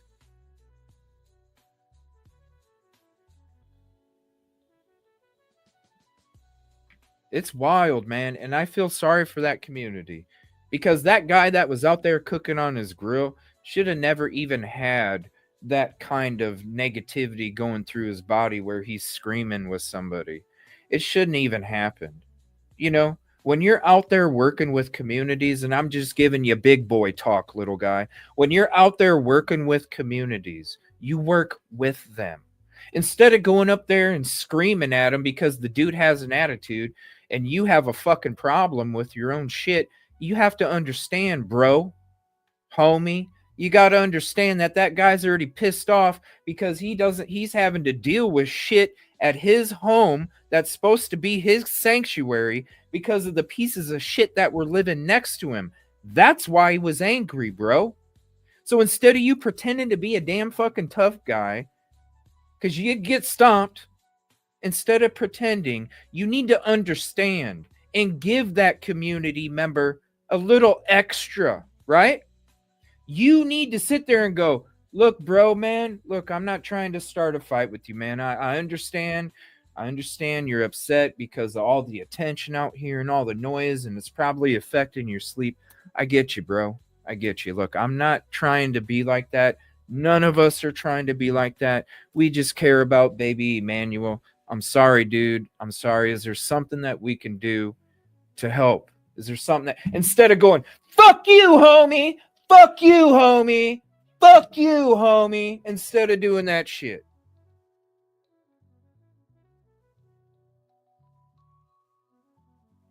They're already upset because of something they didn't have nothing to do with. You need to learn compassion too. That will take you a long way in what career you're trying to do. Because the way that you keep going about it, dude, you're going to end up, you're already seeing what's happening. TMZ's coming after your ass now, and you're crying about that. Bro, when you don't mess with an energy that's a baby, especially when it comes to remains and the karma, don't come back like that, bro. If you don't go out there and make up lies about the remains of a baby in the first place, that doesn't give a reason for anybody to look up your background. and to see all the lies and all the bullshit that you're involved in, the toxic shit that you create wherever you're going. You're playing it off like you're helping, and these fucking sheep are just going, oh my gosh, it's fucking wild. When you're not even knowing how to even do it, bro. And then you're telling people, hey, you got to afford me some mistakes here. Really? Did I look at that when I first went into this? Because I care. Did I go into this profession that I've done for the last few years, what you're trying to do, not doing a very good job, but you're trying. I've been doing it for the last few years. Do you think that I went into it going, you know what? I deserve one fuck up? No. Because when you go into it thinking that way, you're not thinking about the family, the victim, and the community, because you're not even thinking about them first. You're thinking about yourself. Well, if I report something that doesn't turn out to be true, even if it's regarding remains,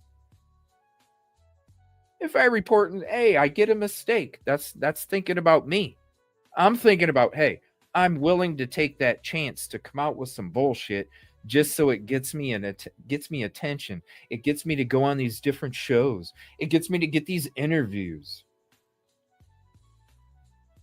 Dude, that is so greedy, and that's why you're getting the karma you're getting, bro. Because when you're out there doing it for the right thing, you don't have that karma come back. In fact, that's where the good karma, and that's why we do what we do. We are paying the good karma forward. I'm going out there to be a comfort for these communities. I'm going out there to give my effort for these victims. I'm going out there for them. And what does that do? That in turn, that energy that I'm giving out to them then is going to be paid forward to somebody else. And it's not the negative bullshit energy that you are creating, because that will just create a domino effect where it will be a humongous toxic freaking pool that doesn't even need to happen. And that's not the energy that you need to promote and pay forward on this planet.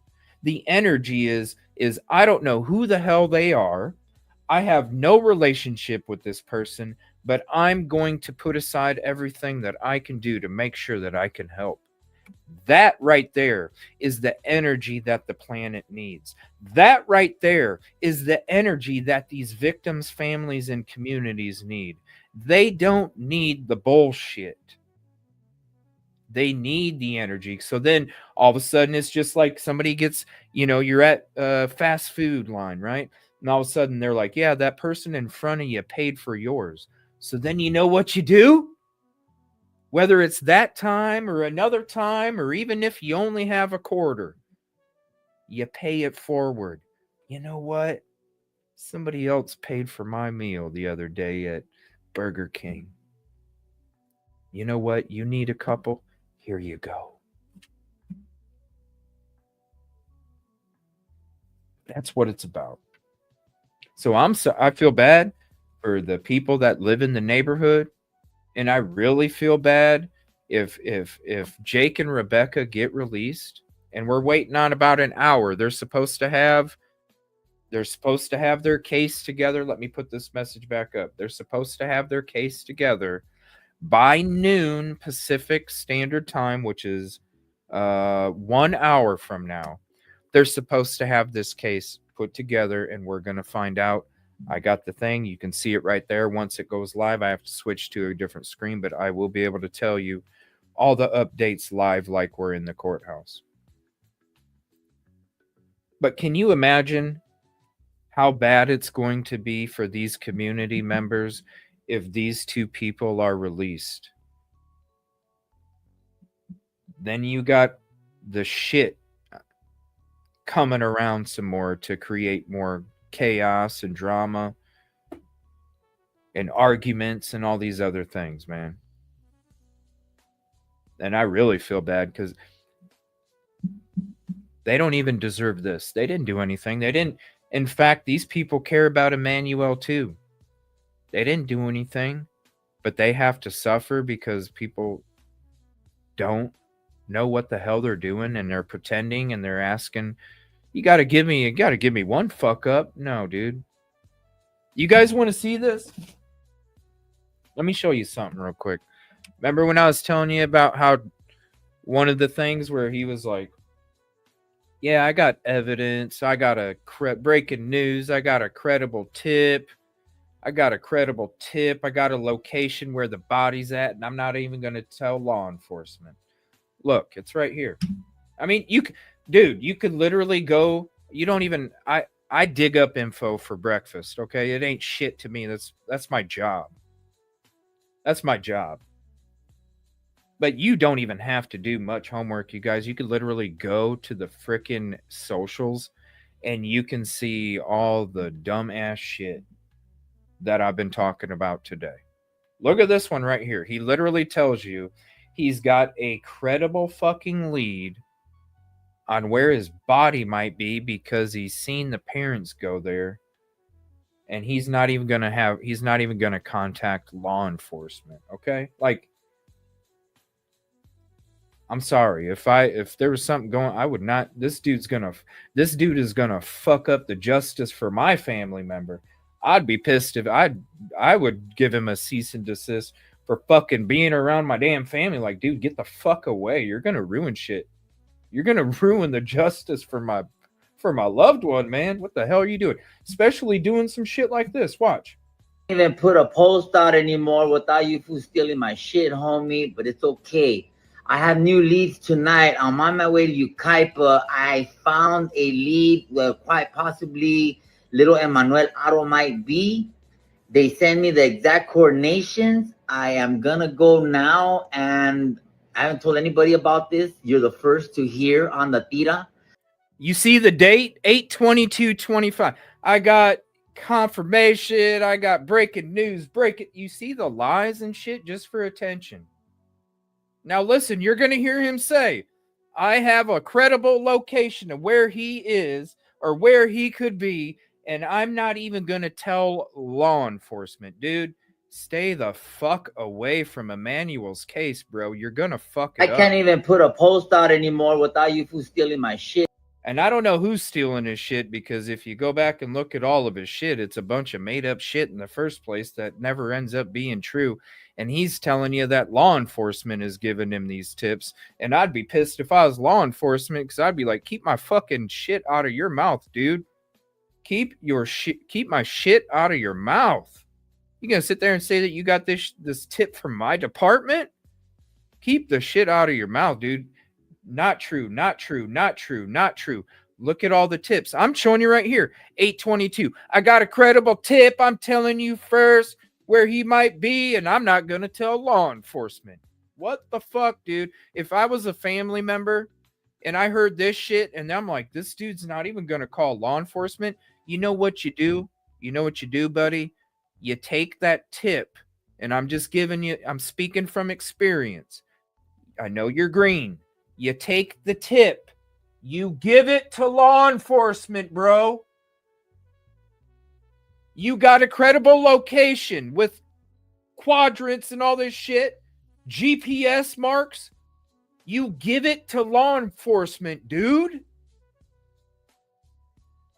The fuck is he doing, man? Like, and people are going to, oh, well, he just made one mistake. Shut the hell up. Look at this.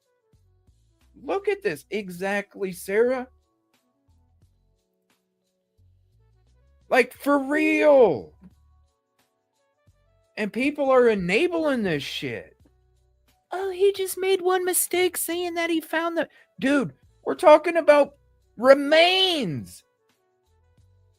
Hey, guess what, guys? I found Sebastian Rogers' remains over here. But it really didn't happen? Yes, I would get a lot of clicks. Yes, I would get a lot of attention. Yes, I'd get a lot of moolah. But you know what? It ain't about that. It is to this motherfucker. Listen, I'm going to go to a location, GPS quadrants, and I'm not even going to tell Forget the fact that I'm not going to give them the information. I'm not even going to give them a heads up that I'm going there. Homie, but it's okay. I have new leads tonight. I'm on my way to Ukaipa. I found a lead where quite possibly little Emmanuel Auto might be. They send me the exact coordinations. I am gonna go now, and I haven't told anybody about this. You're the first to hear on the TIRA, and I'm gonna go check it out for you. On the toilet is more like it, dude. Damn. You just continue to spew shit everywhere. It's not on the TIRA. It's on the toilet. That's what it is. Fucking shit just keeps spewing out like you got diarrhea of the mouth, bro. I'll film it. I don't want to bother the police if in fact there's... I don't want to bother police if in fact there's nothing. No, it's called you contact law enforcement and they tell you if it's something or nothing. You got the shit ass backwards. I'll film it. You see what I'm saying? This is about community victims and families. And this is before he got busted for the other lie. Like I said, you don't have to dig very far. I dig people info for breakfast. It ain't shit to me. Why do you think I'm successful at what I do? And it didn't take much. It literally took me 2 fucking minutes to dig everything up. And I'm like, wow. And then you just keep going through it. And it's like, lie, made up, clickbait, clickbait, clickbait, clickbait, clickbait, clickbait, clickbait. I made a mistake. I have K-Swiss. I didn't upgrade to Adidas yet. Because that's what the real ones wear. We were Adidas and cowboy boots, baby.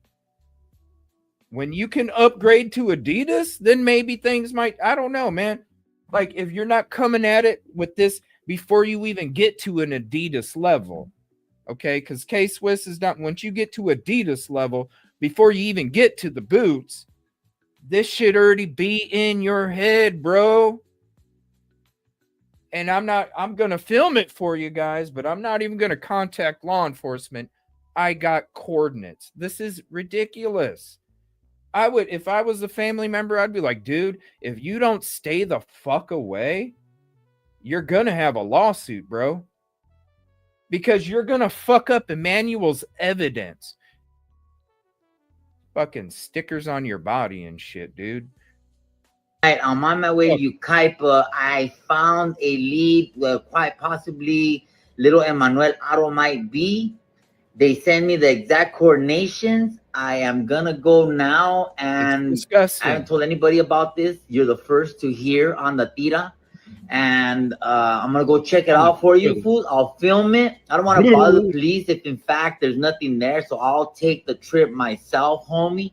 And I'm gonna let you fools know tonight we're on our way to Ukaipa, bro, because I have a good lead. They seen Rebecca and Jay Caro going up and down this street and to exact location, and there seems to be construction site there, and it just looks real fishy, homie. That's you see what I'm saying? He gets a tip.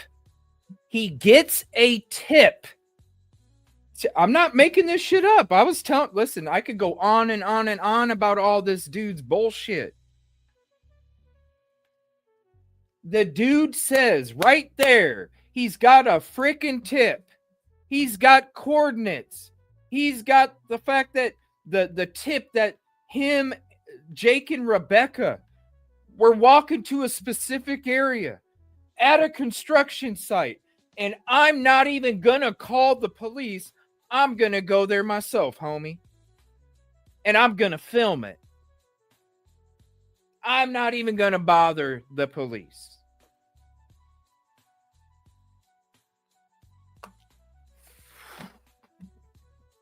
And people want to sit there and then enable this shit. That's why I'm sitting there and I'll see these people come. Oh, well, he admitted to his mistake. He was tired. Quit enabling people. Stop it. It's gross. It's disgusting. Are you going to enable? It's how I respond. The dude literally wanted clicks off of a baby's remains. Are you serious? I said, if you're going to enable that, that's on you.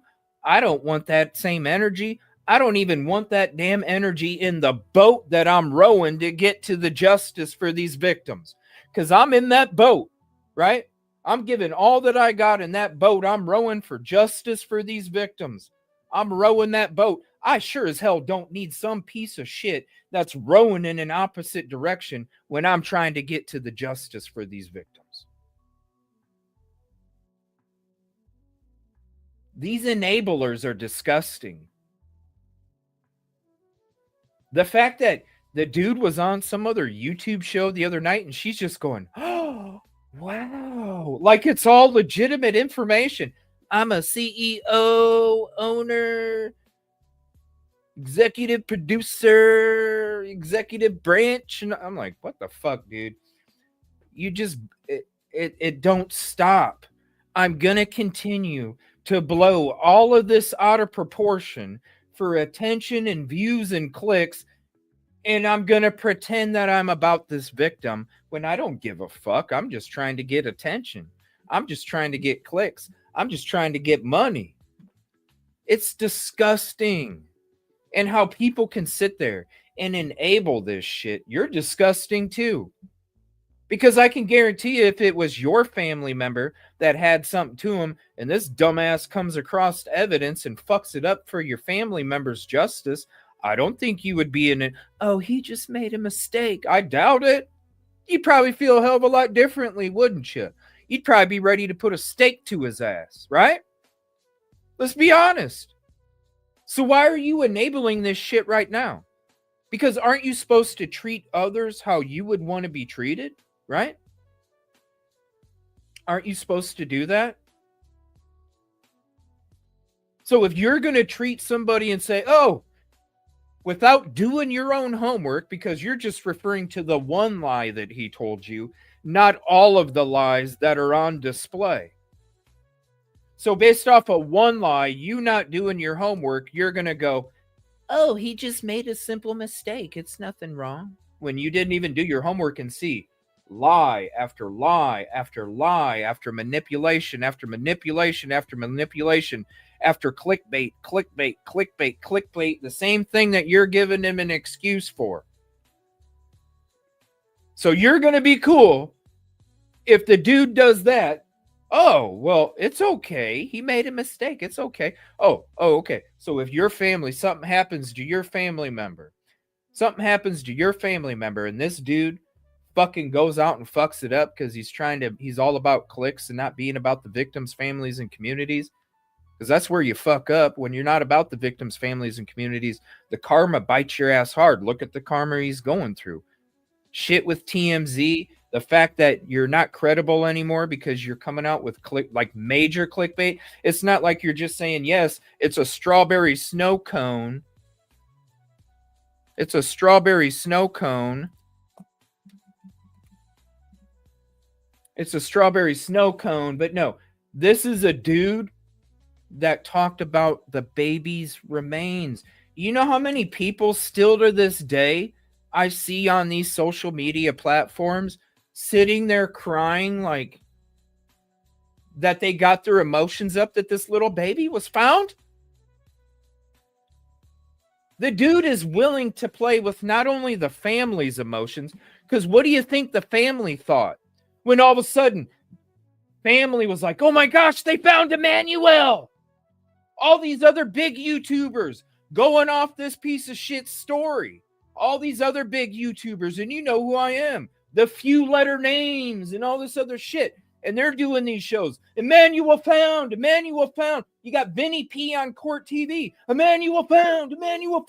Can you imagine any of these damn family members seeing this shit? Oh my God, they found Emmanuel. And then all of a sudden later, oh, it was just a fucking lie? How could somebody do that? Oh, it's just a mistake. Get the fuck out of here. It's a little chihuahua that is barking behind a front door that has glass And he know damn well that big dog ain't going to come up because he can't come through the glass. So little Chihuahua's just going to sit there and keep barking and barking and barking and barking and barking and barking and barking. It's ridiculous, man. I played it for you so you guys could see it for yourself. The dude, and like I said, go to the socials. I'm not giving you the damn links, but you can go find it for yourself. Like I said, I'm used to spending days and hours trying to dig up information. I'm used to it because a lot of the information that I have to dig up literally takes that long, okay? It literally takes sometimes days and hours and weeks to dig up this information. Because a lot of the information I have to look at or dig up is stuff that people are trying to hide. This dude does not hide shit. He literally shows you he's the biggest red fucking flag and waves it in front of your damn face. It literally took me less than 2 minutes to find everything that I needed to know about this dude. It wasn't hard at all. It wasn't hard at all. And when I seen it, I was like, all right, that's whatever. I just, listen, this was before the whole lie about finding the baby, you know, the baby's remains are right here and law enforcement told me. This was before that lie. That's when I sat back. Before that even happened, I already looked his ass up because it seemed weird to me on one of the earlier videos. I'm like, that's not how law enforcement works with reporters. That's not how it goes. I'm like, something seems really weird about this dude because he's promoting it a certain way, and that's not how it happens when you work with law enforcement. That's not how it goes. And so that's when I started to look up his shit. And when I started to look up his shit, then I'm like, oh, this dude's a fucking scam. But I didn't say shit. I'm just like, hey, I'm just not going to pay attention to him. I'll go watch people like Action Eye News and shit like that are on the ground. And shout out to Action Eye News. I'll go watch shit like him that are out there on location because the dude's reporting legitimate shit. He's not about the clicks. He's about being there for the victim, family, and community. So when I seen this, I'm just like, what the fuck ever. I'm not going to pay attention to this little dude. I ain't going to pay attention to him. And then all of a sudden, when he comes out with this lie, and then all of a sudden, all these other people, and I'm like going, wait a minute. That's why I wasn't live. The reason I wasn't live was because I was literally scanning all of the information. I was literally trying to find confirmation because I saw it. I saw this video that he put out just like everybody else and made all these other huge YouTubers that don't even need to listen. If it was about the clicks, then it should have been me doing the shit that the big YouTubers were doing. The big YouTubers were creating clickbait too. I'm the little fish. The little fish is supposed to be, if anybody's going to create clickbait, it should be the little fish, right? Because the little fish is trying to catch up. But when you got the big fish out there doing all the clickbait, and I'm sitting there, I already came across this video and he's saying, oh, he confessed. Oh, his remains are right there. I'm not going live. And I didn't go live because I'm sitting there looking through and I'm trying to find any kind of confirmation that Jake confessed. I'm trying to find any kind of confirmation. And like I said, I look up information for breakfast. I'm trying to find any information with a confirmation about location of remains or that Jake had confessed, and I didn't find shit. And so I'm like, I am not. And I kept looking because I'm sitting there and I'm like, JLR's doing a fucking show. Ikidmel's doing a show. This guy's doing a show. This guy's doing a show. They're all doing shows about Vinny. They're all doing shows about baby Emmanuel found. And I'm like, damn, if they're going live about it, it's got to be somewhere, right? There's got to be confirmation somewhere. And I'm digging and I'm digging and I'm digging and I'm digging. And I'm like, there is no confirmation anywhere. What the fuck are these people doing? This is not true. This is not true. You see the news crews that are going out there. What happens if there's a body that's already known that's there, right? What happens? They have a coroner out there. They have a blue tarp set up. They have personal protective equipment, people out there with hazmat suits on.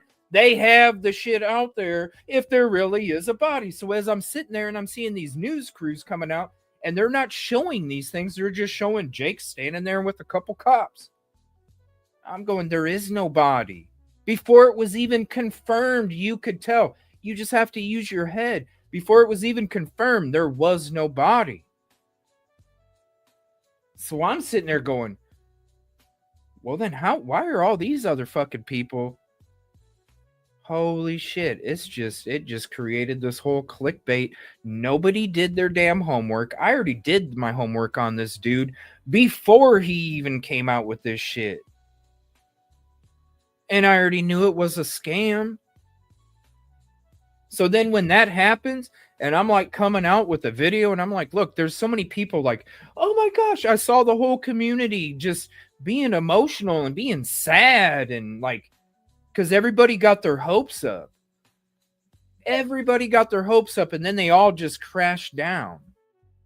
And then I'm sitting there going, and then people are reaching out to me like, what do you think, CJ? What do you think? And I'm sitting there and I'm going, this dude was a piece of shit in the first place. You guys didn't know? And I expected the big YouTubers. To know, right? To do their homework. And they didn't even do it. Dude, you could have done, any of these big YouTubers could have did what I did. Less than 2 minutes. You find out everything about this dude and how much of a fraud it is. Less than 2 minutes. It wasn't nothing at all. And this dude's supposed to be this executive CEO big shot that you can't even write a court, you can't even get a legal document back to TMZ to fight it. It's, dude, that's why you see him freaking out about the C&D from TMZ. I've gotten C&Ds before. You see me freak out like that? Fuck no. Why? Because I back up what I say. This dude's out here being Mr. Tough Guy like I'm some CEO and all this shit. And then I'm freaking out and I'm crying because I get a C&D from TMZ. Well, you know what the fuck you got to do with it, bro? If you're that big and bad and you're executive and you're CEO and you're all this shit, well, then you already have people that you were aligned with, just like I do. I got people that I am aligned with legally that help. One of them's from your state, bro. One of my legal friends is from your fucking state, bro. Crazy. Contribution call out. Do you have an email or Twitter? I haven't. Yeah, EvilleCJ. And it probably got put in there before, but actually here, let me give you guys my link because this is where I give you whether, and it doesn't matter. Like we're talking Emmanuel right now. If there's an update on Idaho 4, I still drop it. It doesn't matter because I am so used. This is why I'm always like 15, 20 minutes live before any of the big fish, because I have a process where I'm sitting there literally going through all sorts of different information that is confirmed, factual, going through all of it. And I literally, no matter what time of day it is, if I'm doing a show, not doing a show, it doesn't matter what time it is. If I'm going through it, I'm going to put it out there for you guys too. So if you're not following me on Facebook or Twitter, those are the two spots. Because I don't do YouTube posts, that don't do shit. But these are the two spots that will get you the latest break-in information that is confirmed. We don't do clickbait over here. It's about the victims' families and communities. We don't do that shit over here. But those are the best places. If you have anything to send me, you can send it to me on those social media platforms. And then if you want to email me, you can email me at this location. And thank you, Amy. I saw that you emailed me as well. I will check that in a second. Here's the email that you can email me at if you have anything that you would like to send. And trust me, this is when it comes, because I've worked with families of on these different cases. I've worked with all the families. I've even worked with people that are associated with certain scandalous shit that trust me enough because they know that I'm going to do the right thing with the information. So if you have a tip, if you have any kind of information, you can trust that, number one, it ain't going to go outside. And when it does, it goes to the local authorities, no matter what case we're working on, where we're at. That's how it works. Now, if we have a conversation and I turn this tip over, now it's not up to you and me, number one, okay? The information that I turn over to law enforcement, whatever agency it is, when I turn that over, it's up to law enforcement to tell me if I can let the public. There's stuff that I still haven't said, and I will probably never say, especially about Micah Miller's case, of stuff that I've turned over that I'm never going to release. That's why law enforcement trusts me. That's why we have such a good relationship when I go to these different communities and I work with these different law enforcement, because they know I'm about the real shit. And if law enforcement's like, yes, you can discuss this publicly, then I go to the person who gave me the tip. Is it cool if I discuss this? Yes, it's cool. All right, there we go. Then we discuss it. I'm not sitting there saying, yes, I got a tip from Susie Q. Law enforcement, and the stuff is right here. No, that's not it. All right, there's an update. Let me see here. The charges are on ABC 7. Thank you very much. Give me 1 second. We'll pull that up here real quick. I have a feeling that's what Amy sent me. Let's see here. Amy does such a great job with finding links. Thank you very much, Amy. All right. Okay, here we go. So this is ABC 7. And like I said, maybe they were just waiting. Thank you, Amy. Maybe they were just waiting. Right? Maybe they were just waiting to make sure that they had the right shit. It's like I said, 75 to 25, I was thinking they were going to stay in there, and the 75 was just that low because of how lenient that they've been with Jake when it comes to the children. But right now, they are saying murder charges filed against parents. They must not have had it live because we've been sitting on that live feed the whole time, and they never came live. So, they pulled a fast one on us.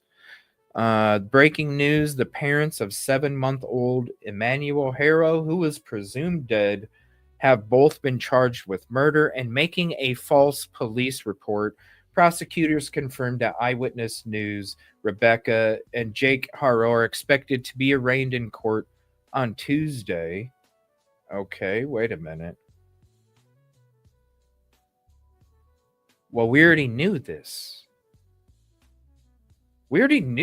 Hold on a minute. Give me one moment. We already knew this. Yeah, this. Okay, hold on. Okay, updated 2 minutes ago. Yeah, it's the same thing. We already knew this. See it right here. Okay, it says right here that they still have a court date. It's not even. All right, let's read through this real quick here. So this was updated just 3 minutes ago. Okay, Moreno Valley, California. Oop, hold on. I got to get rid of that. Oh, we're still showing that dude. All right, we'll go back to that in a second. Trust me. I'll show you more lies if you want to see them. Trust me, I already did all my damn homework before the last lie came out.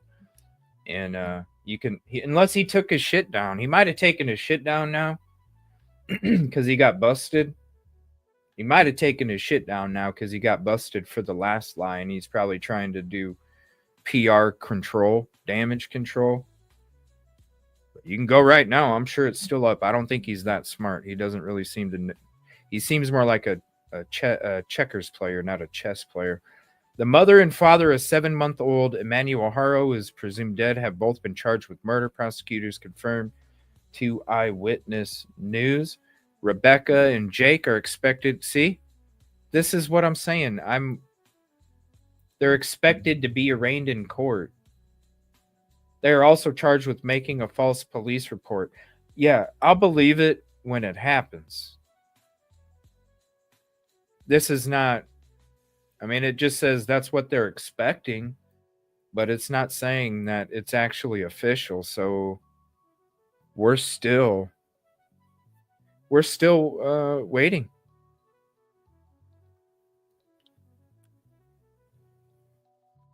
Let me see here. August 14th.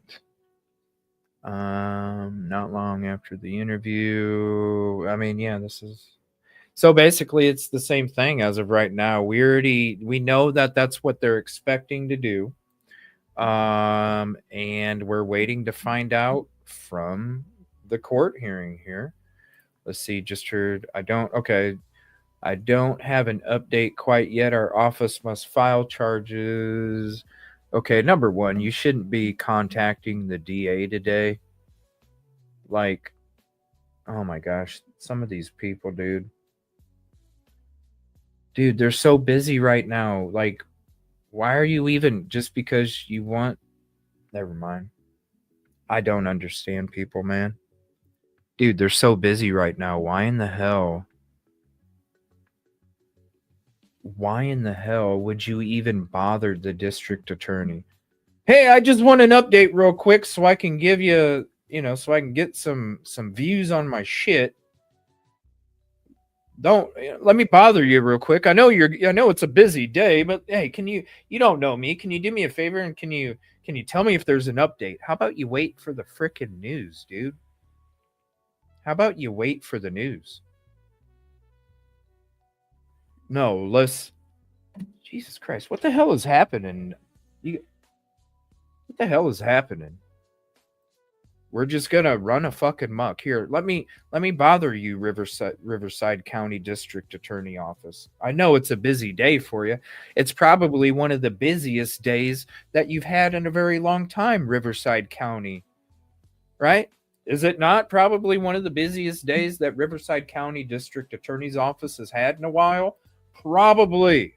So let's go ahead and give them a fucking call and find out if there's an update, just because I want to put out the newest information. My Lord, dude, if this is what people, because you've seen it all over, you've seen the big YouTube channels doing this shit too. If this is the way that we have to go about, this is not the path for me then, because if this is how people are helping cases, and this stuff is cool to do, I don't know, maybe I'm just in the wrong path, because my soul can't do this shit.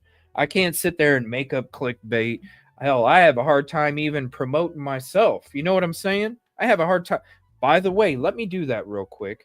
If you would like to support CJ directly, you can contribute to Venmo and Cash App. I have a hard time promoting myself, okay? But if you would like to consider donating directly, you can donate directly through EvilleCJ at Cash App or EvilleCJ at Venmo. Also, we do have a new hot dog steak, and I'll show you that in a minute. But I do also have t-shirts. Hot dog steak is the fake meat. And we have a new hot dog steak that entered the chat, ladies and gentlemen. We have a new hot dog steak that has entered the chat. By the way, you can buy a hot dog steak t-shirt for $34.99 plus shipping, and it can be any color you would like. All you have to do is place your t-shirt hoodie order at EvilleCJgear@gmail.com. Send me an email, let me know what color, what size, and we can go on from there. And this is the hot dog steaks. If you've been around here for a while, you will know that the hot dog steak has been a thing. And the hot dog steak is anytime we come across some fake ass shit, and we came across some fake ass shit, because we just have a new hot dog steak. The last time we had a hot dog steak was the fake preacher. We got the new hot dog steak right here on the toilet. The new hot dog steak, ladies and gentlemen. So if you would like to rip a CJ hot dog steak because it's that steak, it's the fake steak that you need in your life, and if you'd like to have one, just send it right on over and we'll get that squared away for you. It'd probably take about 2 weeks to get your clothing, whether it is a shirt or hoodie. But really, you pick out the color, you let me know the size, and we can get you your own hot dog steak. And then you get the cool little EvilleCJ gear little icon on the back right below your neck there. Right on the back there for you.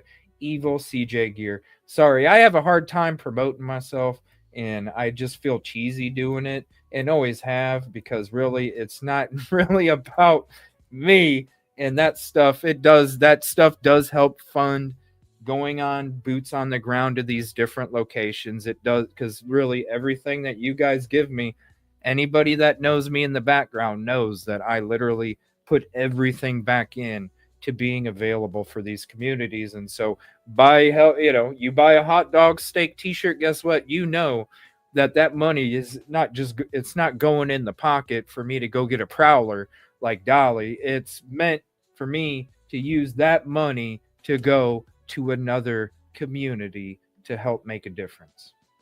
I love you guys. It's weird. I understand that. It's weird for me to even but hey, it is what it is. You guys see it. I haven't even promoted, the little commercial stuff here for a while. So screw it. It is what it is. But yeah, any of the funding, whether it's, through super chats, super stickers, memberships, the memberships really help a lot. Plus you get access to raw footage that I take when I am out on these locations and I'm doing these different things. If you are a member, you do get exclusive access to the raw content. A lot of the times we'll go through the content in different shows, but it has a different clarity when it comes to StreamYard. And I'm not always showing the clip, but literally, if you are a member, you have access to a bunch of raw footage where I'm at on any of these locations. And also, I got a shit ton to upload as well. I've only uploaded maybe 90% of my footage so far. All right, so let's go here. Thank you, Amy. This is the latest information here. Okay. Let me see here. Rebecca and Jake. So let me zoom in. So Rebecca and Jake.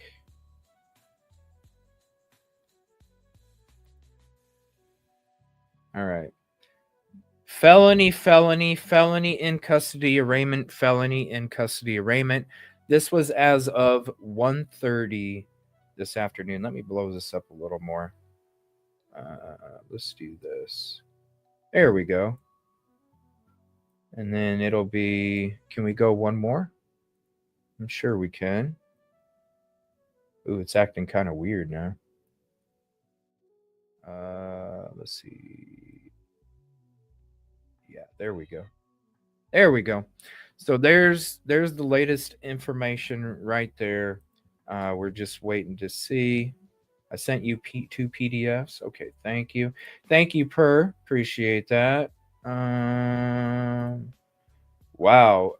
Hey, Dope Boy. I hope nothing happens to one of your family members and then he comes and fucks up your family member's shit. You see what I'm saying? The enablers are so gross. The enablers are so gross. I don't know. It doesn't make sense. They are due in court at 1:30. Let me see here. And let me know, you guys. I put something together in case, I don't know, I might do it like later in the evening or something. But I've been thinking about doing some live calls on this, trying to see what you guys think about. I got all these different questions to ask, And I was thinking about opening it up to the phone lines here.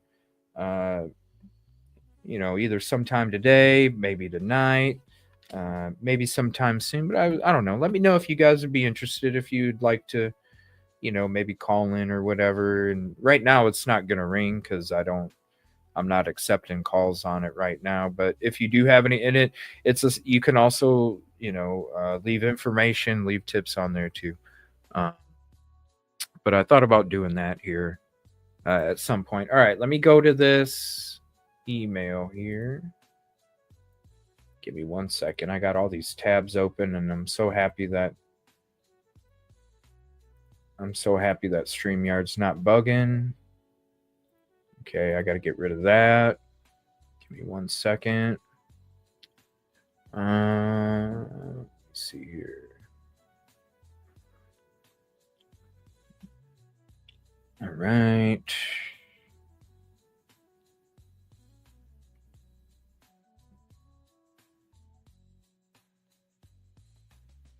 Okay. Okay, there's that. Okay.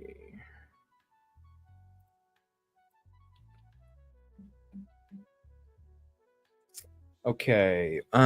Jake and Rebecca. Oh, cool. Case summary review. Thank you, Amy. Give me 1 second. So this is Rebecca's, and let me pull up. Uh-oh. I got to create an account. Hold on 1 second.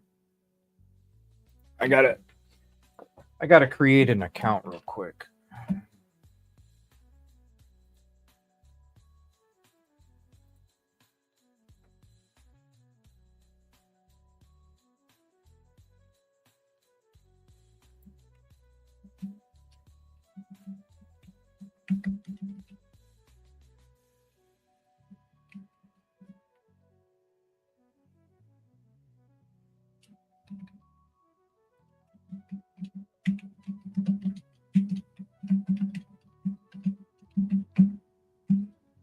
Okay.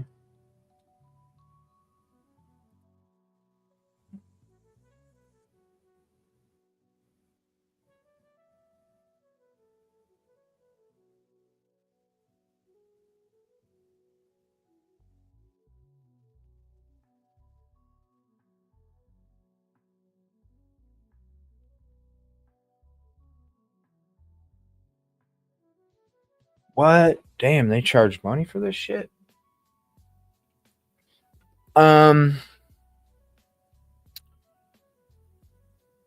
They charge money for that. Do you have since you're already able to access it, do you have screenshots, Amy?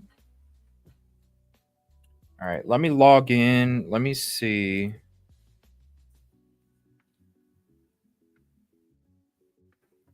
What the hell?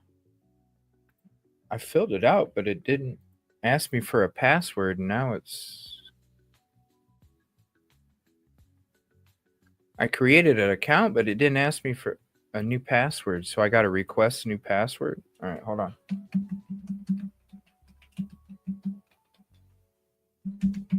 It didn't ask me for a password when I made the account, and then it asked me for a password when I had to log in. Give me 1 second. Follow the instructions. All right, so let me go to my email. Let's see here. Yeah, if you want to do that, let me see. I'm getting.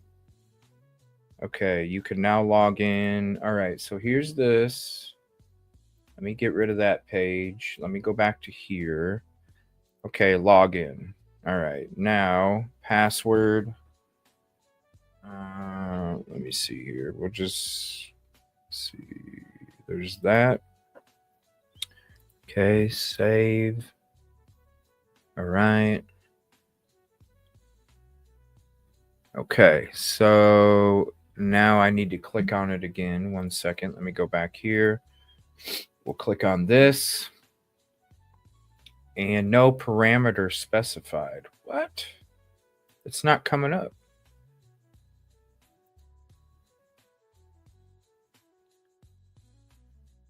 Let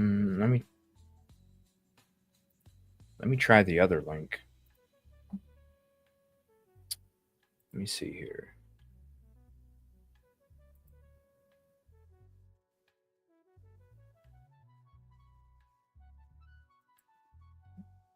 No parameters specified. For some, I don't know, maybe they're updating the docket or something, or the docs. It's coming up no parameters specified for some reason. And it shows, wait a minute. Okay, here we go. Okay, cool. The PDFs. Thank you, Amy. So let me go back out of here. We'll pull up the other one. Okay, so we'll go through Rebecca's first. So let me, okay, go here. We'll go with Rebecca's first. So here's Rebecca's. All right. Let's see. Let me download these just in case too. Okay, so here's Jake's. So we'll blow this one up too before we get into it. So there's Jake's. And there's Rebecca's. So we'll go through Rebecca's first. Thank you so much, Amy. Let me see. Uh-oh.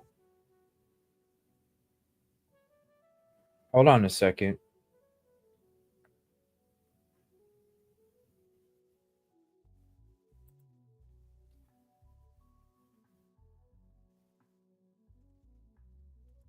Hold on. It's like I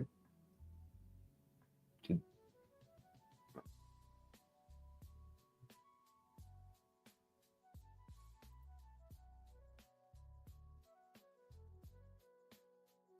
Okay. Thank you, Paula, for that. All right. So we're going to go ahead and go through this. Whoops. Let me see here. Thank you for that, Paula. Okay. Can I see it? Yeah, I can see it now. It actually, the PDF came through. Let me see. This is the video. Okay, so I'm just making sure I answered everybody. Okay. So we'll go ahead and go through this document here. Okay, so it shows Rebecca, 8/26/2025. Rebecca Renee Harrow. Let me mark this down too. Let's see, 4/43/07. So if you want to share this out to socials, please do, because I'm just a small fish amongst a bunch of big fish. Share this out to your socials with the timestamp of 4 hours and 44 minutes into this live stream. That's where we're going to be going through all of the documents. Okay. So this is Rebecca Renee Harrow. Please hit the like if you haven't yet. And if you're not subscribed, please consider doing so. Forgot that as well.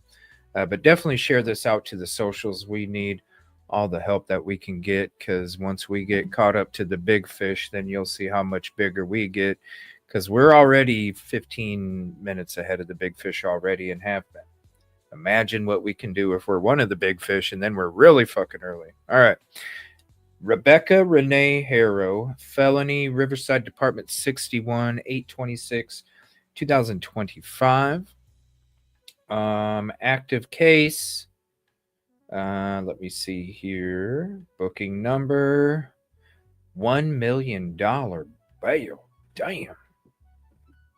Holy hell. That's wild. $1 million bail? What?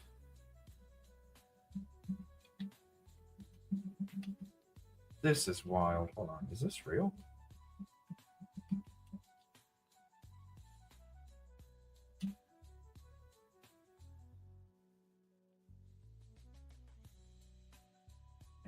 $1 million? Hold on.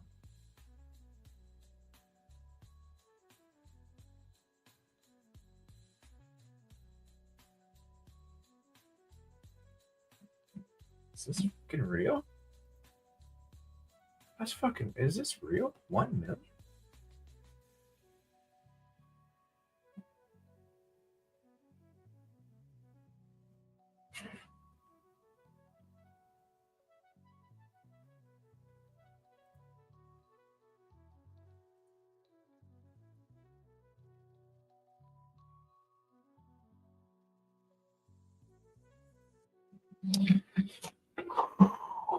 That's wild, man. $1 million bail? All right. Is that... Dude, they both got $1 million bail. What?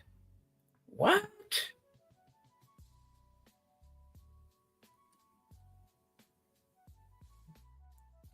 Okay, felony complaint. I'm not, Amy, I'm like, what? Like, I'm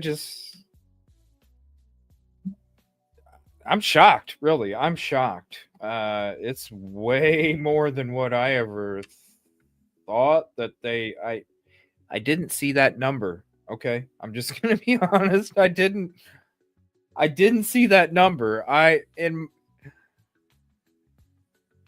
Like whatever, everything that I'm used to, I'm like 200,000, 300,000, 100,000.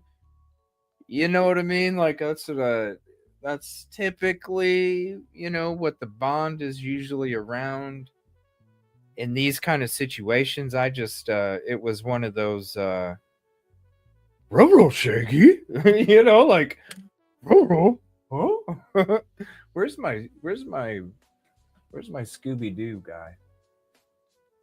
I should bring Scooby-Doo down here. He's on my wall. Darth Vader, Batman, Scooby-Doo, and the Mogwai. We got the Mogwai up there too. I should have those when I get rid of my green screen. I should have those behind me. My Darth Vader, my Batman, my Mogwai, and my Scooby-Doo.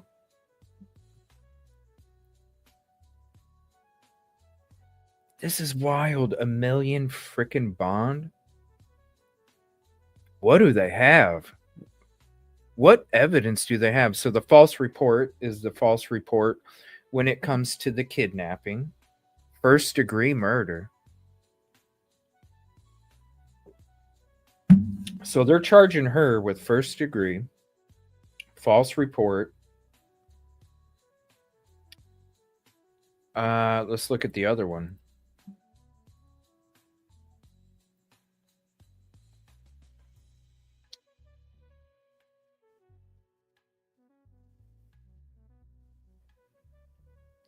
All right, million. That's, oh my God, that's wild, man. That's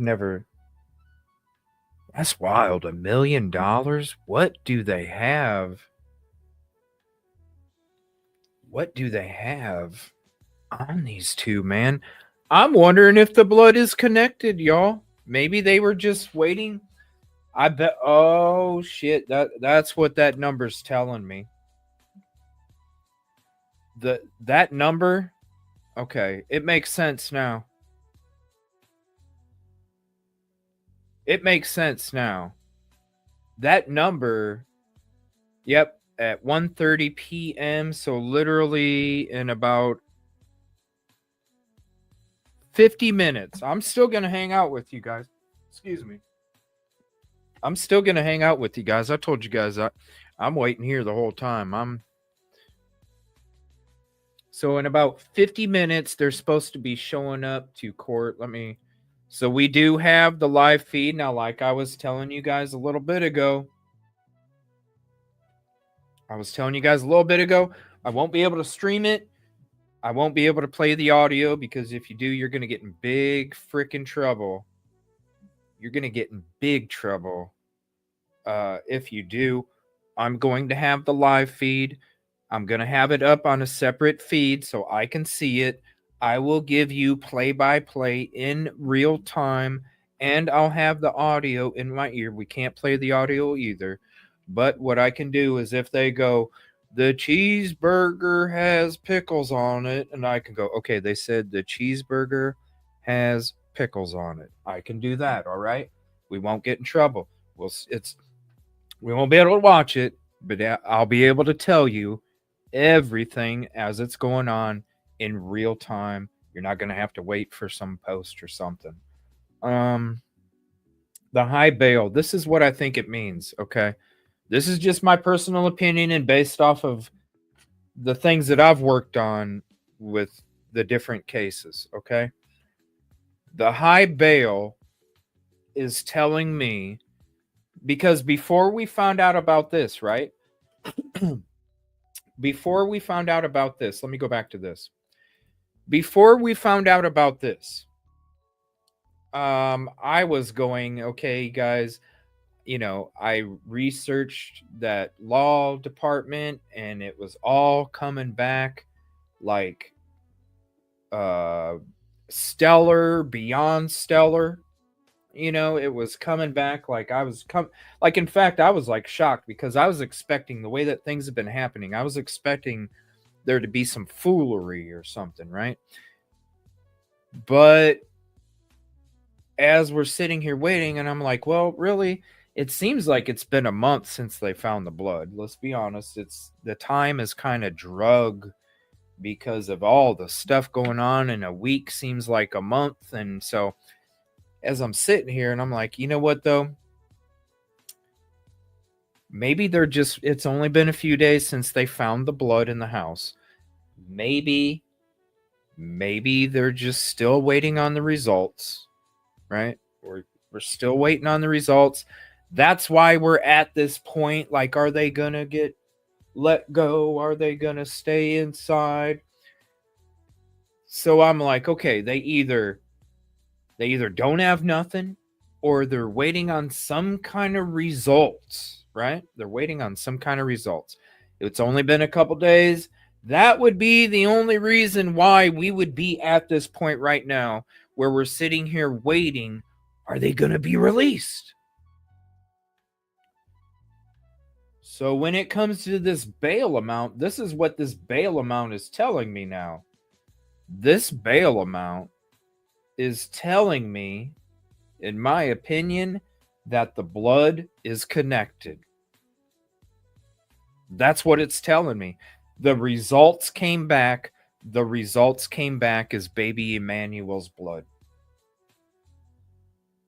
Because anytime that you're dealing with this kind of situation, I've worked on a shit ton of cases. Anytime you're dealing with this situation, and when it comes to law enforcement, you're usually looking at 1,000. You're usually, 100,000, 200,000, maybe 300,000.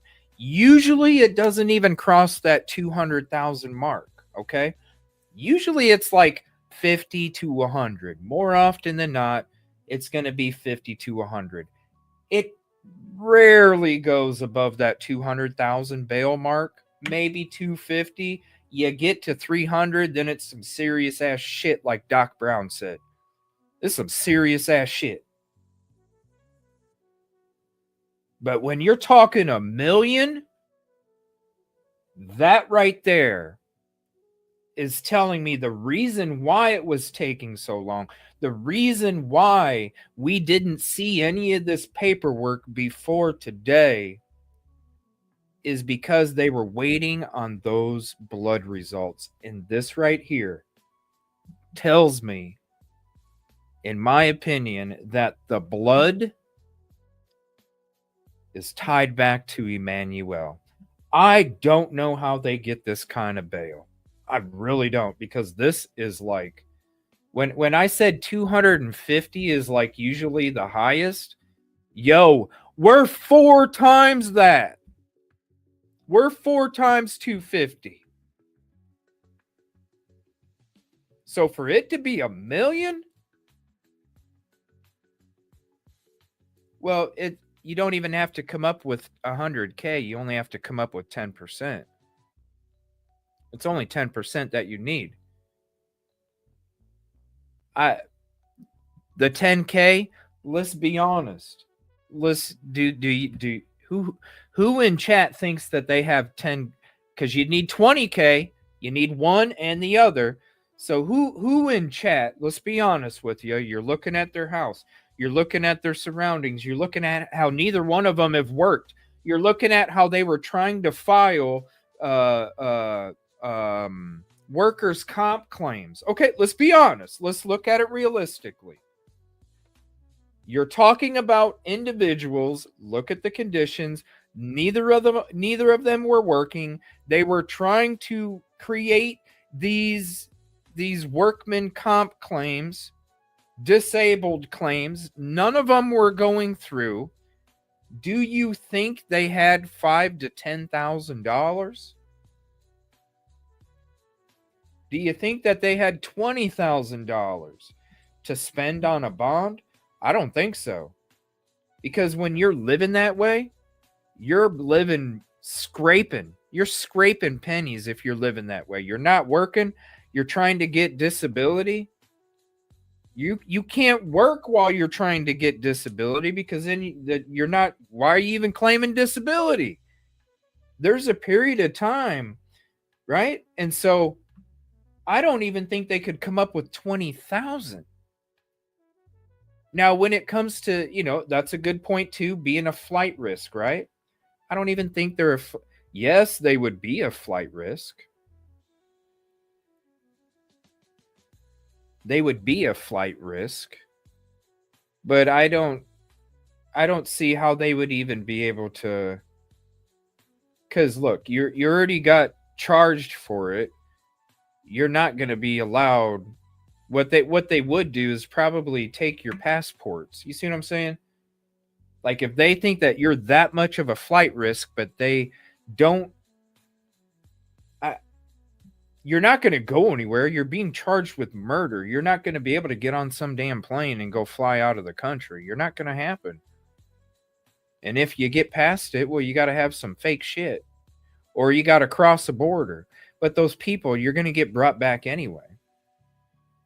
Oh yeah, when you're talking about you're talking about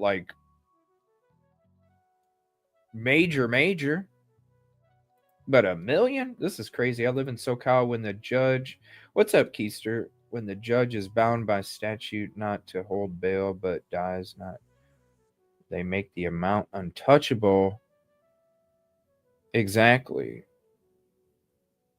But this is the other thing, though. Why would they come up with $1 million if they didn't have nothing on them? I don't see how they would even get that amount approved, honestly. Maybe they might for Rebecca because she doesn't have legal assistance, but Jake's got legal assistance, and any lawyer can easily battle and argue a bond amount. And if they don't have the stuff that they need to make it that huge, well, guess what? Then that judge would be like, well, she's going to keep the $1 million bond, but we'll go ahead and set his at $500,000. You see what I mean? Like, if they don't have the evidence, but if they do have this, they're not going to go anywhere anyway, because they're already being charged with murder. That'd be like back in the day, they would have just let OJ go. They're not going to let you go. Do you think OJ would have been able to cross the border with his own passport? The LAPD already put a bolo out for him before he would have even got to the border. The bolo goes to the border patrol, and then the border patrol is going to hold him there until the law enforcement gets there and picks him up. They wouldn't. Let me see here. Let's pray. I don't even think that's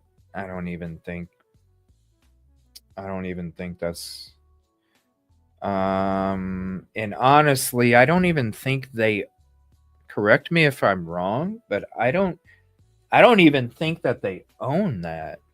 I don't even think that they own that property. So I don't know if they can even, and shout out to you. I appreciate you hopping in. Thanks for the follow over there on Twitter. I don't think they have that unless family puts up their land, but 10% of 1 million is 100K. Yep. They ain't got 20K, and I don't think they will find a bondsman. No, ain't nobody. It's not worth very much. Like what you're talking California, man. The people that live in California know how much they're getting screwed economically just from their own governor. Why do you think so many people are leaving California to go to like Washington and Texas and Tennessee and all these other states? Because it's done got too damn bad and ain't shit worth anything in California anymore. The property values have dropped so much because of the shit leadership that they've elected over there. The taxes are so high and the return on investment is so freaking low out there. Okay, maybe if you're by the Staples Center, it might be high as shit. But when you're talking about a podunk neighborhood out in the middle of freaking nowhere, it ain't, dude. It's, I would hate to see what I would wonder what the unemployment rate is in that little town area. I bet you it's high as hell. I bet you. Yeah, they're not going anywhere. I don't know about that, Serial. I assume he is here because if he wasn't, I'm sure he would have got. There would be some other stuff that he would be getting. Have on his charges coming. I'm sure if that was the case. 200. Yeah, there's no way they're. I mean, they're not going to get on a plane because their shit would come back. Think about our security, our TSA at our airports. The security is good. You know what I mean? Like, especially when it comes to documents and things like that. I don't even think they would have been able to get out on an airplane. They would have, when you're talking, it's not just suspicion of kidnapping. You're talking about murder, right? They're not. That shit's gonna pop up on their system, and they're gonna be like, they're gonna call the authorities. They're not, whether it's the border or on a plane. I don't see them even being able to get out of the country at all. Even if they were released, honestly, I do not see them even being able to get out of the country. They would already be stopped. There we go. Jake's stepdad owns the property. Yeah, I didn't think that they owned it. And I don't even know. I don't know. Does anybody look it up on Zillow or something? Somebody check out like on what's the house website things, Zillow and something else. I'm wondering what the value is of that house. It should, or there might even be some local documents where you can see when it was last appraised and what it was appraised for. I don't even know if, I don't know. I just don't see that house being worth $200K. Really, I don't know how you could, especially in California. They're really getting hit bad there. There have been 2 requests for media releases. LA Times is one. The other one has no name attached to it. Beautiful. So the LA Times, the rent, family owns property. I'm 100%. I'm just, listen, I know a lot about a bunch of shit. I just, whenever we discuss it, that's when it comes out. Otherwise, you're never going to hear me talk about Cali economics unless we're, but literally that's what I am. Like, as much as I'm looking for all this information as we go through each day. Even as soon as I wake up, I have a routine of how I'm always staying on top of the information, and I'm always trying to get it as soon as I can. I also study a lot as well. And so while I'm doing that, I'm also studying different things, and some shit I may not even give a crap about. I just end up studying it because that's my brain. My brain just wants to be a sponge for information, and it doesn't matter. Like, that's why one of the I don't sit back and watch movies. I sit back and watch documentaries, right? Like, I enjoy movies, but if I'm going to sit back and watch something late at night, I want to watch like how peanut butter's made. I want to I want to learn about what our forefathers did in the 30s during this specific time that we had an economic issue, just all these different situations and scenarios. And that's what I enjoy learning, like history. And because history, analytics, percentages, all of these different things, because I want to try and not only be the most informed, but I also want to inform you all most informally, if that makes sense. We are a captured state. Yeah, I know. I feel bad for you. I really do. It's got to be so depressing at this point, really. I can imagine. How many hours did they get evidence from the house? How long were they? They weren't in there very long. Yeah, first degree charge. No way they're walking. Let me see.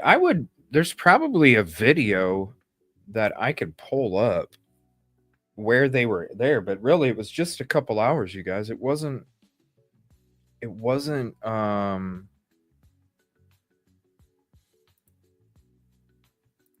was only a couple hours. It wasn't very long. I remember it was like late morning, early afternoon. Well, for me anyway, late morning, early afternoon. And then a little bit through the early afternoon. And then after that, they packed up and left. That was the same day that later on people broke into the house already. And we're giving crime scene tours. I don't think they would say that, Mary, about a specific part, but I don't think they found anything. The last report that they came out with was that they did not locate any remains. Gosh, that guy started a shitstorm of speculation, didn't he? Department 61. Oh, okay. Let me see here. Let me look up the court website. Let me go Department 61. Where are you? Department 61. Let me see. 30, 44, 54, 61. Kabam. We got that baby up and running. Riverside Hall of Justice, Department 61. Thank you, Amy. All right. Oh, it's not showing. Why is StreamYard doing that? It's like not showing it. There, is it showing it now? All right, there we go. Department 61. Where are you? It's right there. So as soon as it pops up, it will let me know in my ear, and I will let you guys know live, minute by minute, everything that they are saying. Let me see here. I'm wondering if any. I don't think so. I know SF Investigate. Shout out to him. He got his drone up there. I can't wait to get my drone back out. But when he got his drone out there, he showed you spots that were kind of disturbed, I guess. But law enforcement, as far as I know, hasn't came out there, and anything that they have investigated, they've never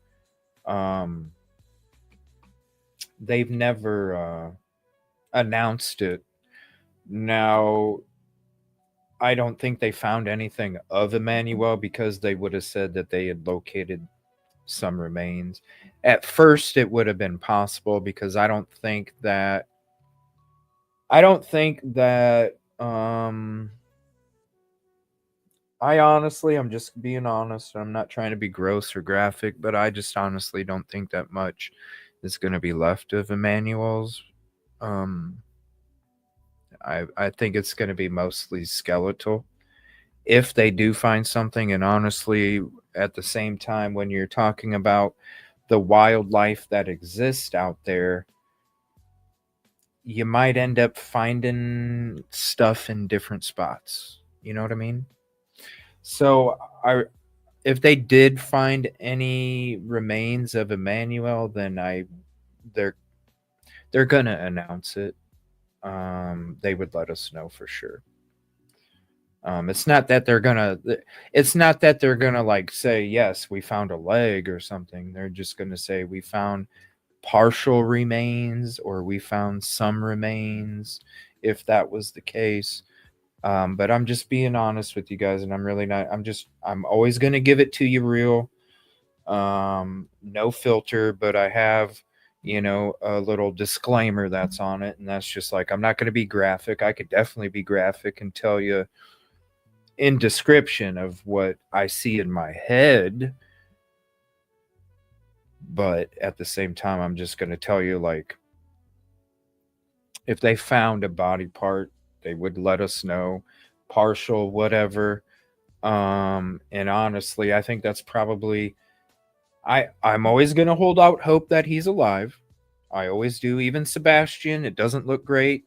I always still hold out hope that we will find these missing loved ones alive. I have to. You have to hold out that hope, because we don't know if they're gone or not. We can think and we can assume and we can suspect, but we don't know for sure if they're gone until we know for sure if they're gone. And so I'm the type of soul that always likes to try and hold out hope, even though it's just that 1% chance, because I'm real, I'm real about it. It's just a 1% chance, but I still hold out hope.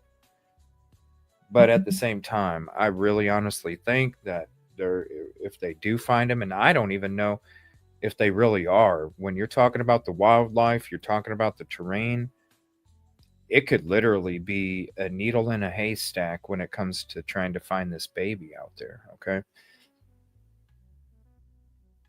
But I think if they do find him, I really honestly think that he's not going to be in one piece. I honestly think a lot of it, or most of what they are going to find, is going to be skeletal.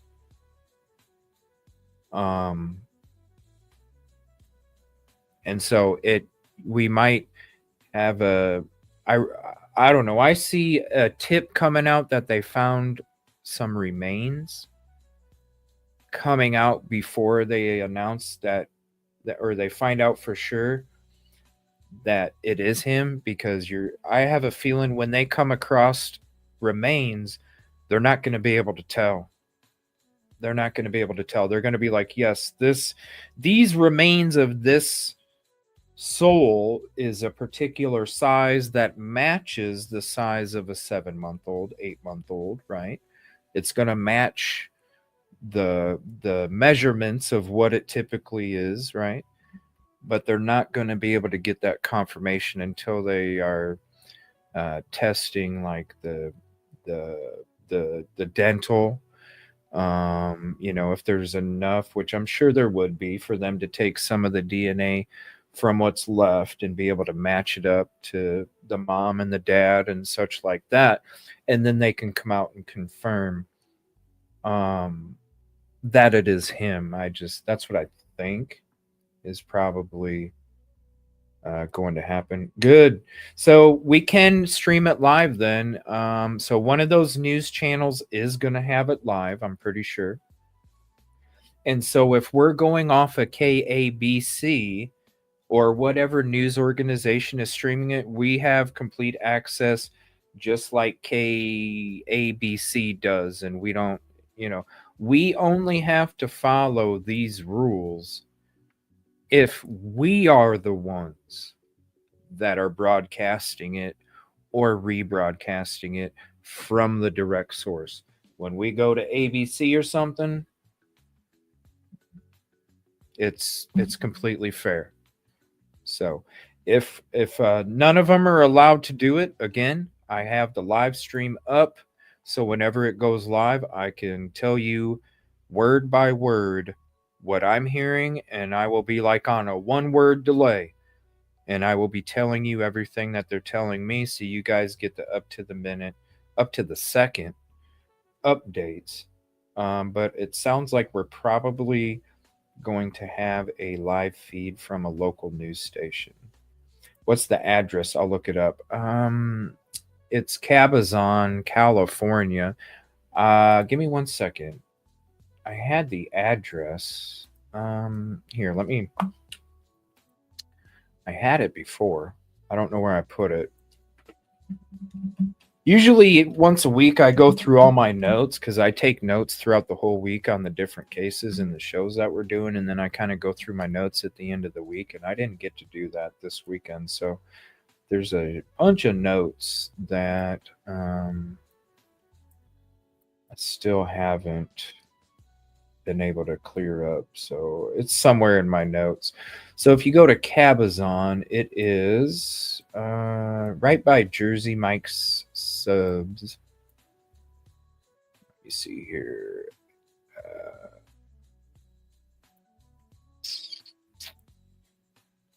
Give me 1 second. Thank you. Yes. It's let me see here.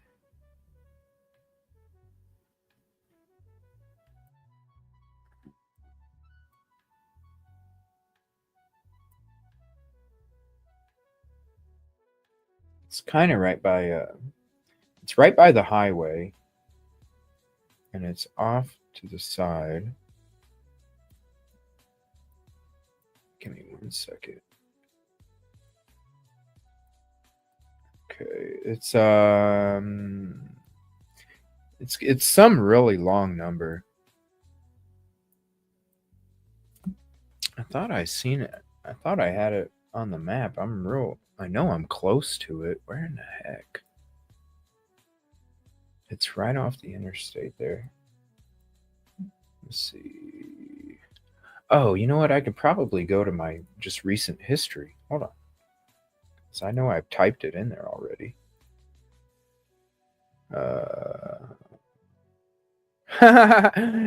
Adidas outlet store in Cabazon. Yo, TIRA, stop by and get you some real shoes, bro. Adidas. Okay, it's not coming up as last 3 days. Is this it? No. It's not coming up.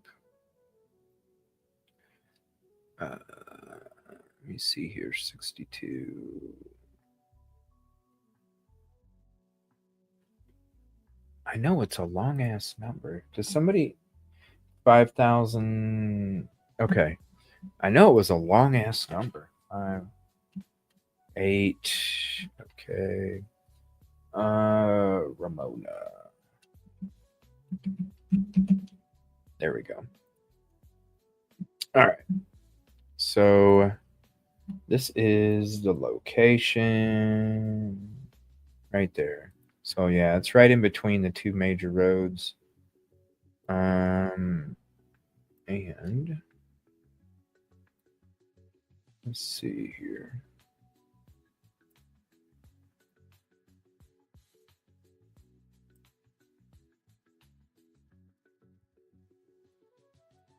All right.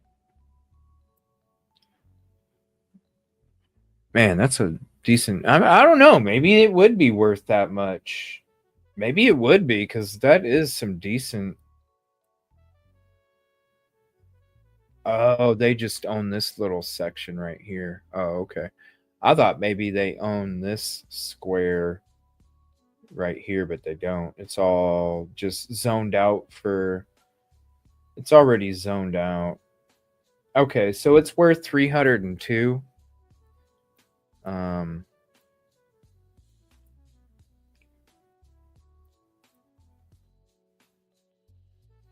All right, let me see something here. 1 second. Let me go back to here. We'll go ahead and do this. Actually, let me go here.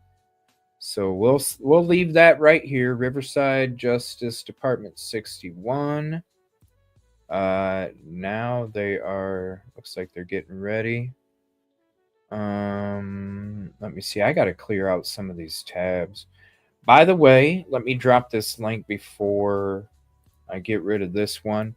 Follow me on Twitter or Facebook. That's where I drop all the latest updates and information on any of these cases, whether I'm talking about a different case or I'm not doing a show. I'm still, you can see I was still putting out updates at 4 or 5 this morning. I was still putting out updates about different things. I think it was mainly on Facebook, actually. Yeah, I think Facebook was the one. I put them on both too. I do Twitter and Facebook. They each have their own little, you know what I mean? So if I end up posting something on Facebook, sometimes I might not end up being able to do it on Twitter, but I'm both of them, bam, bam. Mostly everybody has Facebook, and mostly everybody has Twitter.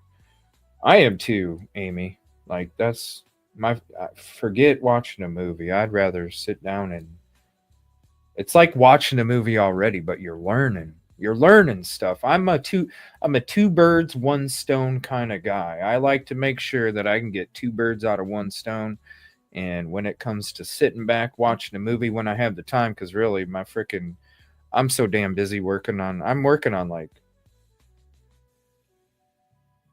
so many different cases at the same time, even while some I don't even talk about. And literally, as soon as I'm done, I'm just constantly work. That's all I do every day, from when I wake up until when I go to bed. But when I like to sit back and watch a show,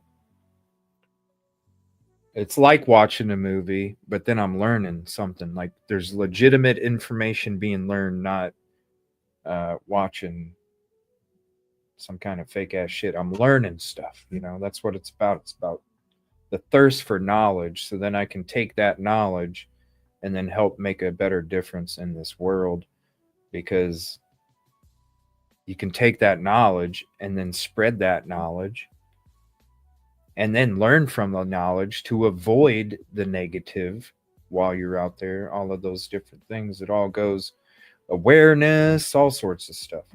Let me see here. Just going through your guys' chat. What's up, Kingdom? How you doing?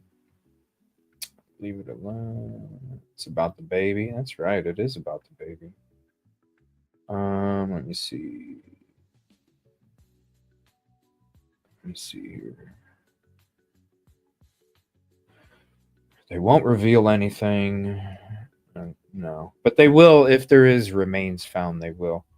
Remember, the detectives were trying to get videos from Cloud that I bet there's a video or photos. I'm wondering if he was going to say something, I mean, look, if these people are willing to do it to a child, I'm sure they'd probably be willing to do it to their like if his brother was going to snitch on him or some shit. I mean, let's be honest. I'm not trying to be cruel or nothing, but what's the easiest way to make somebody look like an OD? With the substance that starts with F, the fentanyl, right? I mean, seriously. Somebody's like, that's the easiest way. Somebody could be sleeping and you just walk up. You don't even have to wake them up. You can just walk up and brush their damn nose with it. Next thing you know, they're fucking ODing. And then all of a sudden you're like, look, hey, they OD'd. What do you... Like, that's one of the easiest substances that you can turn it in to make it look like a self-unaliving. And I'm not trying to be gross. I'm giving you the real. I'm not going to bullshit you. I'm not going to make stuff up. I'm going to give you the real. I try and give you a little buffer as much as I can, so I'm not, because I could literally tell you, like, we could be like on Kick or Rumble or Twitch or something. I could be like, yeah, just describe it all, but I'm not. Court TV. Me too. Arrests were done by kidnapping claim, but it is in Riverside District. Right. Yeah. Thank you all for being here too. I appreciate you guys hanging out. I wanted to live in... I did too. I was actually going to try and move to San Diego at one point in my younger years, because I'm tired of snow and I'm tired of the brutal ass heat. And I heard that San Diego has an average temperature of like 70. Well, this was at the time that I was thinking about it. Like, it had an average temperature of 77 degrees I think it was like 9 months out of the year, 10 months out of the year, or something like that. And I was like, that's where I want to be. I want to be where there's no snow, but it's not brutally freaking hot where you just can't even go outside. So I did think about moving there at once, but now it's I don't know. It just doesn't. It seems like you would just go there to fail, right? And I'm already moving to Myrtle Beach here in a week or two anyway. So there's going to be a period of time in the next month where like I'm not going to be on as much for about a week in the beginning of the month and the end of the month. I'm going to be making the move to Myrtle Beach, South Carolina. We're going to be moving there to take on a lot of the corruption that's going on out there in South Carolina. I already have, and I spent pretty much all of 2024. Pretty much spent all of 2024 exposing a lot of the corruption in South Carolina, and there's like 6 or 7 other cases that I'm going to be working on to expose even more of the corruption that's going on there. And so I'm making the move, and I'm packing up everything, and I'm going to be making the move out there to do that. It's how much I actually give a shit about trying to help these victims' families and communities, because when I went out there and I saw all the corruption that was taking place out there, I was like, holy hell. Like, and I was driving 12 to 16 hours one way, because where I live now is literally 12 to 16 hours one way just to get there. And I literally drove there. How many trips did I make last year? I made 2 trips a month. So, and I was there from April. I was there from April all the way through this year, the beginning of this year. So at least 2 trips. Sometimes I made more than that because I actually was working on different cases, Tennessee and Delphi, Indiana, things like that. And still working on some of those too. So literally there was some months where I was probably making 4 trips a month. And but yeah, that's what we're going to be doing here. So in like, this month of September, the first week and the last week, I'm going to be hit or miss. So I do apologize about that, but I'm getting everything moved to Myrtle Beach. And then I'm going to be a resident out there, and we're going to really expose, because if anybody knows Dirty Myrtle, there's a lot of corruption out there, a lot of corruption. And I've even thought about maybe in the future, maybe going down a political path out there and trying to not only make a difference with the boots on the ground stuff, but also I don't know. I feel like I have this calling for like a political seat or something like that, where I can actually really help change laws, but we'll see. I don't know. It's just something that I never really cared to be in. I'm not like I know politics. I study politics, but I'm not like a political person, so to speak. But at the same time, I still feel like I can do even more if I do something politically and I have some kind of power to help change laws. And because if you guys study South Carolina laws for females, it is fucked up, you guys. Like, it is really messed up when it comes to females' rights in South Carolina. It's bad. It's really bad. And ladies don't deserve to be treated that way. And so we'll see. Let me see here. 1900 something, 302,000.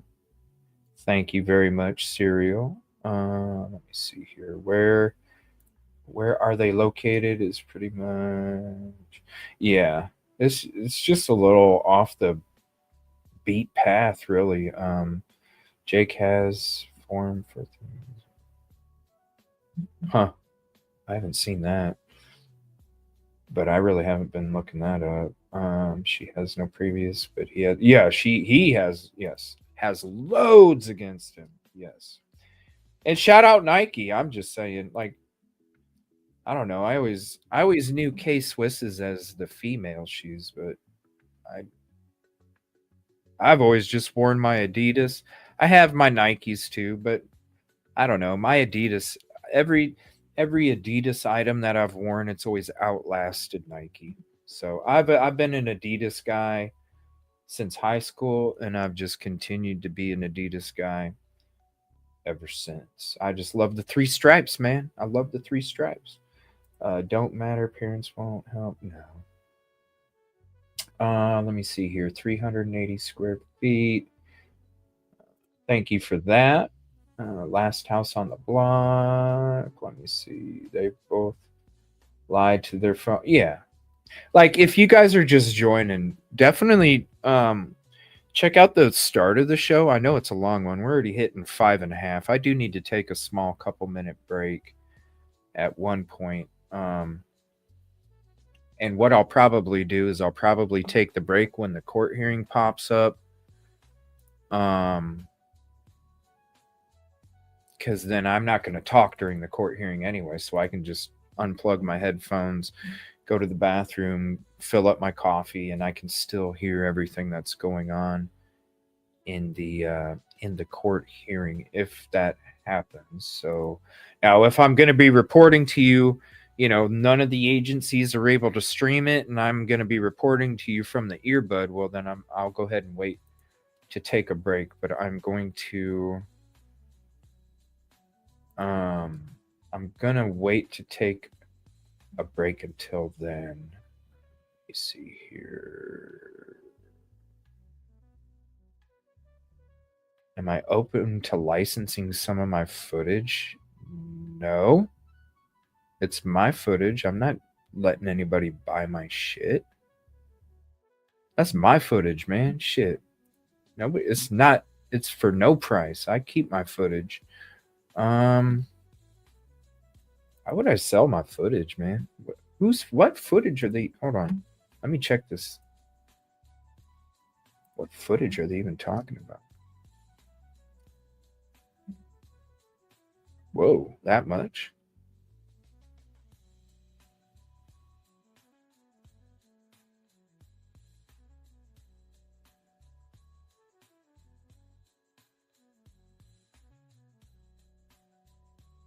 Oh, shit.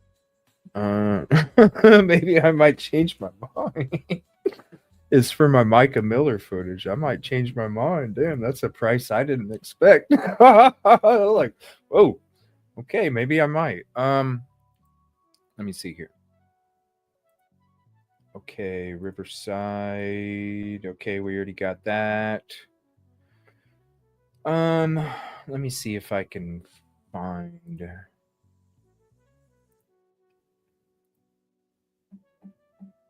Sorry, I forgot what I was even saying. I probably should have waited to check that until we were done.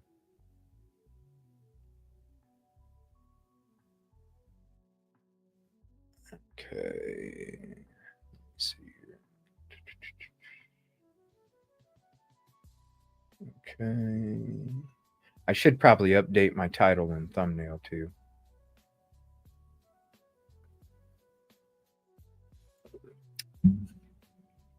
Okay. I'm not seeing. Yeah, but Amy, it's more.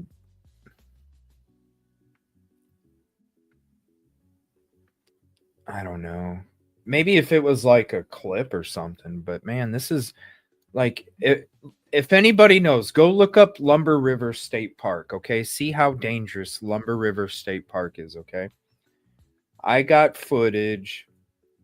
I did footage of when I went out there, boots on the ground at Lumber River State Park. I went to where Micah's body was found. I explored on foot. Nobody has the footage that I do.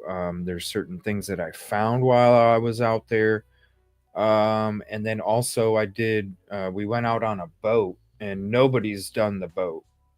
There's been a couple people that have gone out there on foot, but nobody has gone out there on a boat and actually got the footage that I got, and then the footage that comes from the lake off to the island, and then where her body was at and such like that. Now, the footage that I got, obviously it's 5.3K. It's like, it's great footage, and probably about 5 hours worth of the footage just for that specific part. And then probably there's like 15 hours of, maybe more, maybe 20 hours of boots on the ground work out there.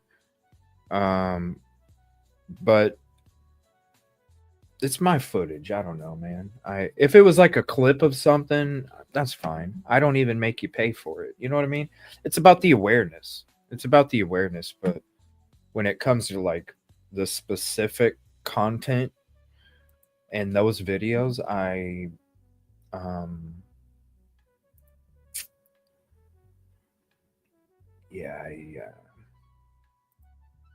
know. I'm not that much of a materialistic person. And that's probably how I'm able to survive the way I survive, and just kind of use the funds mostly to be there for different communities. I live a very thrifty life. Like, I sacrifice a lot of shit. I do.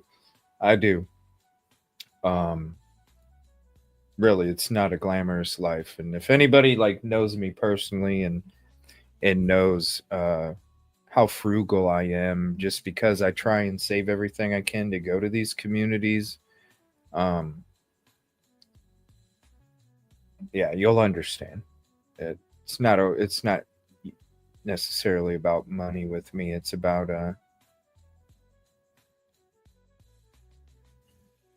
doing the right thing on the right energy on the planet. And I would hate where I wouldn't even be able to go back to it because somebody owns it, and then if I play it and they get mad at me, then I just, you know what, it's not, because for $1, no, it's not worth it. I live in this area. My working theory is that they took him in the opposite direction. Let me ask you what you think, Courtney White, because this is what I'm wondering. I was hearing a few days ago about Lake Paris, and I don't know if it's a national park. It's some kind of park, right? What do you think about that? If you're living in the area, you got a working theory, they took him in a direction. What do you think about Lake Paris? Because if I was able to be out there, I'm not going to be like these other people and just stand where the house is at and pretend like I'm some kind of boots on the ground reporter. I'm actually about fucking action, man. If it was me, I would have already had a search crew figured out, set up, coordinated, grid pattern. We're going to Lake Paris. Let me know what you honestly think about Lake Paris. And I'm sorry I'm getting to these so late here. The walking encyclopedia. I try to be. I'm not the smartest person either, but I do try and learn everything that I can, and it can be about shit that don't even matter. I just want to learn. It's classic. Hold people when they shit. Yes. Social media. Let me see here. I think they took him on the 10 East up through Springs Road. It's much fun. Well, this is what I'm thinking though when it comes to that. Okay, and this is where.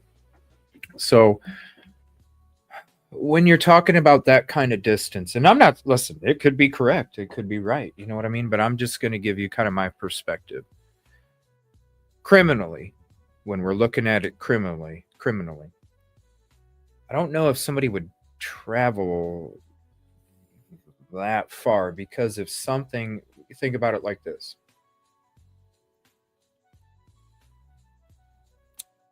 If your child passed away and you're going to dispose, you're taking a lot of chances. You're taking a lot of chances for the same thing to happen that could literally happen to him at that park. Which is one of the reasons why I'm thinking, and why I would already have had a search grid pattern team set up 2 days ago at that park or the lake. Because I really feel like it's not very far. The chance of you getting busted with that precious boy that passed away, the chance of you getting busted going there is, the percentage, the analytics are just nothing. There's nothing like the chance that you get busted, very, very, very small, because you're not out there very long, right? But you have the same effects in a similar way when it comes to the terrain and the environment. So instead of taking 20 times as long, 10 times as long to go somewhere, to almost have the same effects, you're taking such a huge chance. And I see most of the time criminals are lazy. Okay, most of the time criminals are lazy, so they're going to just literally go just a little bit of ways because they're like, hey, I'm gonna get away with it. Now when you're looking at the lake, I was hearing this stuff about Lake Paris a couple days ago. Okay, I was getting stuff sent and I was reading it and I'm like, wow, that seems legitimate. Let me look it up. Okay, interesting.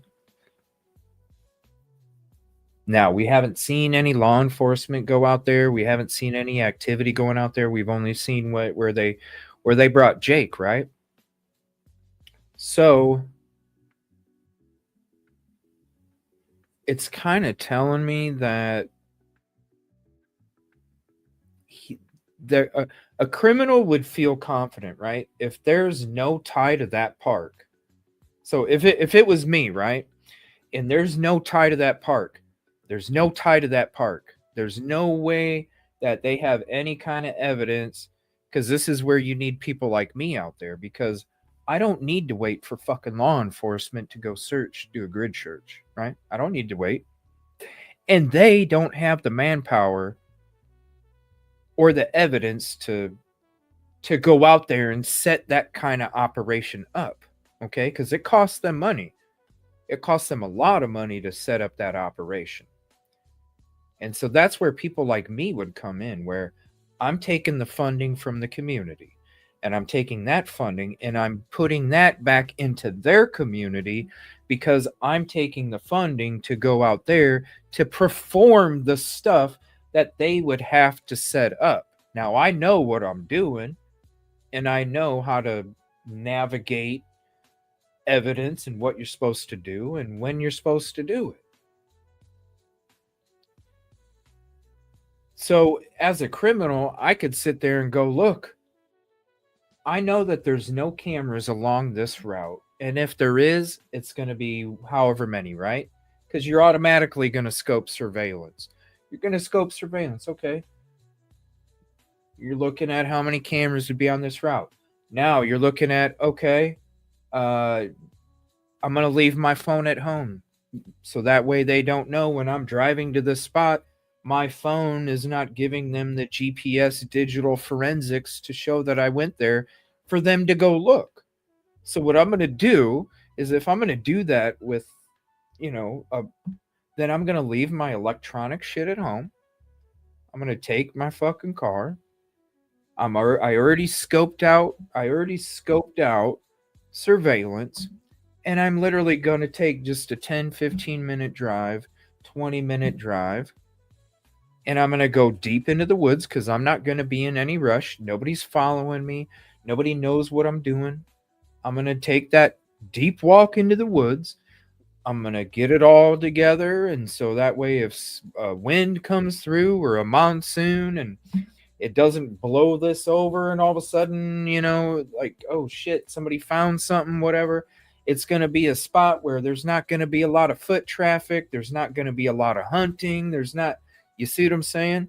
So if you can literally go find a spot and do it that way, it's going to be very hard for law enforcement to then get the trail that leads them to that spot in order for them to do the searching. At the same time, you're getting the same benefits if you go an hour, 2 hours away.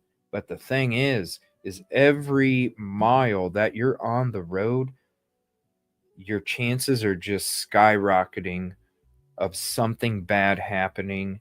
And when you're trying to do that criminal activity, you are trying to eliminate every situation that could potentially happen that prevents you from doing the crime that you're trying to do. And so you're going to look at it, and they may not even be that smart. I don't know, but I would look at it and go, dude, I could really, like, the chance of me getting busted doing it this way, I'm rolling, like, it's a roulette table. Like, that's how much it's a 50-50, man.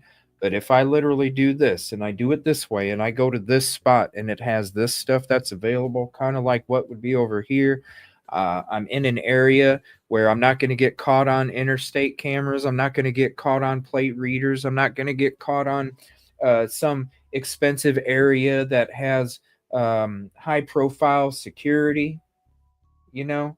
I'm literally going to go that route. I'm literally going to go that route. Because to me, it's like, dude, I'd rather 15 minutes and then they're like, hey, where'd you go on the afternoon? Well, shit, I drove 2 hours out of the way for no reason. Yeah, I just went down to the gas station that blocked down the road and got me a Mountain Dew. So what? Well, we caught your car on this camera at this. Yeah, I was going to get a Mountain Dew, dude. What do you want?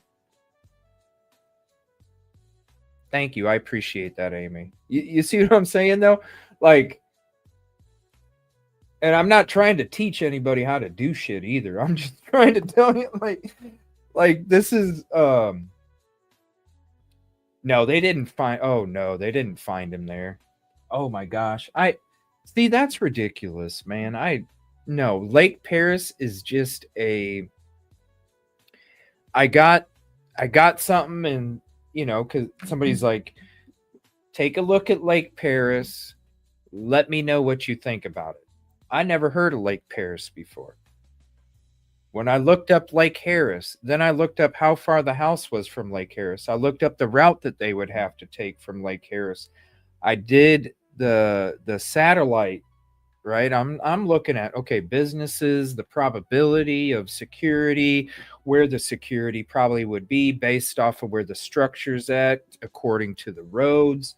You know what I'm saying? You add all of those things in. Analytics. You add all those things in, and then that's when I sat back and I'm just like, dude, if I was out there, I would literally, I don't even need a tip. I wouldn't even need a tip for that spot. I wouldn't need somebody like, yeah, I heard there was evidence. I don't even need that. I look at the area without any information saying that this crime is tied to that area. I look at that area and I see how it's set up when it comes to where the house is and all of this other stuff that I just brought up. And to me, I wouldn't even need a tip that he could possibly be. I would already have set up a team and we would have already searched. Like, that's how much this spot really says to me, like, dude, this is like a spot that is close and it's perfect for that kind of crime, what you're trying to do. So it would be that much of an importance to me where literally if I was out there, I would have already searched it already.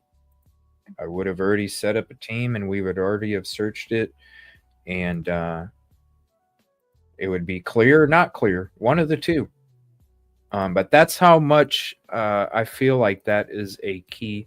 Not that he's there, or not that anybody has said that they, not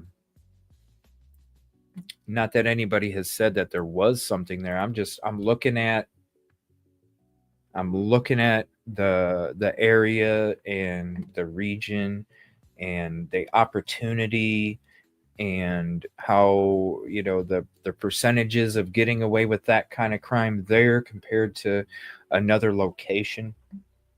Because there's a lot of things that are involved with it, especially digitally, especially when it comes to the digital forensic side. Let me see here. So I'm not seeing any. Have you seen anything, Amy? Because I'm not seeing anything. Let me see. I need to change my thumbnail and my title.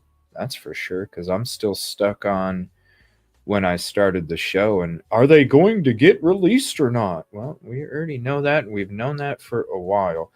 Let me do that real quick. Hold on. Let's see. I'm just going through all the... Not yet. Okay, thanks for checking. Let me see here. I'm going to go through... And please hit the like and share this out to your socials. Sharing it out to your socials can literally get me into more communities. The more it gets shared out, the more funding we can get. And the more funding that we can get, the more communities I'll be able to go to. It's just paying it forward in littlest amounts in different ways. It's all paying it forward just to try and help make a difference. Because listen, I would rather go out and make a difference today. If I'm not going to be here tomorrow, I would rather go out and make a difference today than sit on my ass and eat Cheetos and play games. Because if I go tomorrow, at least today I feel accomplished, where I wouldn't feel accomplished if I just sat and played video games and ate Cheetos. Let me see, 6:15. So that's Vinny. I don't know if I even want to watch Vinny anymore after the latest BS about Emmanuel being found, because he was the one that actually, like all the other YouTubers, the big fish, were doing those streams, but they were all shutting their streams down after a few hours, even though they didn't change their even though they didn't change their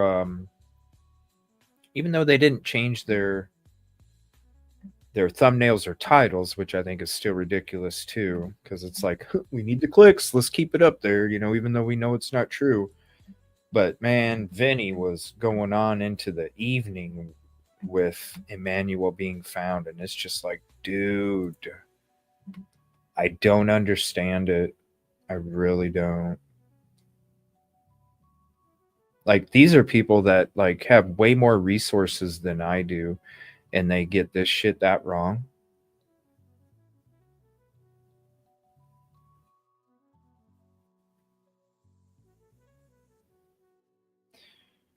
I'm not seeing anything here. Well, what I'm going to do is... Jesus, like... Okay, bikers showed up at the courthouse. Maybe I'm just, man, the clickbait is just fucking gross, man. What difference does it make that bikers showed up at the fucking courthouse? I mean, seriously. What difference does it make? Okay. What, you want a cookie? What, do you want a cookie? I mean, shout out, but at the same time, I mean, are you going to do a social media post? CJ just showed up to the courthouse. I mean, come on. Fuck. Oh my God. Hot dog vendor just showed up at the courthouse. Latest update. Hot dog vendor just showed up. Oh my God. Yeah, we got that one already.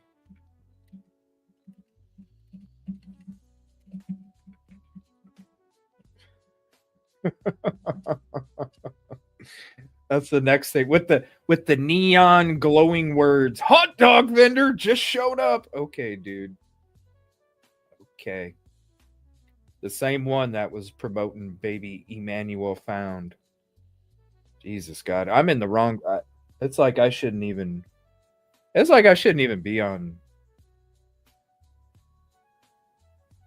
social media or shit because I just, man, it's a different man. It's like I'm a little fish that's already a little fish in a big pond with big fish, and I don't even do the clickbait shit. You know what I mean? Like you would think I would be the one to do the clickbait shit, and all these big fish just it's my lord, they're like piranhas, you know? They're like piranhas waiting. Hot dog vendor showed up. I mean, they're like piranhas. It's gross. That's why it's important. If anybody, you know, as much as the super chats and as much as because they do the super chats, the super stickers, the Venmos, the Cash Apps, even the Amazon equipment that I have on an Amazon list, stuff like that, literally, because if I don't have to spend money on this piece of equipment, that money that is in my pocket goes to the damn community. You see what I'm saying? Like, it all basically is for that. And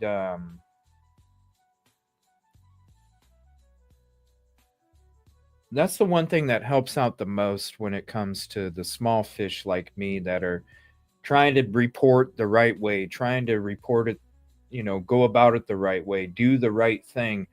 And we're constantly going up against people that just have no ethics or self-awareness or even the mission being about the right thing, you know?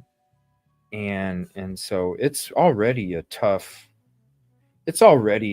game to do what we've been doing. That's why, you know, over the last 3 years, it's why we're not 200,000, 300,000, 400,000 people like these other people, because we're not sitting there putting that shit out there. I mean, you could see it, 14,000 views just off of bikers showed up at the fucking courthouse. Like, you see what I mean? It's I'd rather take that time and focus, because like I said, I work on different cases at the same time, and a lot of cases you don't even hear about. I only talk about a couple, and we're talking like, you know, at different points in time, we're talking, you know, anywhere from 10 to 50 different cases at once that you guys don't even know about. And I ain't got that time to sit there and spend 30 minutes to let everybody know that the fucking bikers showed up. I'd rather take that 30 minutes and give it to the family that deserves 30 more minutes of me working on their shit for their loved one, instead of just trying to let everybody know that bikers are at the fucking courthouse. So that's why I'm saying maybe it's just not the avenue, because like, I'd rather, I don't know, I think about all that than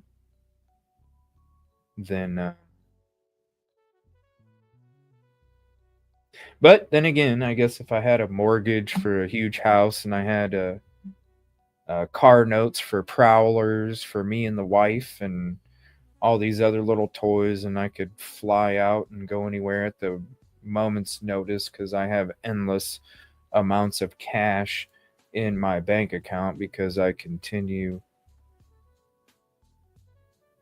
to go that route, then I suppose. But I don't know, I just wouldn't feel good at the end of the night when I lay my head down, because then I would really feel selfish. I'm just a different kind of soul. Okay, I'm not seeing anything for the last few hours either. I would love it. Listen, Busby, I'm still wanting a crotch rocket, bro. I'm still wanting a crotch rocket, bro. I've been waiting a long time. It's like, yeah, no.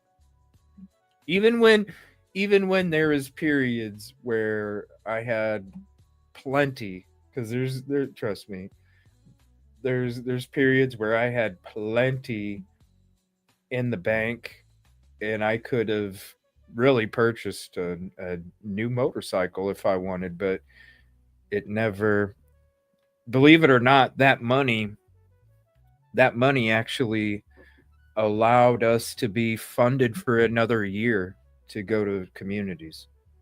So I could have got a motorcycle, but it really did, in the long run, it funded us to be able to go out there for another year. So, all right, KTLA 5 is live. I want a pool. I want a bike so I can just go hit I'm an open road kind of guy. I travel miles like crazy. And I would love to be able to hit the open road on a bike, you know, just feel the breeze I'm a nature lover too. I'm a nature lover. I'm a highway lover.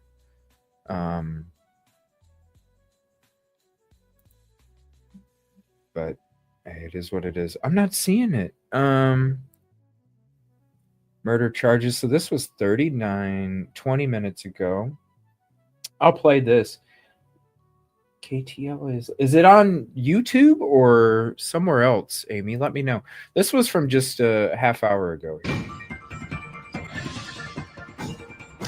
Now at noon, breaking news. Murder charges have been filed against the parents of 7-month-old Emmanuel Haro. Thanks for joining us for the KTLA 5 News at noon. I'm Lou Parker. And I'm Lauren Lister in for Glenn Walker. It has been nearly 2 weeks since baby Emmanuel was reported missing after what officials call a bogus kidnapping in the Inland Empire. And today, his parents are expected to appear in court to face murder charges.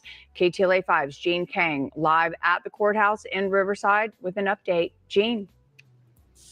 Oh, I know that, Sarah. I know there's a lot of biker clubs that show up to all of it whenever there's children involved, and shout out to them because they all show up in masses. We've been on biker runs before for different cases, but I'm talking about the reporter aspect of it. You know what I'm saying? That's what I'm talking about. Like, yeah, that's the one thing I love about bikers is they come in mass, and it's always about the children. It is. It's always about the children. But for, like, I'm talking about as in reporter, like here. Hey guys. Okay. Okay.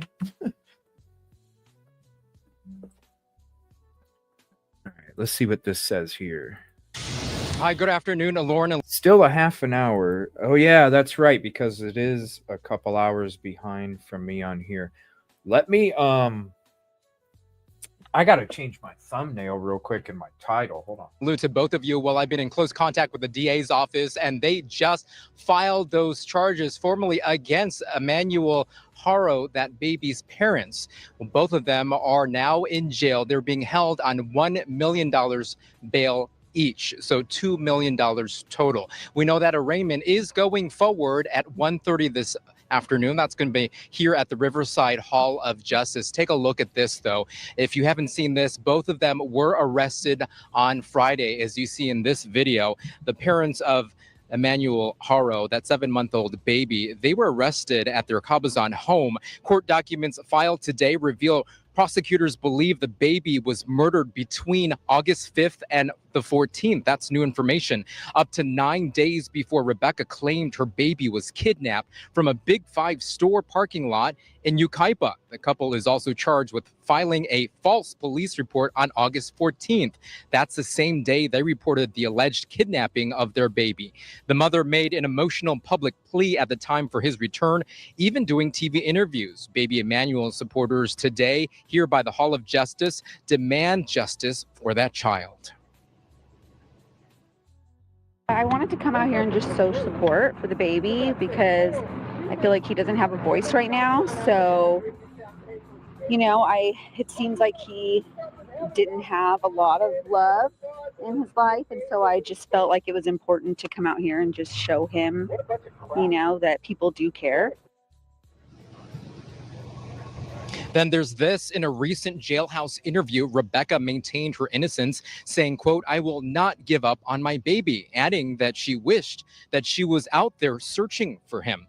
Reports say she visited the same Big Five store just days before the reported alleged kidnapping of baby Emmanuel, asking about surveillance cameras after claiming her car was burglarized. On Sunday, Jake was spotted in a jail jumpsuit during a mass. Right, I need to fish out security cameras. Hello. August 5th. They said August 5th to the 12th. Is that what they said? Let me see here. Why is my chat? Hold on, YouTube's bugging out. I got to bring my YouTube chat back up. Let me see here. A tighter yes. Did I hear it right though? Sorry, I'm trying to update my stuff because it was still on. Will they get released? See, if I was about that click shit, then I would have had it updated as soon as possible. But I heard the 5th and 12th. Is that right? Why are all of my... Looks like YouTube chat's being buggy. Why is it being so buggy? Okay. I thought I heard 5th to 12th. I'll go back on it here. I'll let the rest play. Let me play it again here. Search in the Badlands area near Moreno Valley. More than a dozen sheriff's vehicles and cadaver dogs searched that location for hours. Jake was not part of the search officially, but he was at that site. Unfortunately, detectives found nothing. Yeah. The case has drawn national attention. All right, KTLA. Are they live? I don't see them being live.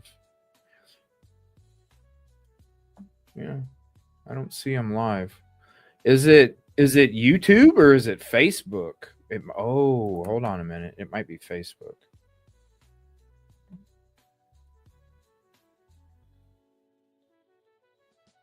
Let me see here. It might be Facebook. No, they're not live either. Where I need to fill up my coffee too. Let me see here. Yeah, I'm not on the website itself. All right, hold on.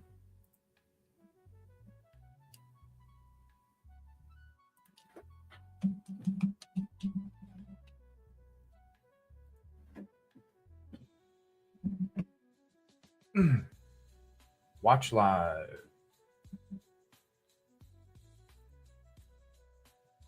Let's see here. Oh, that's a cool picture. The digital highway. Wherever it needs to be to keep business moving, to energize AI, and to make exceptional things happen. We are architecting the fabric of tomorrow's connected enterprise. Unleash a modernized network with HPE's security-first, AI-powered networking. CHP released a brief statement saying this was a heartbreaking tragedy and their thoughts are with the families. They say both. Is this the feed?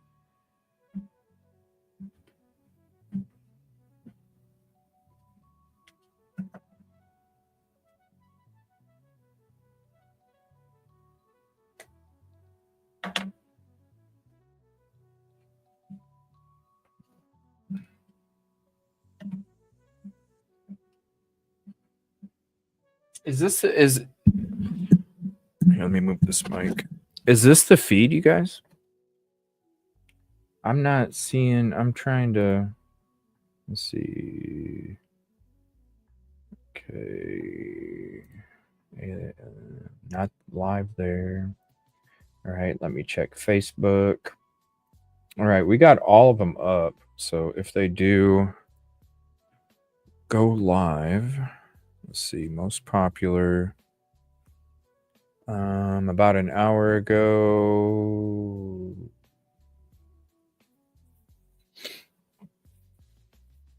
Okay, we'll go back to that in a second. Give me 1 second. I'd have to update this thumbnail title.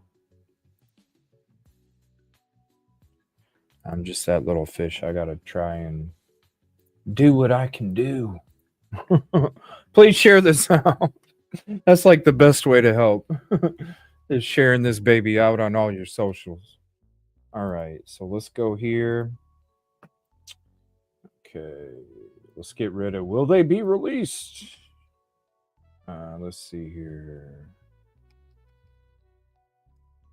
When I say 1 million, I'm like, when I'm thinking like 1 million bond, I'm thinking like Austin Powers, you know, when Dr. Evil's like $1 billion.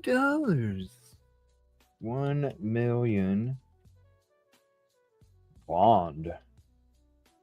Let me see here. All right, that's all I need to put. Instead of will they be released today, I just need to put 1 million bond. That's it. All right, let's change that. I gotta change. I gotta get that off the thumbnail too. I need to put 1 million bond on the thumbnail.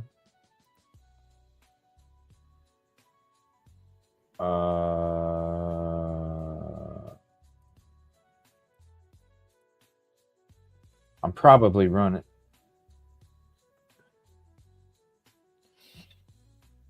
Oh yeah, there's still time. Maybe I should take my couple-minute break right now, maybe before, because I've been drinking coffee all day and I haven't gone to the bathroom, so you can probably imagine where I'm at right now. And this is some strong coffee too. This is the 4 beans out of 4, not the 2 beans out of 4, you know. This is a strong shit. Don't ask me how I've been able to do it this whole time, because literally I probably should have. I'm just focused. All right. Okay, so we got that. Now I need to update the thumbnail so it doesn't have will be released. All right, we'll do that. And I'll play something like from Court TV or something while I take my break. Okay, so there's that. Damn, how long have we been on so far today? Probably over 6. Yeah, 6:15, 6 hours and 15 minutes. All right, so we got the thumbnail updated. Please share this out to all your social medias. Tell them to come hang out with us. We're getting ready to go through some more of these updates. What I'm going to do is, all right, let me get you guys. I need to get rid of these. Let's keep that one up there. Let's get rid of that feed. Let me see here. I can get rid of that one. Let me see here. I can get rid of that one. I can get rid of. Can I get rid of this one? Yeah, I can get rid of this one. I can get rid of this one. I'm gonna leave that one up.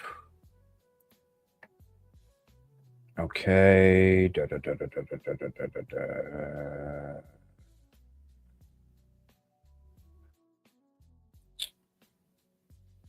People are saying that he's found. What? Are you serious? No. Hold on. Oh my God. Some fucking dude with 19 subs. What? It's okay. People make mistakes. Yeah, with the baby's remains. Dude. What is it with fucking people?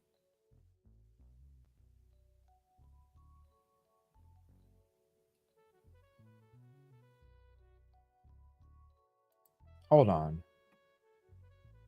Authorities confirmed the discovery. Wait a minute. I'm looking this up. This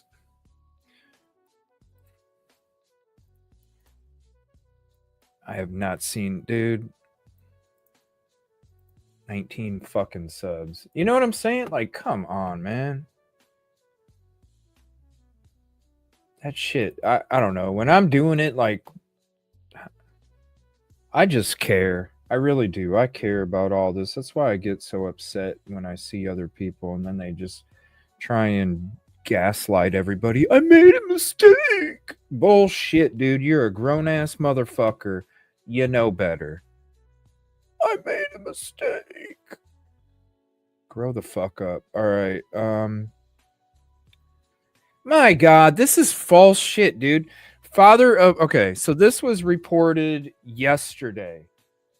And I'll show you what I'm talking about. I'm going to show you the fucking channel. This was reported yesterday.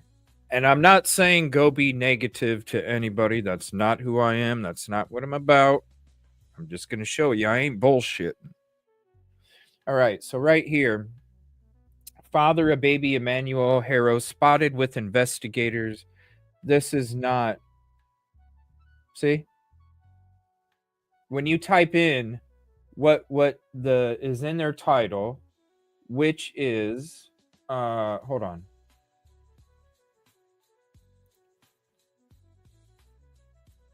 Okay, so I typed in the title that's in his video. And it's coming up with the shit that we already know that's not true. So you go to this guy's channel right here. Baby Emmanuel Harrow's body found.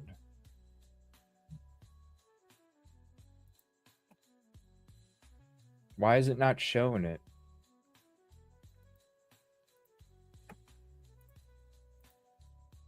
Right here. Baby, this is the shit that I'm talking about. I just made a mistake. Dude, you started so much fucking bullshit off of a child's remains, dude. God, I'm really getting... On the toilet. Yeah. Fuck it. I'm getting mad right now because this is ridiculous, dude. This is the shit I'm talking about. And then look, people are going to... His body's found. Because somebody wanted to upload it. Let me show you this. John DeRosette wanted to upload 9 minutes ago that his body was found. So then you click on the video and you go to this guy's video and it's a bunch of bullshit. But it's okay. On the toilet can make a mistake, dude.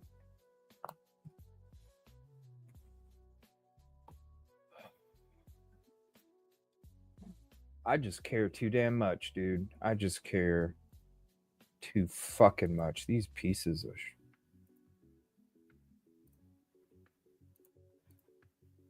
yeah, I definitely need a break because this clickbait bullshit is just really... Oh, man, cereal. Those are both so freaking good. Hamburgers or meatloaf?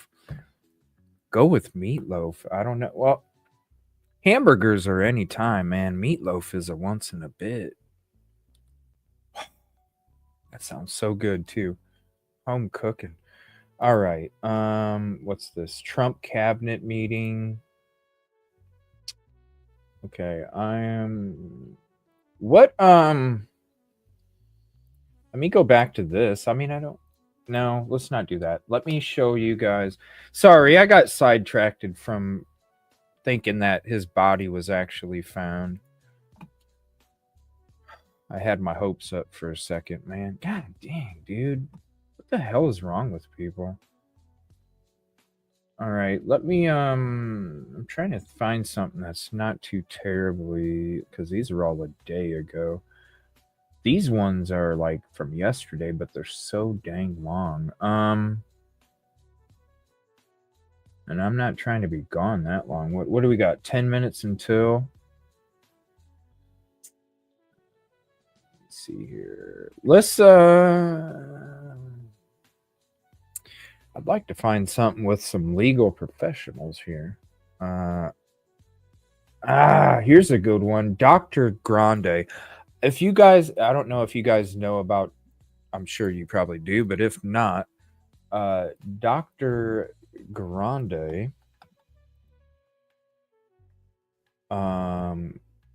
is going to break down the mother's implausible story. Let me share this with you here. This is Dr. Grande. He's one of my favorite channels. He's one of my favorite channels. And I'm going to play this for you guys while we take that small break.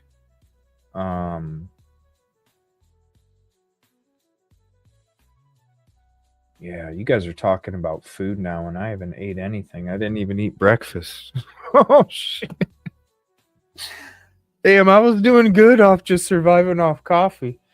Damn, now I'm thinking about like meatloaf and all this stuff.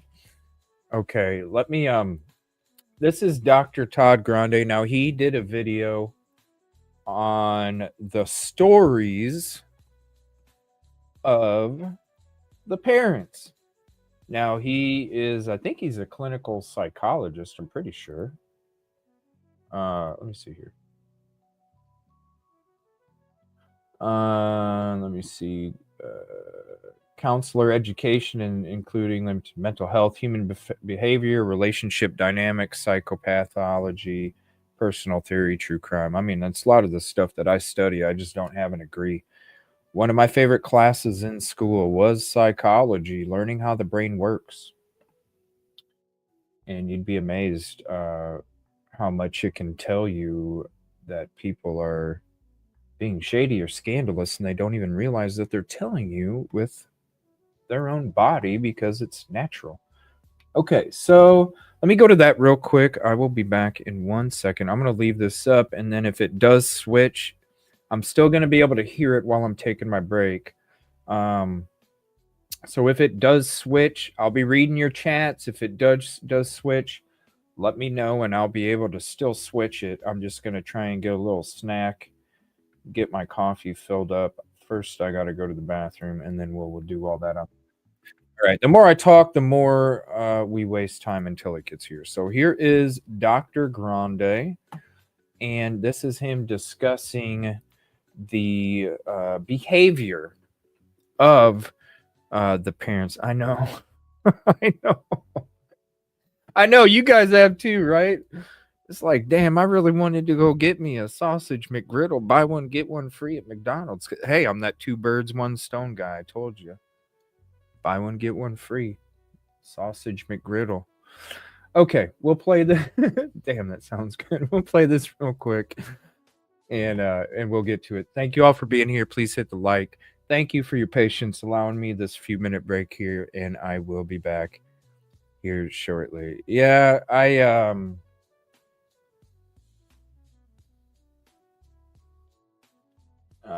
I'm just going to go ahead and get rid of that because honestly, that's just a clickbaiter.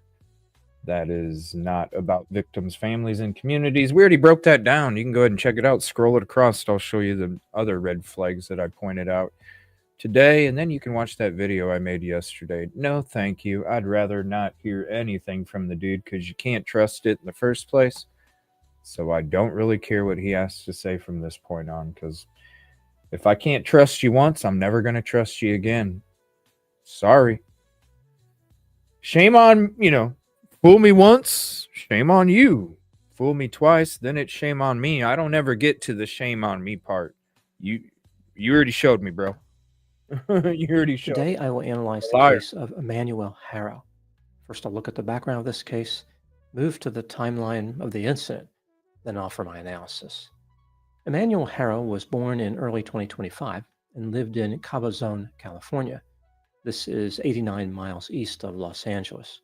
He lived with his parents, Rebecca Harrow and Jake Mitchell Harrow, in a house on Ramona Street, just 210 feet away from Interstate 10. Emmanuel's mother, Rebecca, is the sister of a killer named James Bushausen. On March 15, 2017, James shot his girlfriend, Jalen Amanda Keith, in the forehead and pretended that she must have done it to herself. This happened in an apartment they shared. Ultimately, James was convicted of murder and sentenced to 50 years to life in prison. Emmanuel's father, Jake, is a convicted felon. Jake used to be married to another woman named Vanessa Aniva. On October 13, 2018, their 10-week-old daughter was admitted to Hemet Valley Hospital. She had a fractured rib, fractured skull, brain hemorrhage, and swelling in her neck. In addition, she had 6 ribs and a leg bone with healing fractures. Jake blamed his wife Vanessa for harming their child. About 3 years later, on October 5, 2021, they were both arrested and charged with willful child cruelty. They pleaded guilty on June 8, 2023. Jake received 180 days in a work release program, while Vanessa received 120 days in that same program. Jake Harrell learned his lesson and turned his life around. One thing was for certain: he would never be arrested again.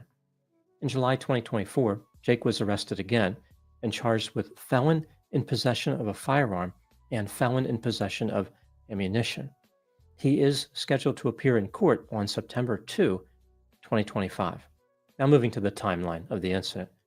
On Thursday, August 14, 2025, at 7:47 p.m., Emmanuel's mother, Rebecca, called 911 and reported that somebody had taken 7-month-old Emmanuel. Here is what Rebecca told investigators. The Harrow family was in Ucapa for a child's football practice. The child was Rebecca's stepson. Ucapa is 22 miles northwest of Cabazon, where the Harrow family house is located. While at the football practice, Rebecca went to the Big 5 sporting goods store in Ucapa to buy a mouthguard for her stepson. She smelled an unpleasant odor and realized that Emmanuel's diaper needed to be changed. She decided to do this outside of her pickup truck in the store parking lot. As she was changing Emmanuel's diaper, a stranger said the word hola, which is Spanish for hello. Before Rebecca could even turn around and look at the man, he knocked her unconscious. Rebecca said, quote, "I don't remember anything since. I woke up here on the floor, and I didn't see Emmanuel," unquote. When Rebecca uses the word floor, I believe she means the pavement next to her vehicle in the parking lot. As a result of this mysterious attack, Rebecca had a black eye. The police launched an investigation into the alleged kidnapping. They searched the area around the store, but they did not find any sign of Emmanuel. On the next day, Friday, August 15, Rebecca made a plea to the public while talking to the media, saying, quote, "If you know anything, please come forward or take him to the cops. Please come and bring my son back. I'm begging you," unquote. Her husband, Jake Harrow, also made a statement. He said, quote, "Whoever took my son, please return him. We just want him back. We won't do anything to you. Just give us our son. Keep him safe, don't hurt him, and make sure you feed him and change him," unquote. On Saturday, August 16, the authorities said that they confronted Rebecca with inconsistencies in her story. At this point, Rebecca stopped cooperating. She declined to answer any other questions. Investigators said they were unable to rule out foul play in Emmanuel's disappearance. On the same day, according to an attorney for Jake Harrow, Jake told investigators that Emmanuel may have been spotted at a gas station in Bakersfield.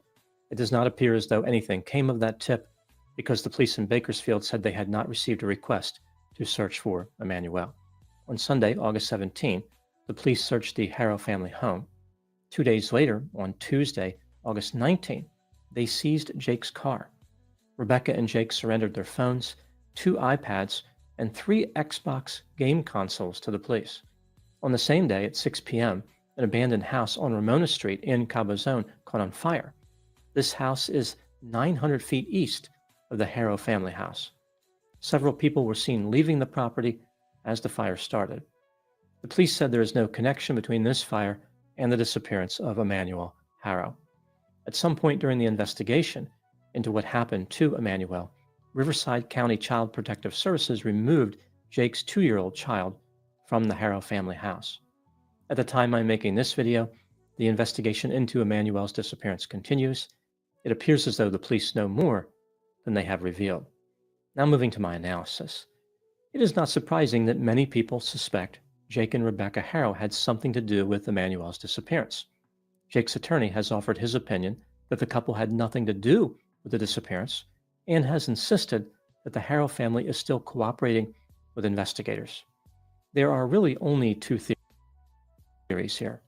Theory number one is that a mysterious man kidnapped Emmanuel, just like Rebecca said.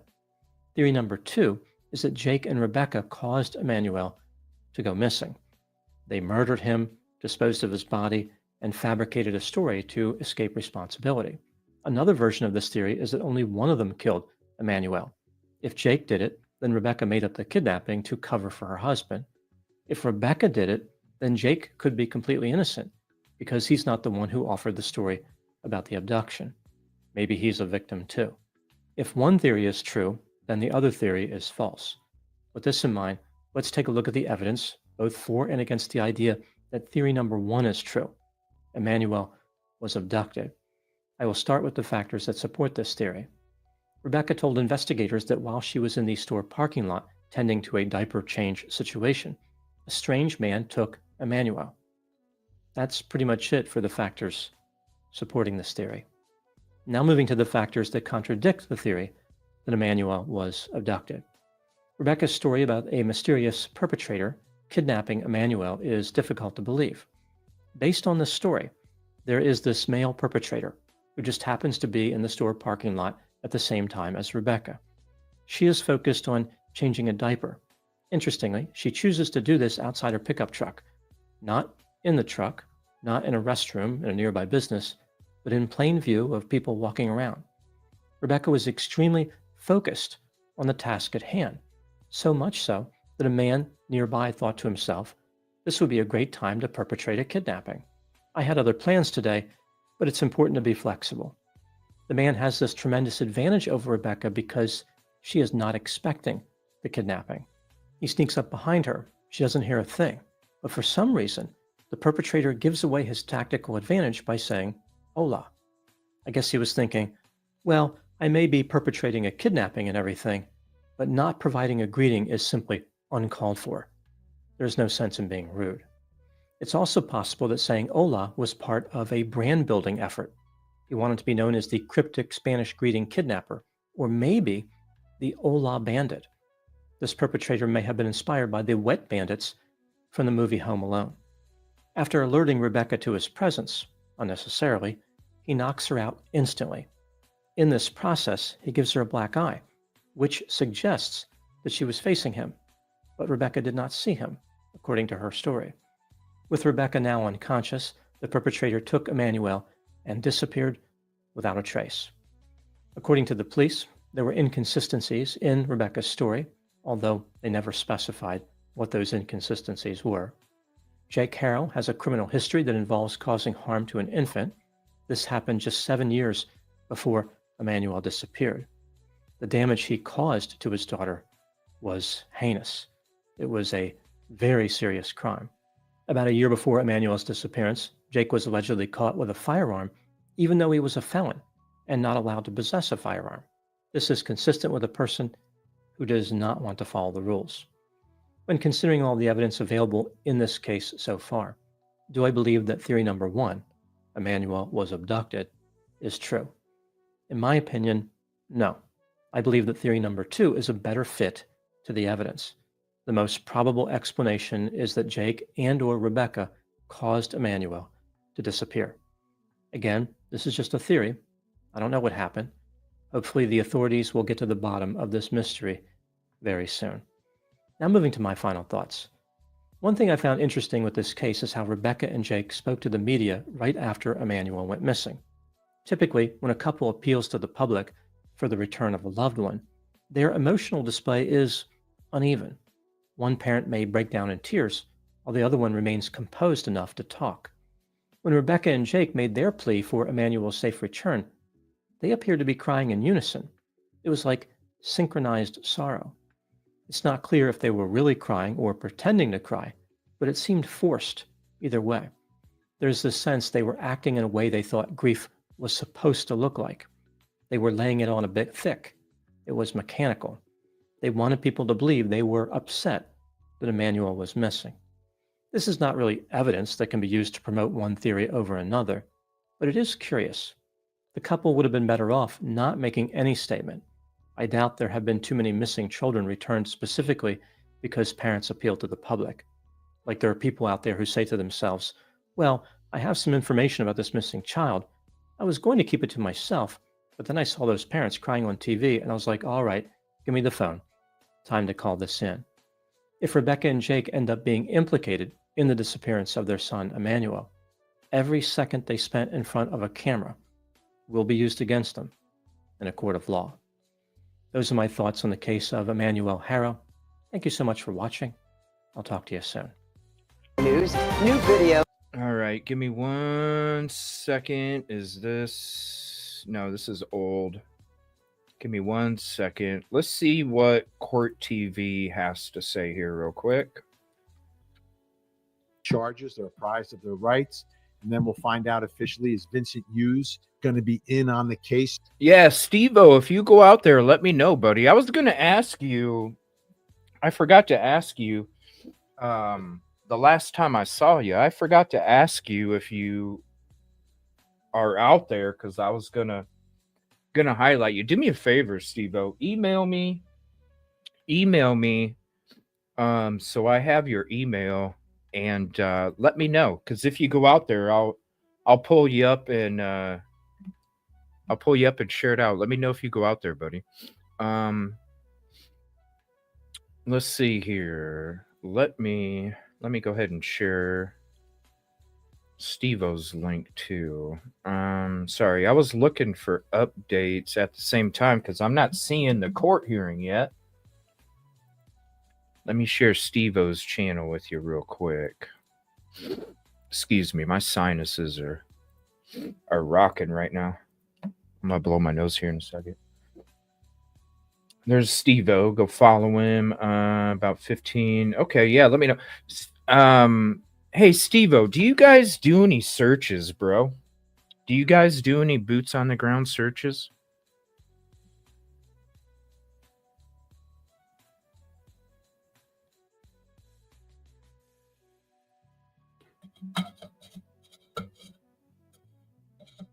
You guys do any ground searches, man?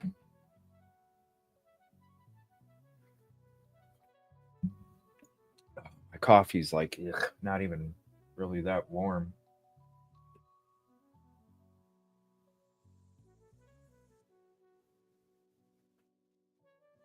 Never, let me see.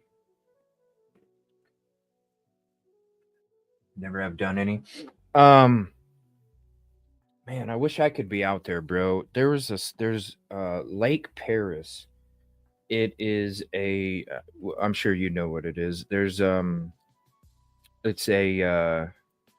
it's like a recreation area, and if we can get together, I'll kind of, because I've already been studying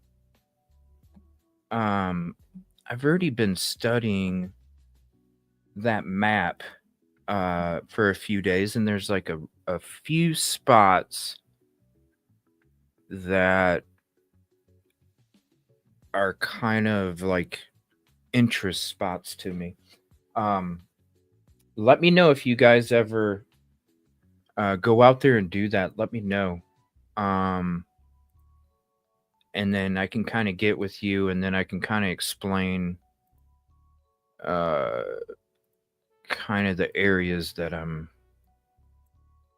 thinking of. If I was able to be out there, I would have already searched them. They're just, I don't know, these spots are just really interesting to me. Now officially on the record for... Yeah, if you guys have a link, I'm not seeing all the different links. I'm not seeing it even up. As you can see right there, I'm not even seeing it up. So if any of you guys, I'm looking at all my, I'm not seeing any of the court hearing. Uh-oh. What happened?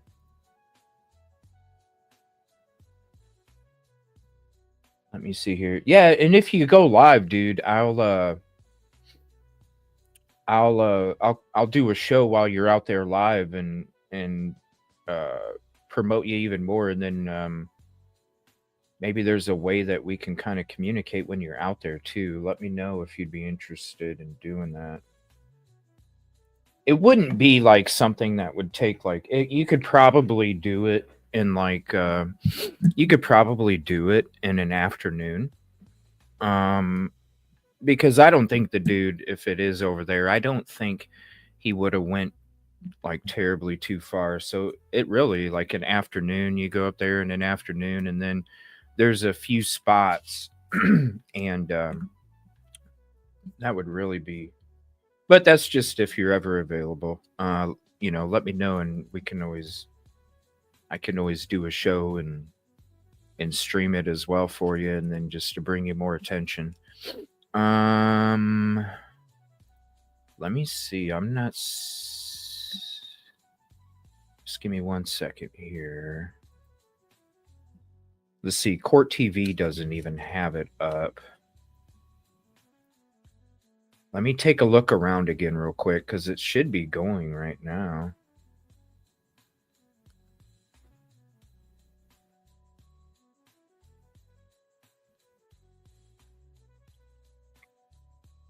Gosh, you see the big fish clickbaiters that were promoting the baby found are promoting the BS reporting still. And the masses just flock to it. It's sad. Okay, I don't see anything. Give me 1 second. I'll get back to chat. I'm just kind of scrolling around looking to see if I can find. Let's see.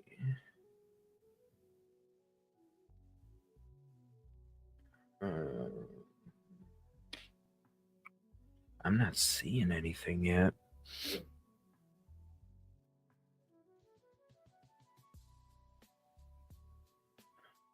Yeah, I'm not seeing. Okay, I'm not seeing anything yet there. The channel from the guy, yeah, that dude's a freaking. I already broke down all the red flags. That dude shouldn't even be boots on the ground because he doesn't know what the hell he's doing, and he's gonna fuck up an investigation, dude. He's gonna fuck up an investigation. If you look the maps, yeah, that's not the spot that. That's the spot that Jake led him to. They're not trying to get busted. You know what I'm saying? He's gonna take them. He's gonna take them to. He's gonna take law enforcement to a spot he knows they ain't gonna find him. So I'm not even like thinking about the. I'm not even thinking about the where they were searching already, because to me it's like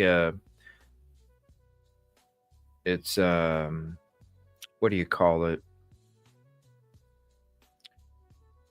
It's like a spot that you're gonna take them there so you don't get busted. Oh dude, I broke it all down. Like if anybody, I broke the rest of it down today. If anybody hasn't seen, it's a 25-minute video that I did on all the red flags from that guy. And I also went over a red flag today because the dude actually admitted he's on another video from a few days ago telling people that he got a tip where baby Emmanuel was buried, and that the tip said that the parents, Jake and Rebecca, were also seen going to this spot. He had the GPS coordinates, and he wasn't even going to call law enforcement. Where if you're in that situation, you call law enforcement, because if you go up there and touch a bunch of shit, you're ruining an investigation. The dude isn't about the victims' families and communities. The dude is about getting views, and he's continued to lie over and over and over and over. And just because he's out there in front of the building or whatever, there's so many red flags, honestly. Dude shouldn't even be out there. Like, shouldn't even be. He's going to fuck something up. He's going to end up messing something up, and I would hate to see baby Emmanuel not get justice because somebody's just out there to get clicks and views and attention. And that right there, when you're dealing with people that are like that, they don't give a shit about the family or the victim, and they just care about themselves. And when you're in that kind of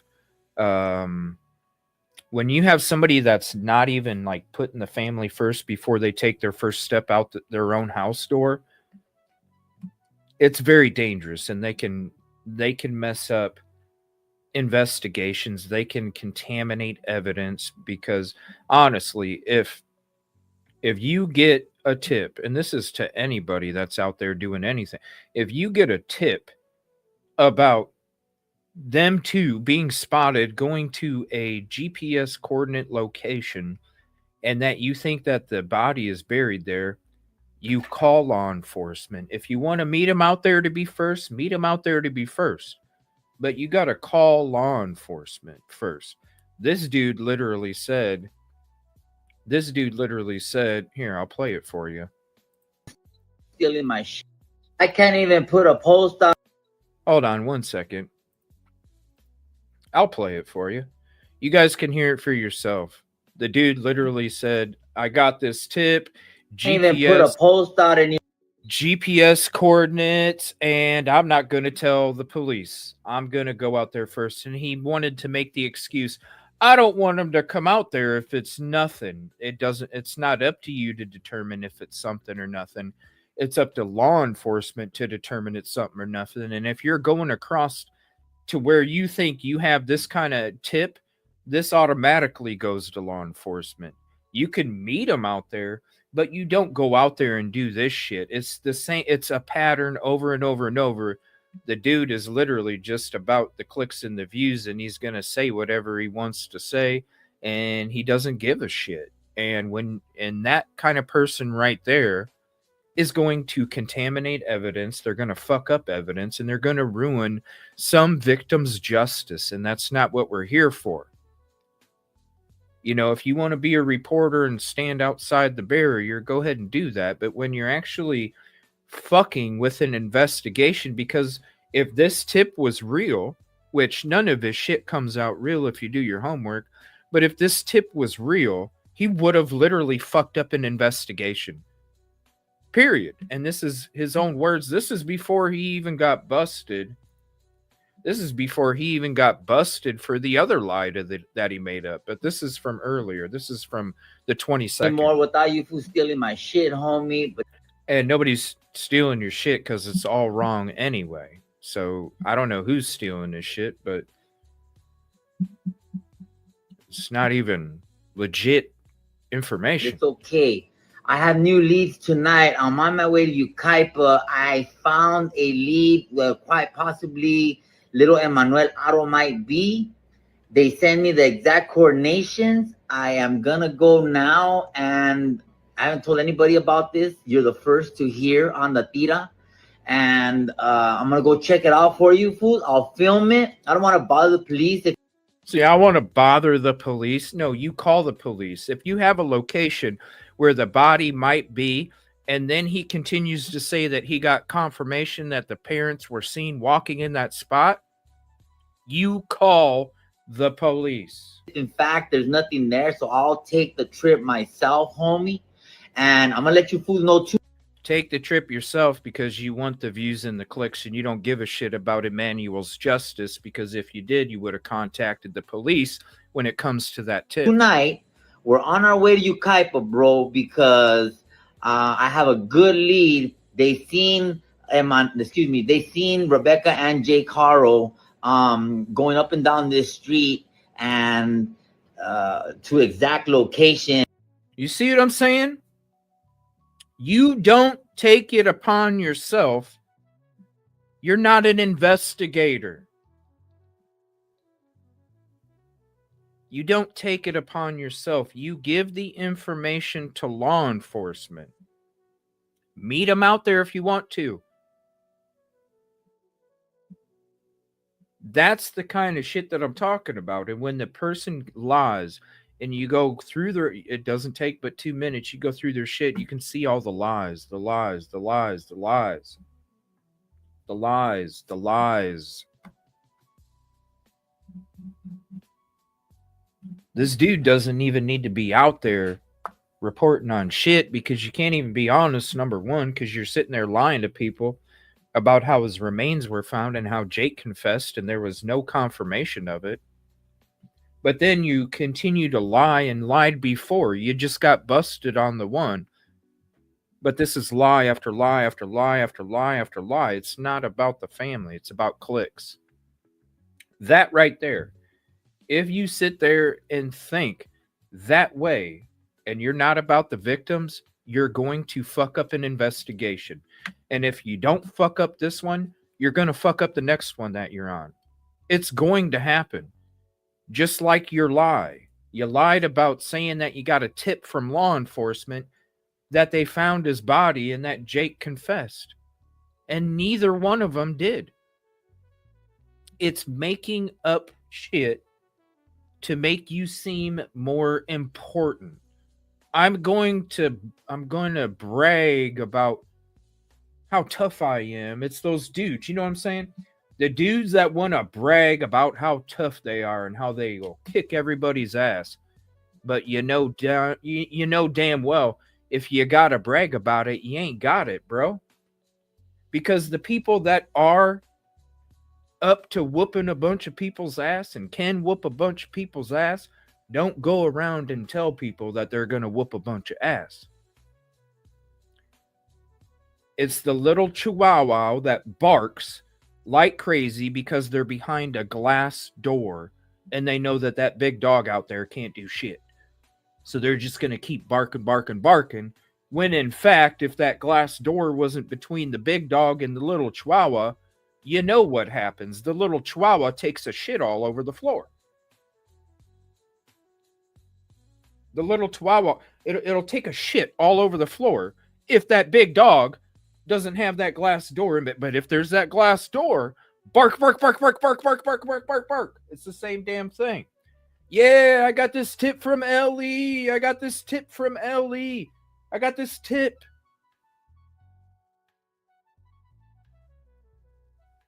Bunch of BS. Anybody can have a microphone and stand somewhere and pretend. This dude's gonna fuck up an investigation. He really is. All right, let's go back to this.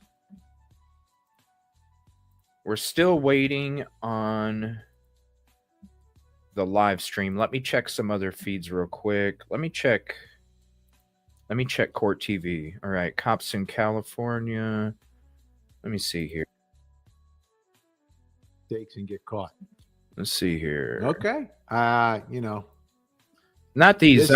This is a tough frame. I'm sure you can attest to this, Steve-O, because I did my research. I did my research on San Bernardino Sheriff's Department. All right. And because I was questioning their sheriff's department for a little bit yesterday, I researched the San Bernardino Sheriff's Department. And what I discovered was that they are very, what's the word that I used earlier? They're, what's the word I used? They're very, go down there, Steve-O. Shit, report live from the scene. Man, you should be out there, bro. You're at least reliable, bro. You're at least reliable. Go down there. I'll help you out. Is it really? Because I was looking it up, and I was looking up like it's actually, like a lot of resources, a lot of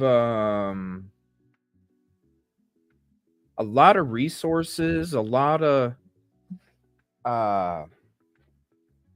like they were like, I mean, I was seeing a lot of good things. Honestly, I was seeing a lot of good things about them. They don't care about really. Okay. If you want, dude, I can send you a link and you can join and you can also stream it to your platform. The StreamYard app allows you, if I'm hosting a show, you can click on the link and you can actually stream it to your YouTube or your wherever you want to stream it. You can stream it up to like 3 different places, I think. But you can stream it to your YouTube as well. And then what I can do is where the TV screen is at, I will give you that camera slot for the TV screen, and I'll continue to be in this little camera slot over here to the right. So if you do want to do that, let me know. I can send you a link that all you have to do is click on, bro. And you just set it up. You connect it with your YouTube. If you don't use StreamYard, you just click on the link anyway. It's the same link that brings you in up here. But all you'd have to do is link up the StreamYard with your YouTube. So be signed into your YouTube, click on the link, and then it'll just say link up with YouTube. You already signed in on your YouTube. It'll automatically link, snap of a finger, and then you can literally go live on your YouTube as well, if you would like. And then I could put you on the TV screen, bro, and I'll just be the little camera. Yeah, send me here, send me an email.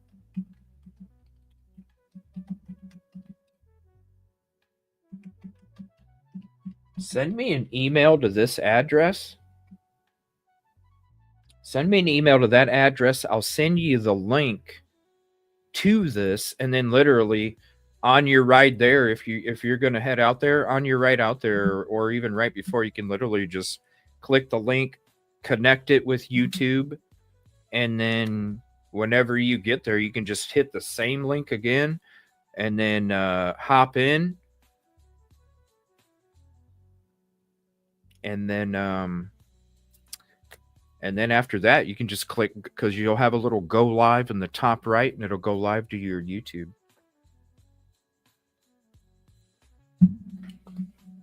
If you want to go out, are you going to go out in front of the courthouse?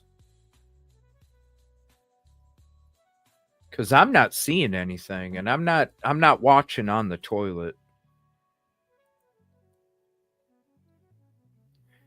You can't trust nothing he says at this point, and I wouldn't even trust him to be on my damn team, boots on the ground, because he would fuck something up, man, and then I'd be responsible for it. The one getting ready to run for governor, is it? I don't know. Run for governor? I don't know. I don't pay attention. I honestly don't pay attention to...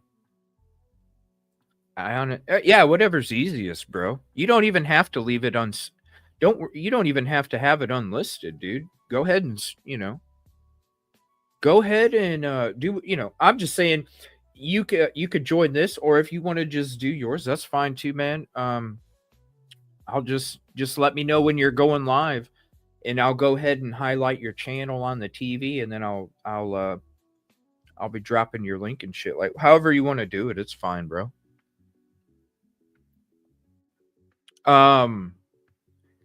But yeah, let me know if you're gonna be out in front, because dude, I couldn't even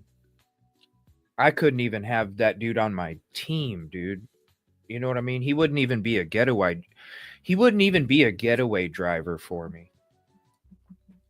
He wouldn't even be a getaway driver. That's where there's the thought process is not there. Like you're not to be able to be out there in that environment. Because I gotta listen, if you're gonna be that reckless, you're gonna be that reckless, period.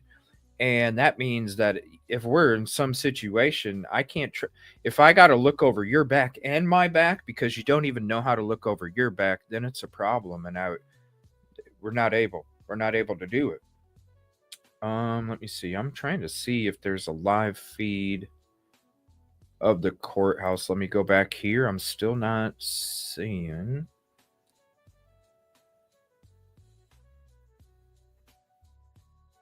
Because he's a freaking idiot, dude. Probably that little chihuahua shit. That's what I'm saying. Bark, bark, bark, bark, bark, bark, bark, and then you finally get bit.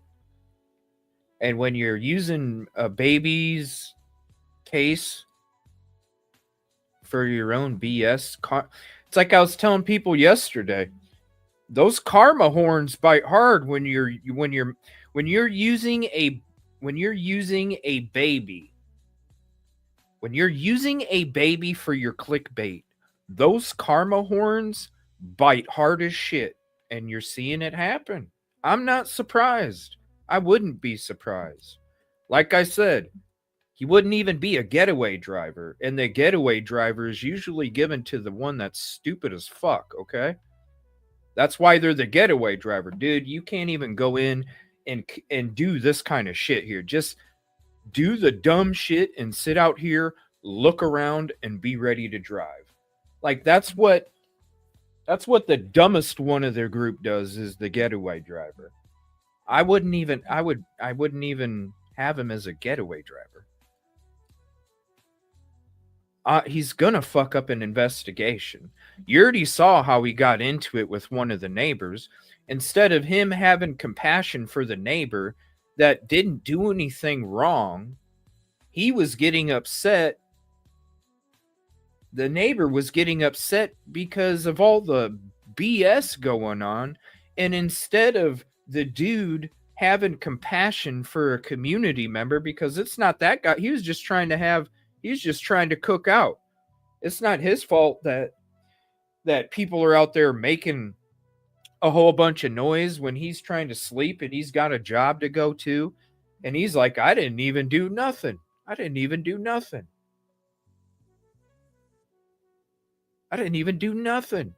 And the guy just starts fighting with the neighbor. And it's like, bro, if you're going to do that shit, you need to sit there and go, I don't care if he's streaming it or not, Catfish.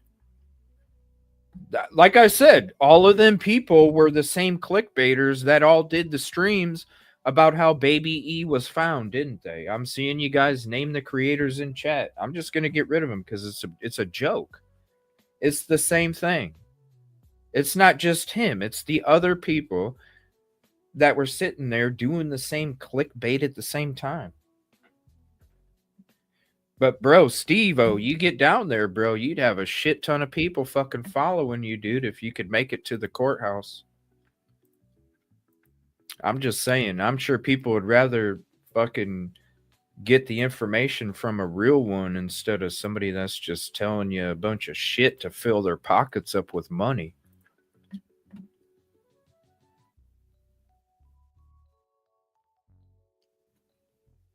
It's freaking stupid, man. I'm telling you look what's happening with him and TMZ. Karma is not, listen, it's one thing if you want to do, another adult or some shit, that's one, it's still wrong that you do it. But dude, when you're doing this kind of stuff and creating that kind of energy with a missing child, karma is a B. It's not good, man.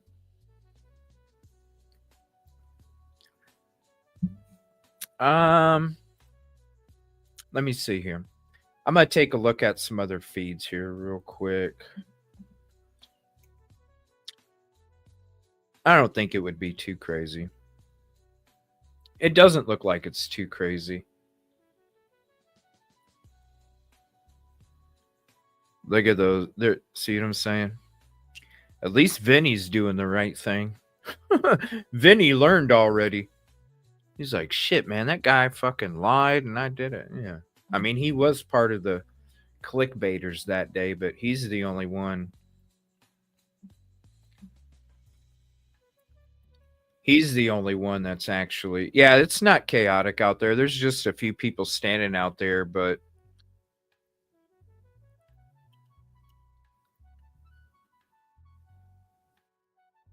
that dude that's let me see here. He's just standing out there making up a bunch of bullshit anyway. He was the same one that's telling you he gets his tips from law enforcement, and law enforcement don't give tips that are wrong.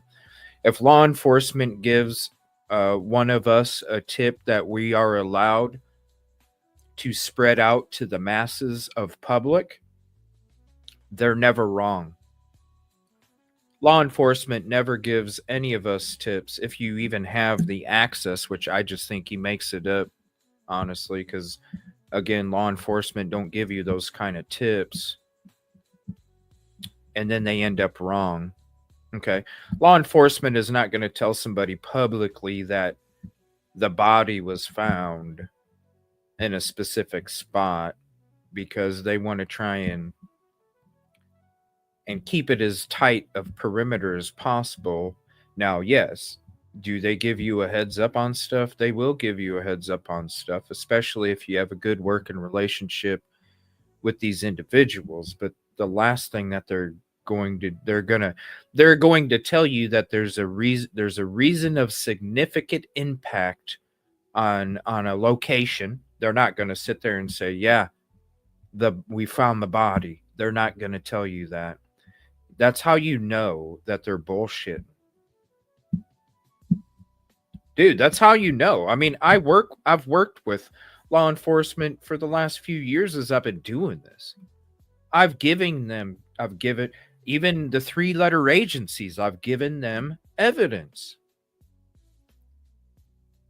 And I worked with locals. You know what I'm saying? Like, I know how the shit goes and how it really goes down. There's a reason that they trust me, because if it's not supposed to be talked about, I don't talk about it. Do I use it in my own investigation? Of course I do. But I'm not going to talk about it unless I have permission. This dude right here is sitting there like, yeah, homie, we found I got the tip that Jake confessed and the body's right over there and this and that. It's like, dude, no, you didn't. The cops are not going to fucking tell you that they found them. They're going to tell you there's a spot of significance. They're not going to tell you that they found the body and so confessed. And if they did, then it would be released to the public within minutes on a platform or a press conference. It's not something, it's just outlandish stuff. And you got the clickbaiters that are sitting there getting all sucked into it again today. It's really sad and pathetic to see individuals that have those kind of platforms and that kind of difference in influence that are sitting there getting sucked up into all the clickbait shit. And it's because none of them have done their homework. If you literally did your homework, and it's only 2 minutes that it takes for you to do your homework on this dude don't hide his shit at all. I'm just going to be honest with you. Like I look up info like this. Like, that's my job, to look up info and dirt. That's my job. And literally, this dude, you get all the info, like, if you know how to look it up, but you don't even know how to look it up, and you can have all the information right at your disposal. But when I looked it up, it literally took me less than 2 minutes to figure out everything about this dude. Like, less than 2 minutes.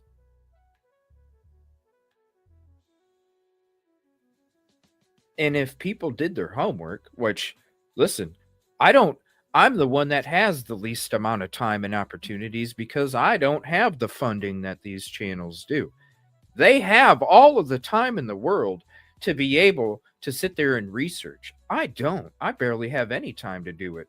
And somehow I'm able to research more than they are. It makes absolutely no sense. None at all. Literally, like I said, it took me less than 2 minutes to find out everything about this dude. Like, less than 2 minutes. I was shocked. Because I'm sitting there going, I thought you had this,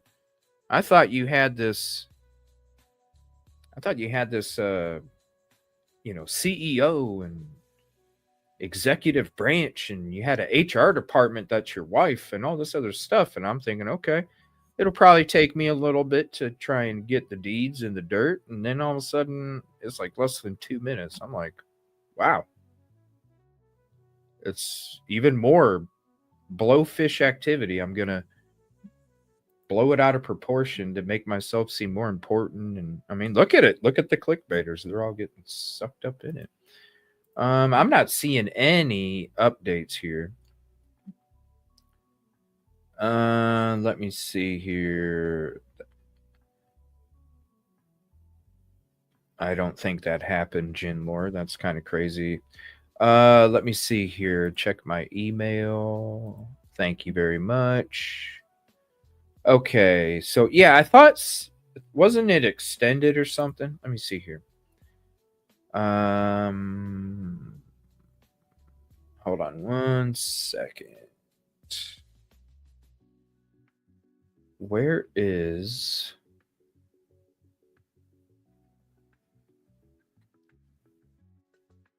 okay, continuance. Okay, let me see here. Probably does it say who filed it though? Because I'm wondering if law enforcement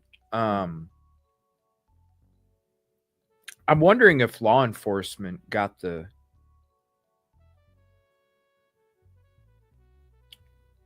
because it's not for a particular, it's for one, it's for both. So I'm wondering if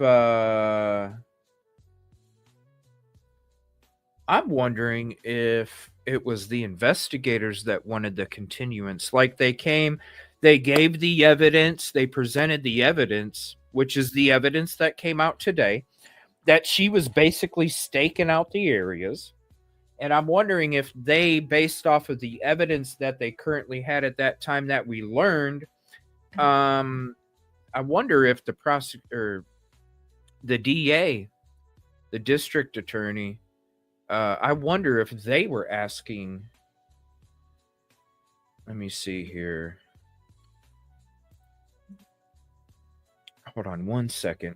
Let me see here.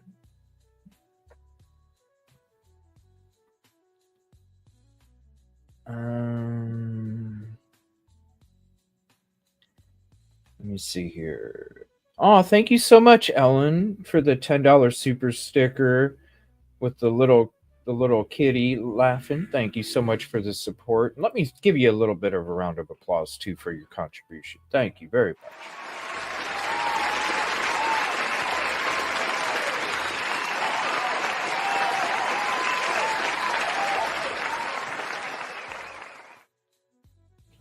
Thank you so much for that. Okay, one second. Oh, you're there, Steve-O?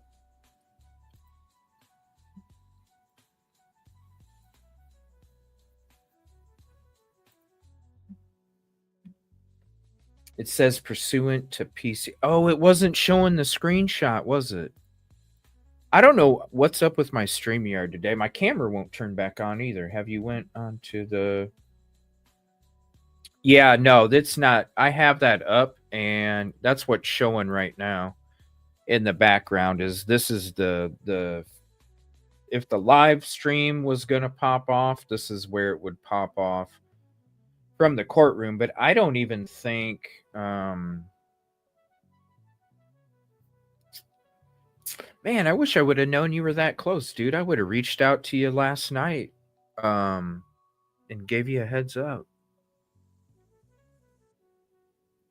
I meant to ask you when I was over at, by the way, if you enjoy comedy, if you enjoy games, I stream over at my EvilleCJ TV channel. It's a new channel that I made recently, and that's where I just hang out, and I like to have fun, giggle, comedy. I'm going to be doing different things on there as well, like reactions and stuff like that. Then I also play some games, so if you're interested and you ever want to come hang out, honestly, I'll probably be there on there tonight because I've been going 7 hours and 15. I'm going to keep going, and I'm still going to want to hang out on a show. So if you want to, go ahead and sub up to this channel over here, and I'll be hanging out there later, just chilling back, bullshitting, having fun, and probably playing a little something or something. I don't know. It's just whatever. It's just about laughs and having fun and we talk about a lot of the ugliness of the world over here at the obviously because of what the different cases that we discuss and the things that take place um, with loved ones and the pain that it kind of reminds you of. And so I made that channel to kind of hang out over there and just kind of not even worry about true crime and anything like that. You're good, Steve-O. I'll just keep watching your channel, bro, and I'll just keep refreshing your channel. If you go live, then I'll pull it up. Don't worry about having to email me, buddy. I'll just keep refreshing as I'm going through all my different things. I'll just keep refreshing and see if you're live, man. Let me see here. Okay, criminal complaint. Yeah, we already know that. Let's see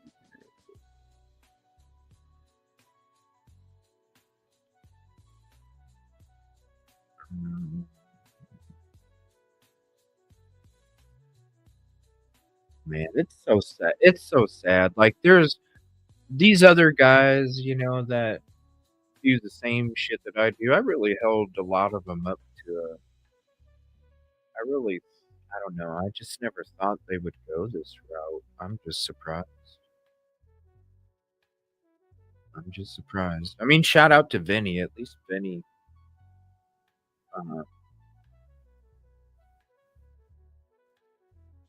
least Vinny is entertaining it.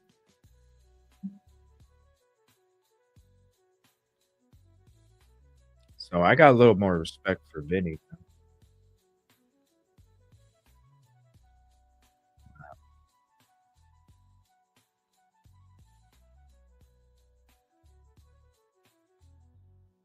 Yes, let me know, buddy. I'm gonna keep refreshing.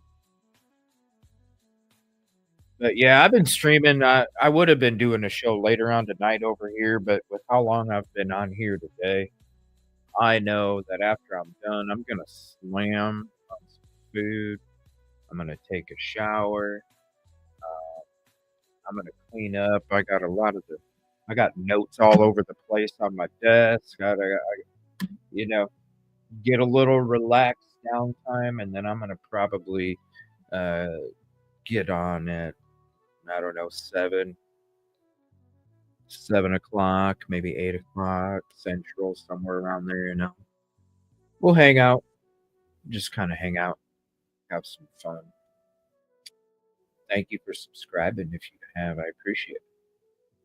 Yeah, many people don't know about my TV channel. I don't really promote it that much either, but yeah, it's just the chill back. I used to have CJ's Lounge.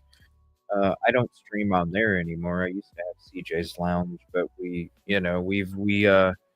I got in too much trouble over there. I got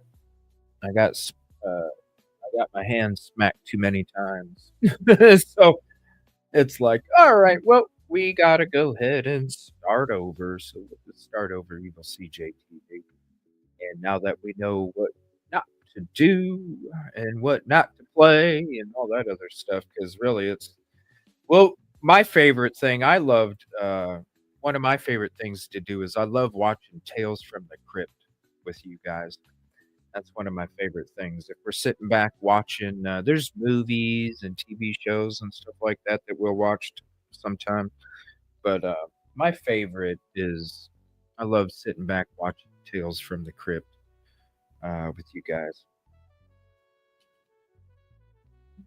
I got a bunch of new folders that I've been working on for the last most of the year, really.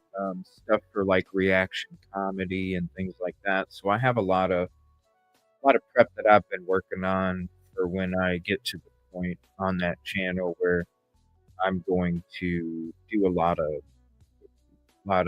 There's going to be like comedic body cam reaction shows I'm going to do. There's going to be like comedic real life shit. There's gonna be basically the goal of the show is just to have fun. We talk about a lot of We're talking about a missing child and we're talking about remains, and we're talking about, you know, how it might be in different places. You know what I'm saying? It's like it's tough, and then you want to sit back and giggle and have some fun. It's kind of hard to do that. And so I always, and I feel like we all need a spot too where we don't have to like, hey, just because we're not talking about the ugliness of the world doesn't mean that we can't, we got to have some fun too. We got to have some downtime from the crime. Got to have some downtime from the crime. There's another court date listed 9/4 at 8:30. Nice. I shall be in Myrtle Beach that day, and we will be ready. Steve-O, let me know if you're able to make that date there, buddy. A lot of TikTok creators, I'm sure, because it's easy to get a following on TikTok. You actually have to work your ass off on YouTube. Just being real.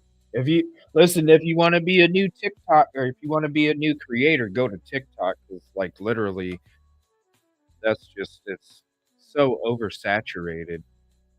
But if you want that real work, you gotta, you can either wear K-Swiss or you could wear some Adidas or cow boots, and YouTube is the Adidas cow boots. The TikTok is the K-Swiss.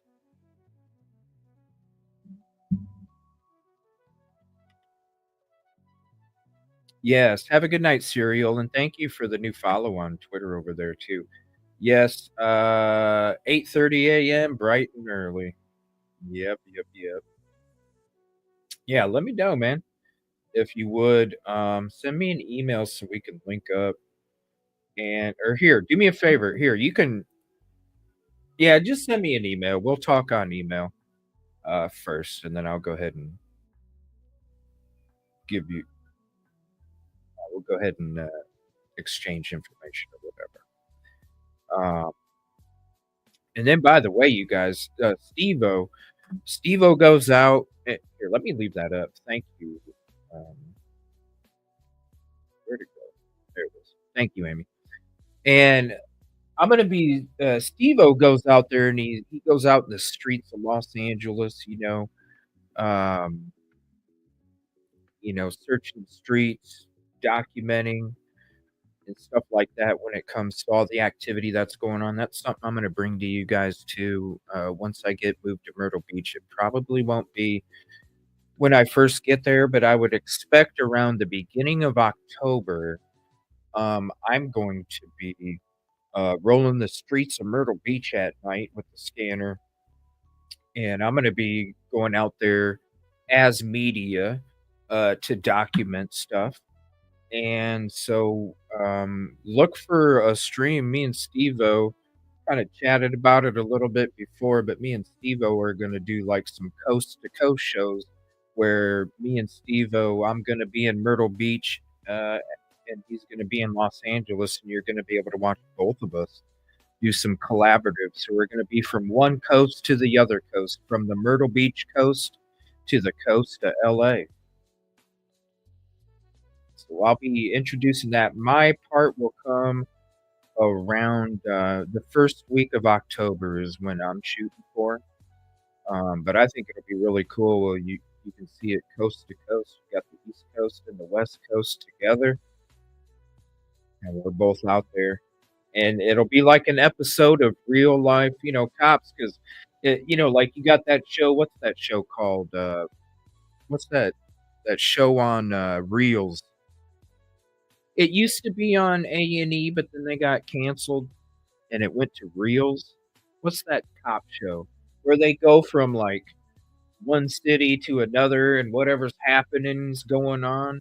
And so I'll have a producer that'll be able to flip. So if nothing's going on my feed and something's popping off on Steve's, the producer can go full screen on Steve and have me be a little teeny screen, and then back, on patrol live. So it's my idea is like an on patrol live type thing, to where if something's not popping off on Steve-O's and something's popping off over here, well, bam, we're going right to Myrtle Beach. back and forth if there's things popping off at the same time. So who's ever has activity, and honestly, I'd like to link up with some other people. I'd like to give you guys myself and 3 other individuals, and then whatever camera feed in whatever city's going on, the producer is going to switch it to whatever feed has that action. And if there's if there's 2 feeds that have action, they'll display 2.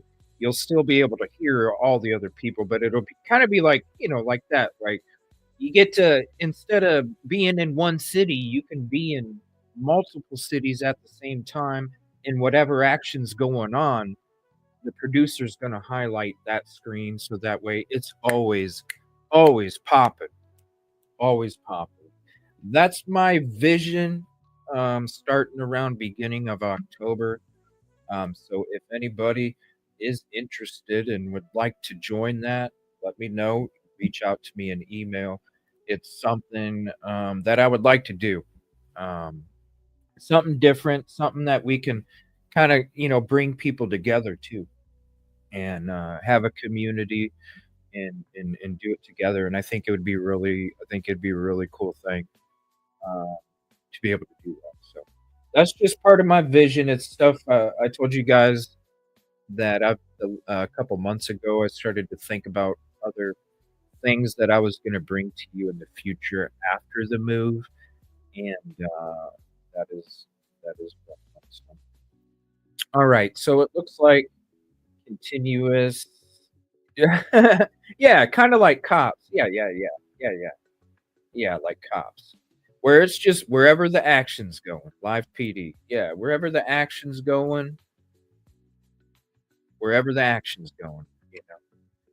and it'll be cool. We'll all be able to on the thing. We'll all be in communication, so it can, it'll be like we'll all be talking together, even though we're out in different areas.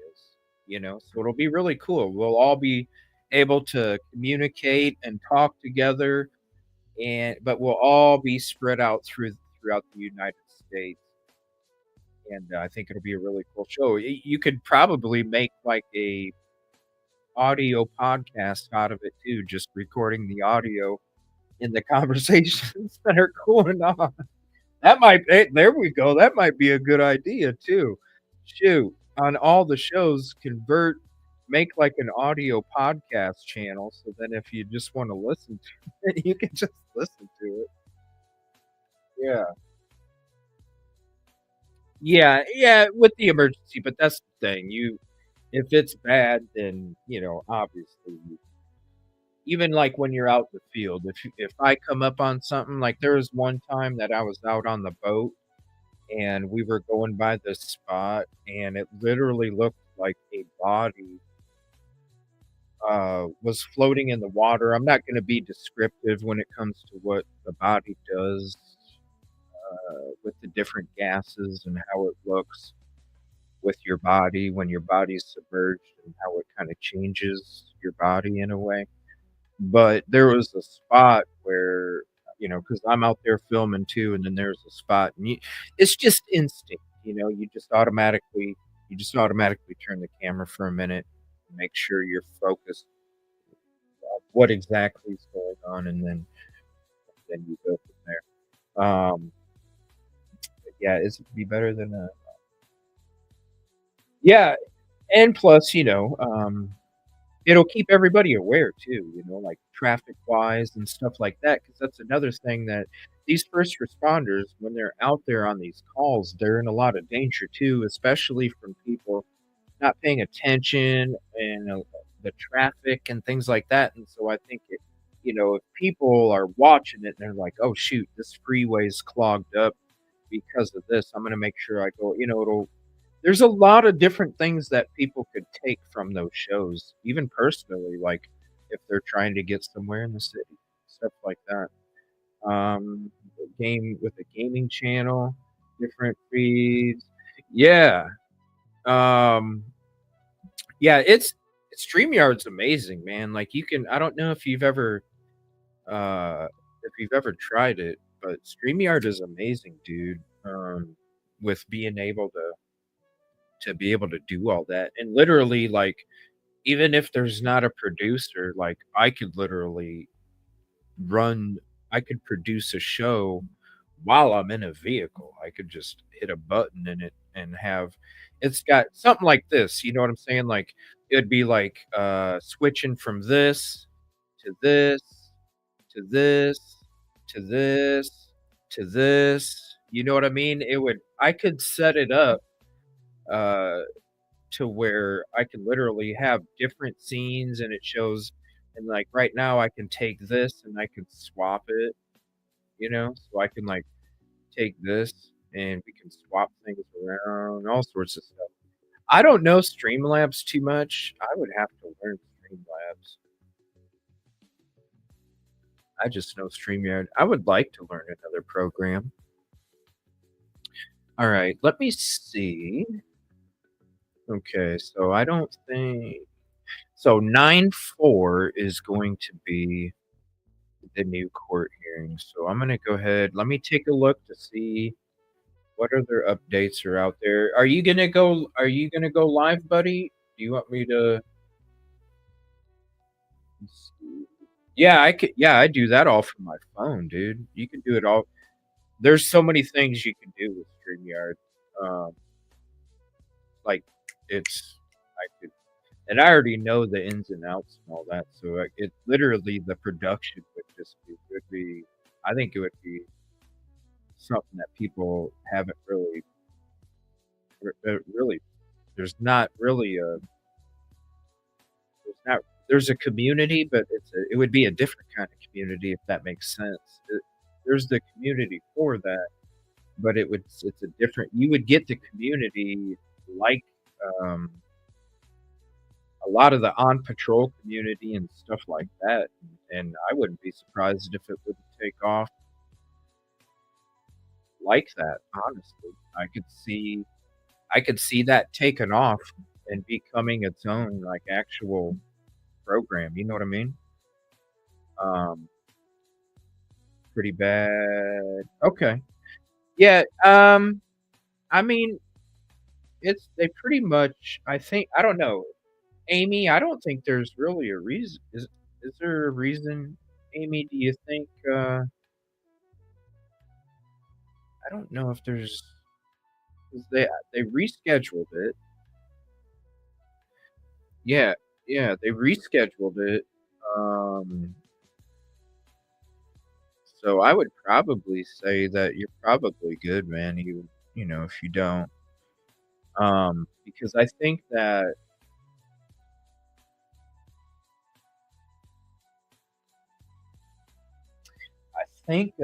with them rescheduling it, I think it's pretty much they probably already transferred them. Knowing with the social media attention outside, they probably had a side or back door, took them out, and just drove by a crowd for a second, if that. I don't know. I'd have to look at how the courthouse is set up, because a lot of the times they'll just block it off to where you can only see it for a second, or if that, and then they're gone. So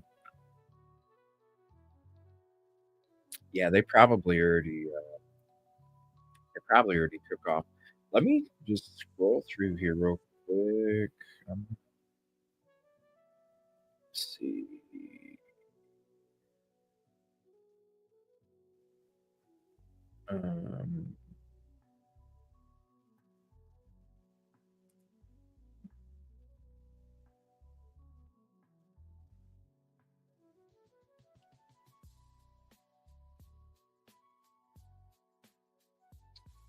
I'm not seeing anything.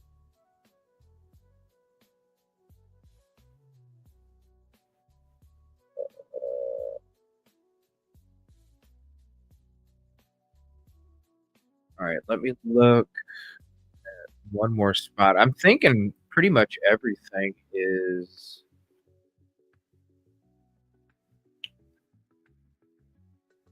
pretty much everything is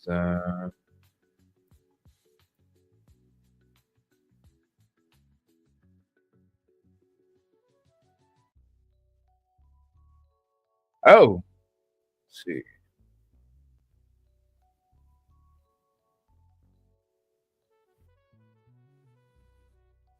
Yeah, I'm not. Yeah, there's nothing. I'm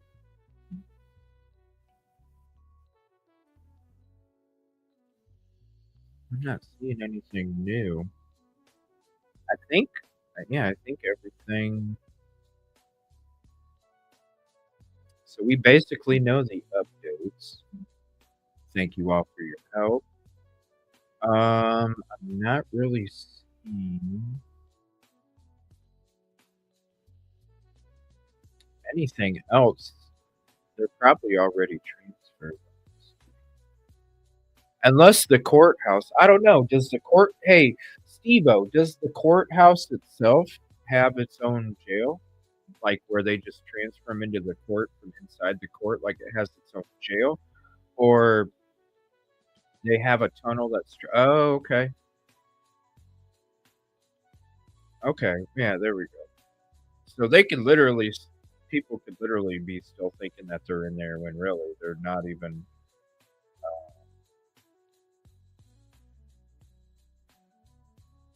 Oh, I'm sure, Amy. He's like I said, you're creating more. It's just you're just it's disrespecting baby Emmanuel, man. You're going out there acting like a fool. Across the street, okay. Going out there acting like it puts a bad.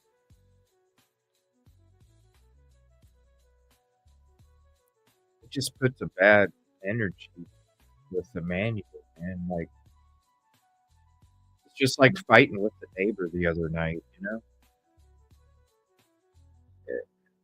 just for attention. Karma's gonna fight. Well, yeah, it's a self-martyrism, and that's the sad part. He's gonna play it off like he was a martyr, when really you don't even. It's sad. It's sad. I hate to see this happen. We've seen it happen with Sebastian Rogers. I hate to, and it didn't even happen this quick with Sebastian, you know? If anybody knows Sebastian's case, it didn't even happen this quick. And it's kind of sad. It's sad to see. It's sad to see how quick it's happening, and it's not very good. And it's just really sad. I hate to see that because then the focus is off of Emmanuel. You know, it's more about this person did this. And it's not. The conversation takes away from Emmanuel because Emmanuel deserves every frickin' minute that we can give him. And instead of Emmanuel getting the attention that he deserves, it's gonna be this instead. There's nothing on Sebastian. That's why we haven't reported on that for a while because literally it's been what it's been for the since the beginning, honestly, a year and a half. There was some stuff. There's been, like Seth has had some interviews a few months ago and stuff like that, but it's the same thing, you know. There's just no news, there's no updates, and the shows that are talking about, and that's the sad thing, is the shows that are talking about that case are just making shit up because there's nothing to talk about. And there's a lot of the other shows that talk about Sebastian, but then just bash another creator, and they each talk about each other the whole time, and then they're all doing shows on each other, and then it just doesn't. It's not focused on Sebastian either. And it's crazy because I thought Sebastian was the worst out of all of them.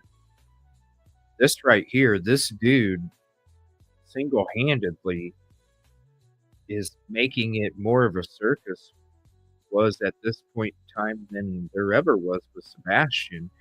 And it's just sad to see it because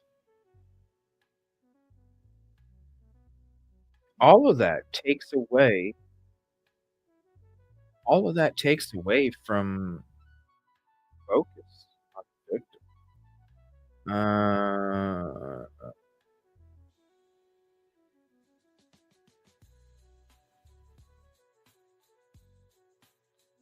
Wait a minute. Okay, hold on a second.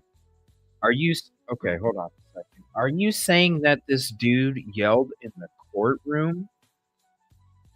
Like, hold on. Are you saying that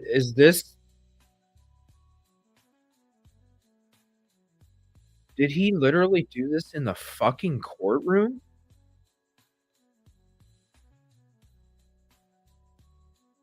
No way. Are you? Jesus. What a fucking moron. Do you see what I'm saying? He's gonna fuck shit up. Dude, this is what I've been saying from the beginning. This dude is going to fuck shit up.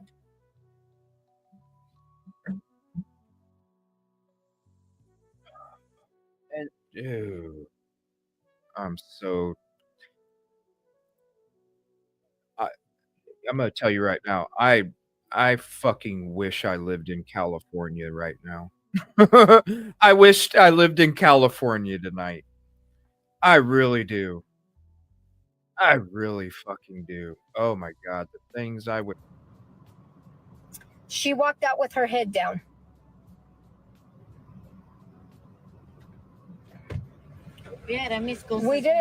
We didn't see any of their families there. It's all about attention. I don't understand how I don't understand.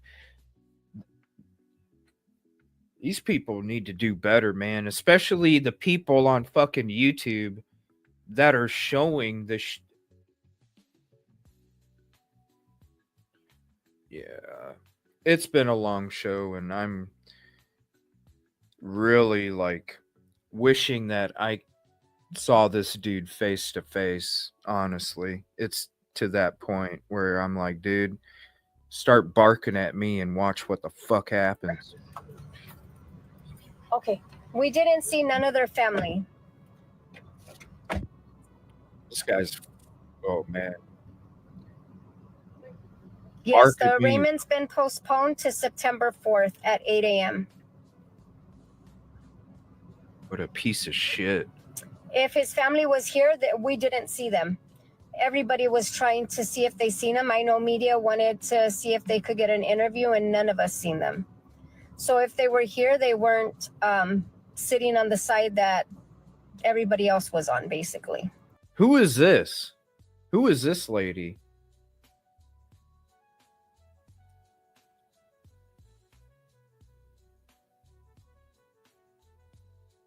Is this his fucking woman or something? Is this his wife? I swear to God, the way that dude barks, it's like, bro, I already know I grew up in worse streets than your ass. I can tell.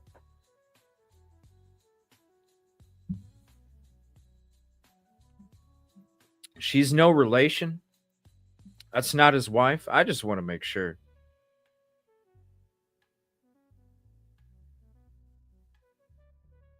Yeah, it is. She makes videos about his ass. No?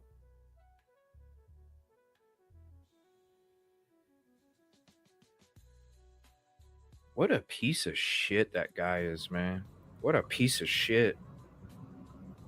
So they both have temporary public defenders until the next court date. They are going to be represented by public defenders. So they just had stand-ins today. They will have other, they'll be assigned their public defenders for their next hearing. On the TIRA's out, okay. Thank God. I thought they were going to just cite him, give him a ticket and cite him. I felt they were trying to use him. Why would you thank God that he got out when he was the dumbass that did the dumb shit in order to fucking get arrested in the first place? What fucking moron yells out something in a courtroom? Somebody that doesn't know how to be in a damn courtroom. Just like somebody that doesn't even know how to be boots on the ground, because you're going to go get evidence and not even call the cops.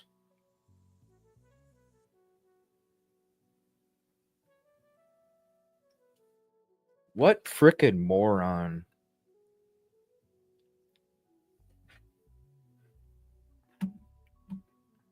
Hey, if y'all want to fund me to go out to California, I'll go out there, y'all.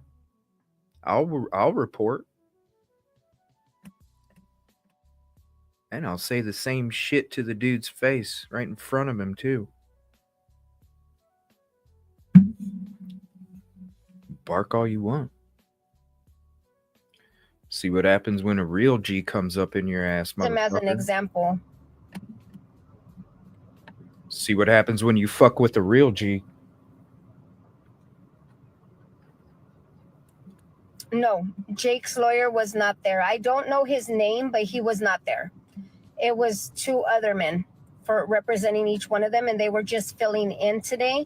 They are going to be represented by Glizzy was detained also. He wasn't. He was sitting right next to me. Who's Glizzy? See, I'm not on TikTok. I don't know these freaking people. This is why I hate TikTok. TikTok is so freaking full of just BS. It really is. That's why I don't even get on it, because it's just nothing but clickbait bullshit. Really. I don't know who it is either. Okay. Glizzy was sitting right next to me, and we were walking out together. But I did see them detained on the TIRA. And I haven't seen either one of them come out. Oh, it got cut off or something.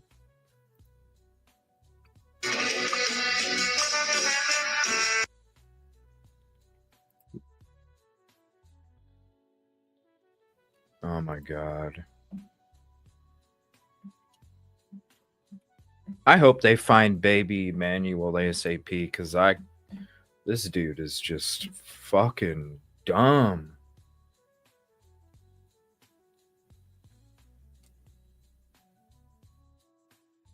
And that's I don't even want to be around. I don't even want to be around that karma, man, because that dude is gonna get. He's gonna get nailed from karma so bad. Doing that shit with a child's case, man. It's gross.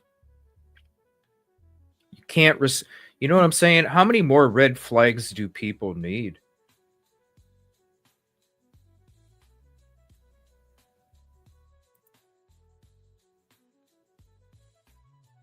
Look at this, this shit right here. Let me show you something. You got Diane Garcia 6877 just left a comment on my red flags video. This is how stupid people are. He doesn't need this baby Emmanuel story for clicks. Really? Really? Listen to this. Listen to these enablers while he continues to gaslight true crime and these victims by doing the shit that you don't know how to handle yourself around evidence. You don't know how to handle yourself with tips and information. You don't know how to handle yourself in a courtroom, and you don't know how to handle yourself out in a community when you're getting in fights with fucking community members of the fucking neighborhood. Like, you don't know how to handle yourself in any of these different situations or avenues. But we have people like Diane here that say he made a mistake and then went back live apologizing. Why am I still stuck on it? What do you mean still stuck on it? I made one video. I made one video, Diane. What are you talking about, Diane? Get over it now and move on, because he's the only one that is seeing out where are you? See what I'm saying? Lame ass shit. These people. I feel sorry for him because they're going to need bubble wrap when they go outside. They are so oblivious to the red flags of the world that they need bubble wrap to go outside, because they can't even, there's no awareness there. And if you can't be aware, well, then you're going to get hurt. And the only way you can't get hurt, Diane, is if you wear bubble wrap. So go take some of your money, invest in some stocks of bubble wrap. That way, whenever you buy your bubble wrap, you're getting money on your investment. You see, I'm giving you a tip. Take stock money, put it in bubble wrap stock, go out and buy yourself some bubble wrap.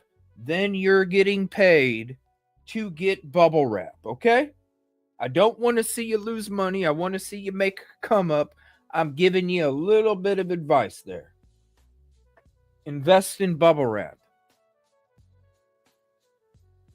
My Lord, these people. I think maybe the lawyer probably was like, dude, there's this much evidence. I think the lawyer was probably like, dude, there's this much evidence. I'm going to need a hell of a lot more. I'm going to need a hell of a lot more money in order to defend you against this. You know what I mean? Because that lawyer, he seemed like a fly-by-night.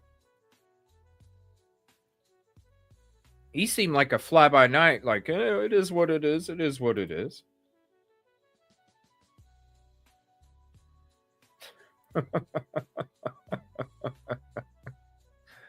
Hey, if people get the Easter eggs in what I say, they get the Easter eggs.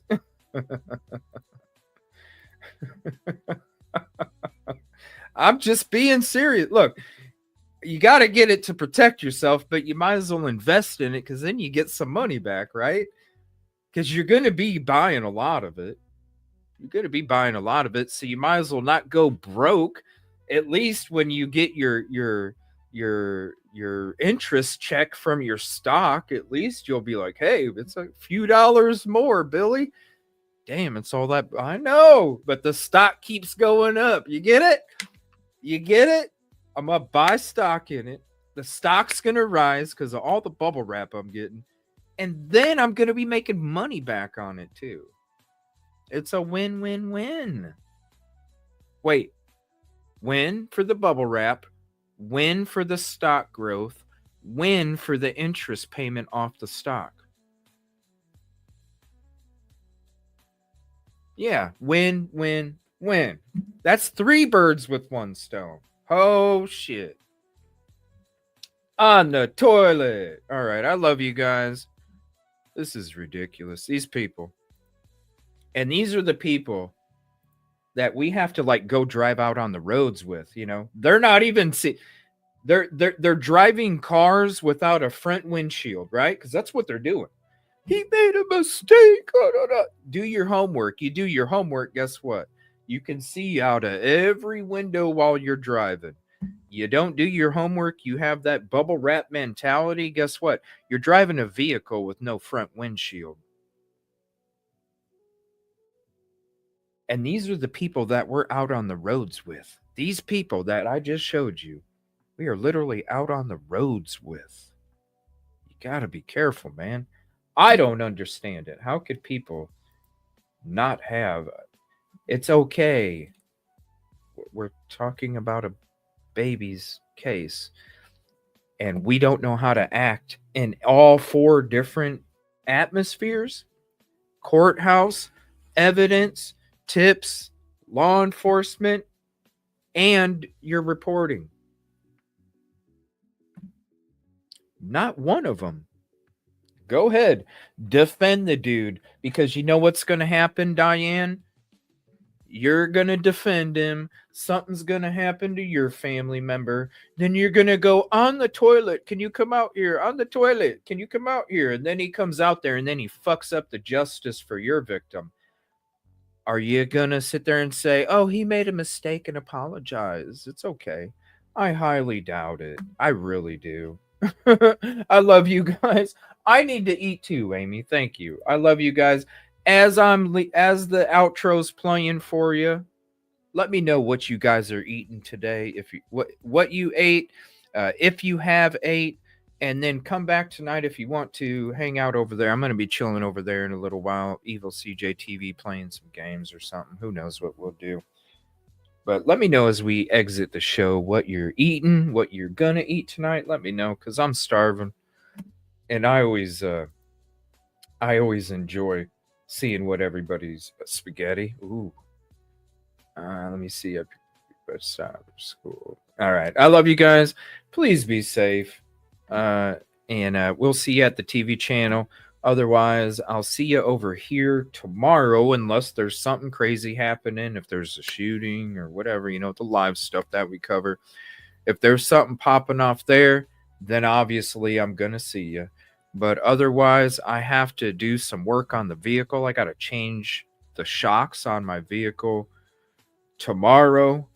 So I'm probably going to be busy for a little bit of the day, but I will be on at some point tomorrow. I'm just not sure exactly when, because I think these shocks that I have to change might actually be a little bit of a pain in the ass. So it might take a little bit, but I got to get them changed. I love you guys. Please be safe. Thanks for hanging out.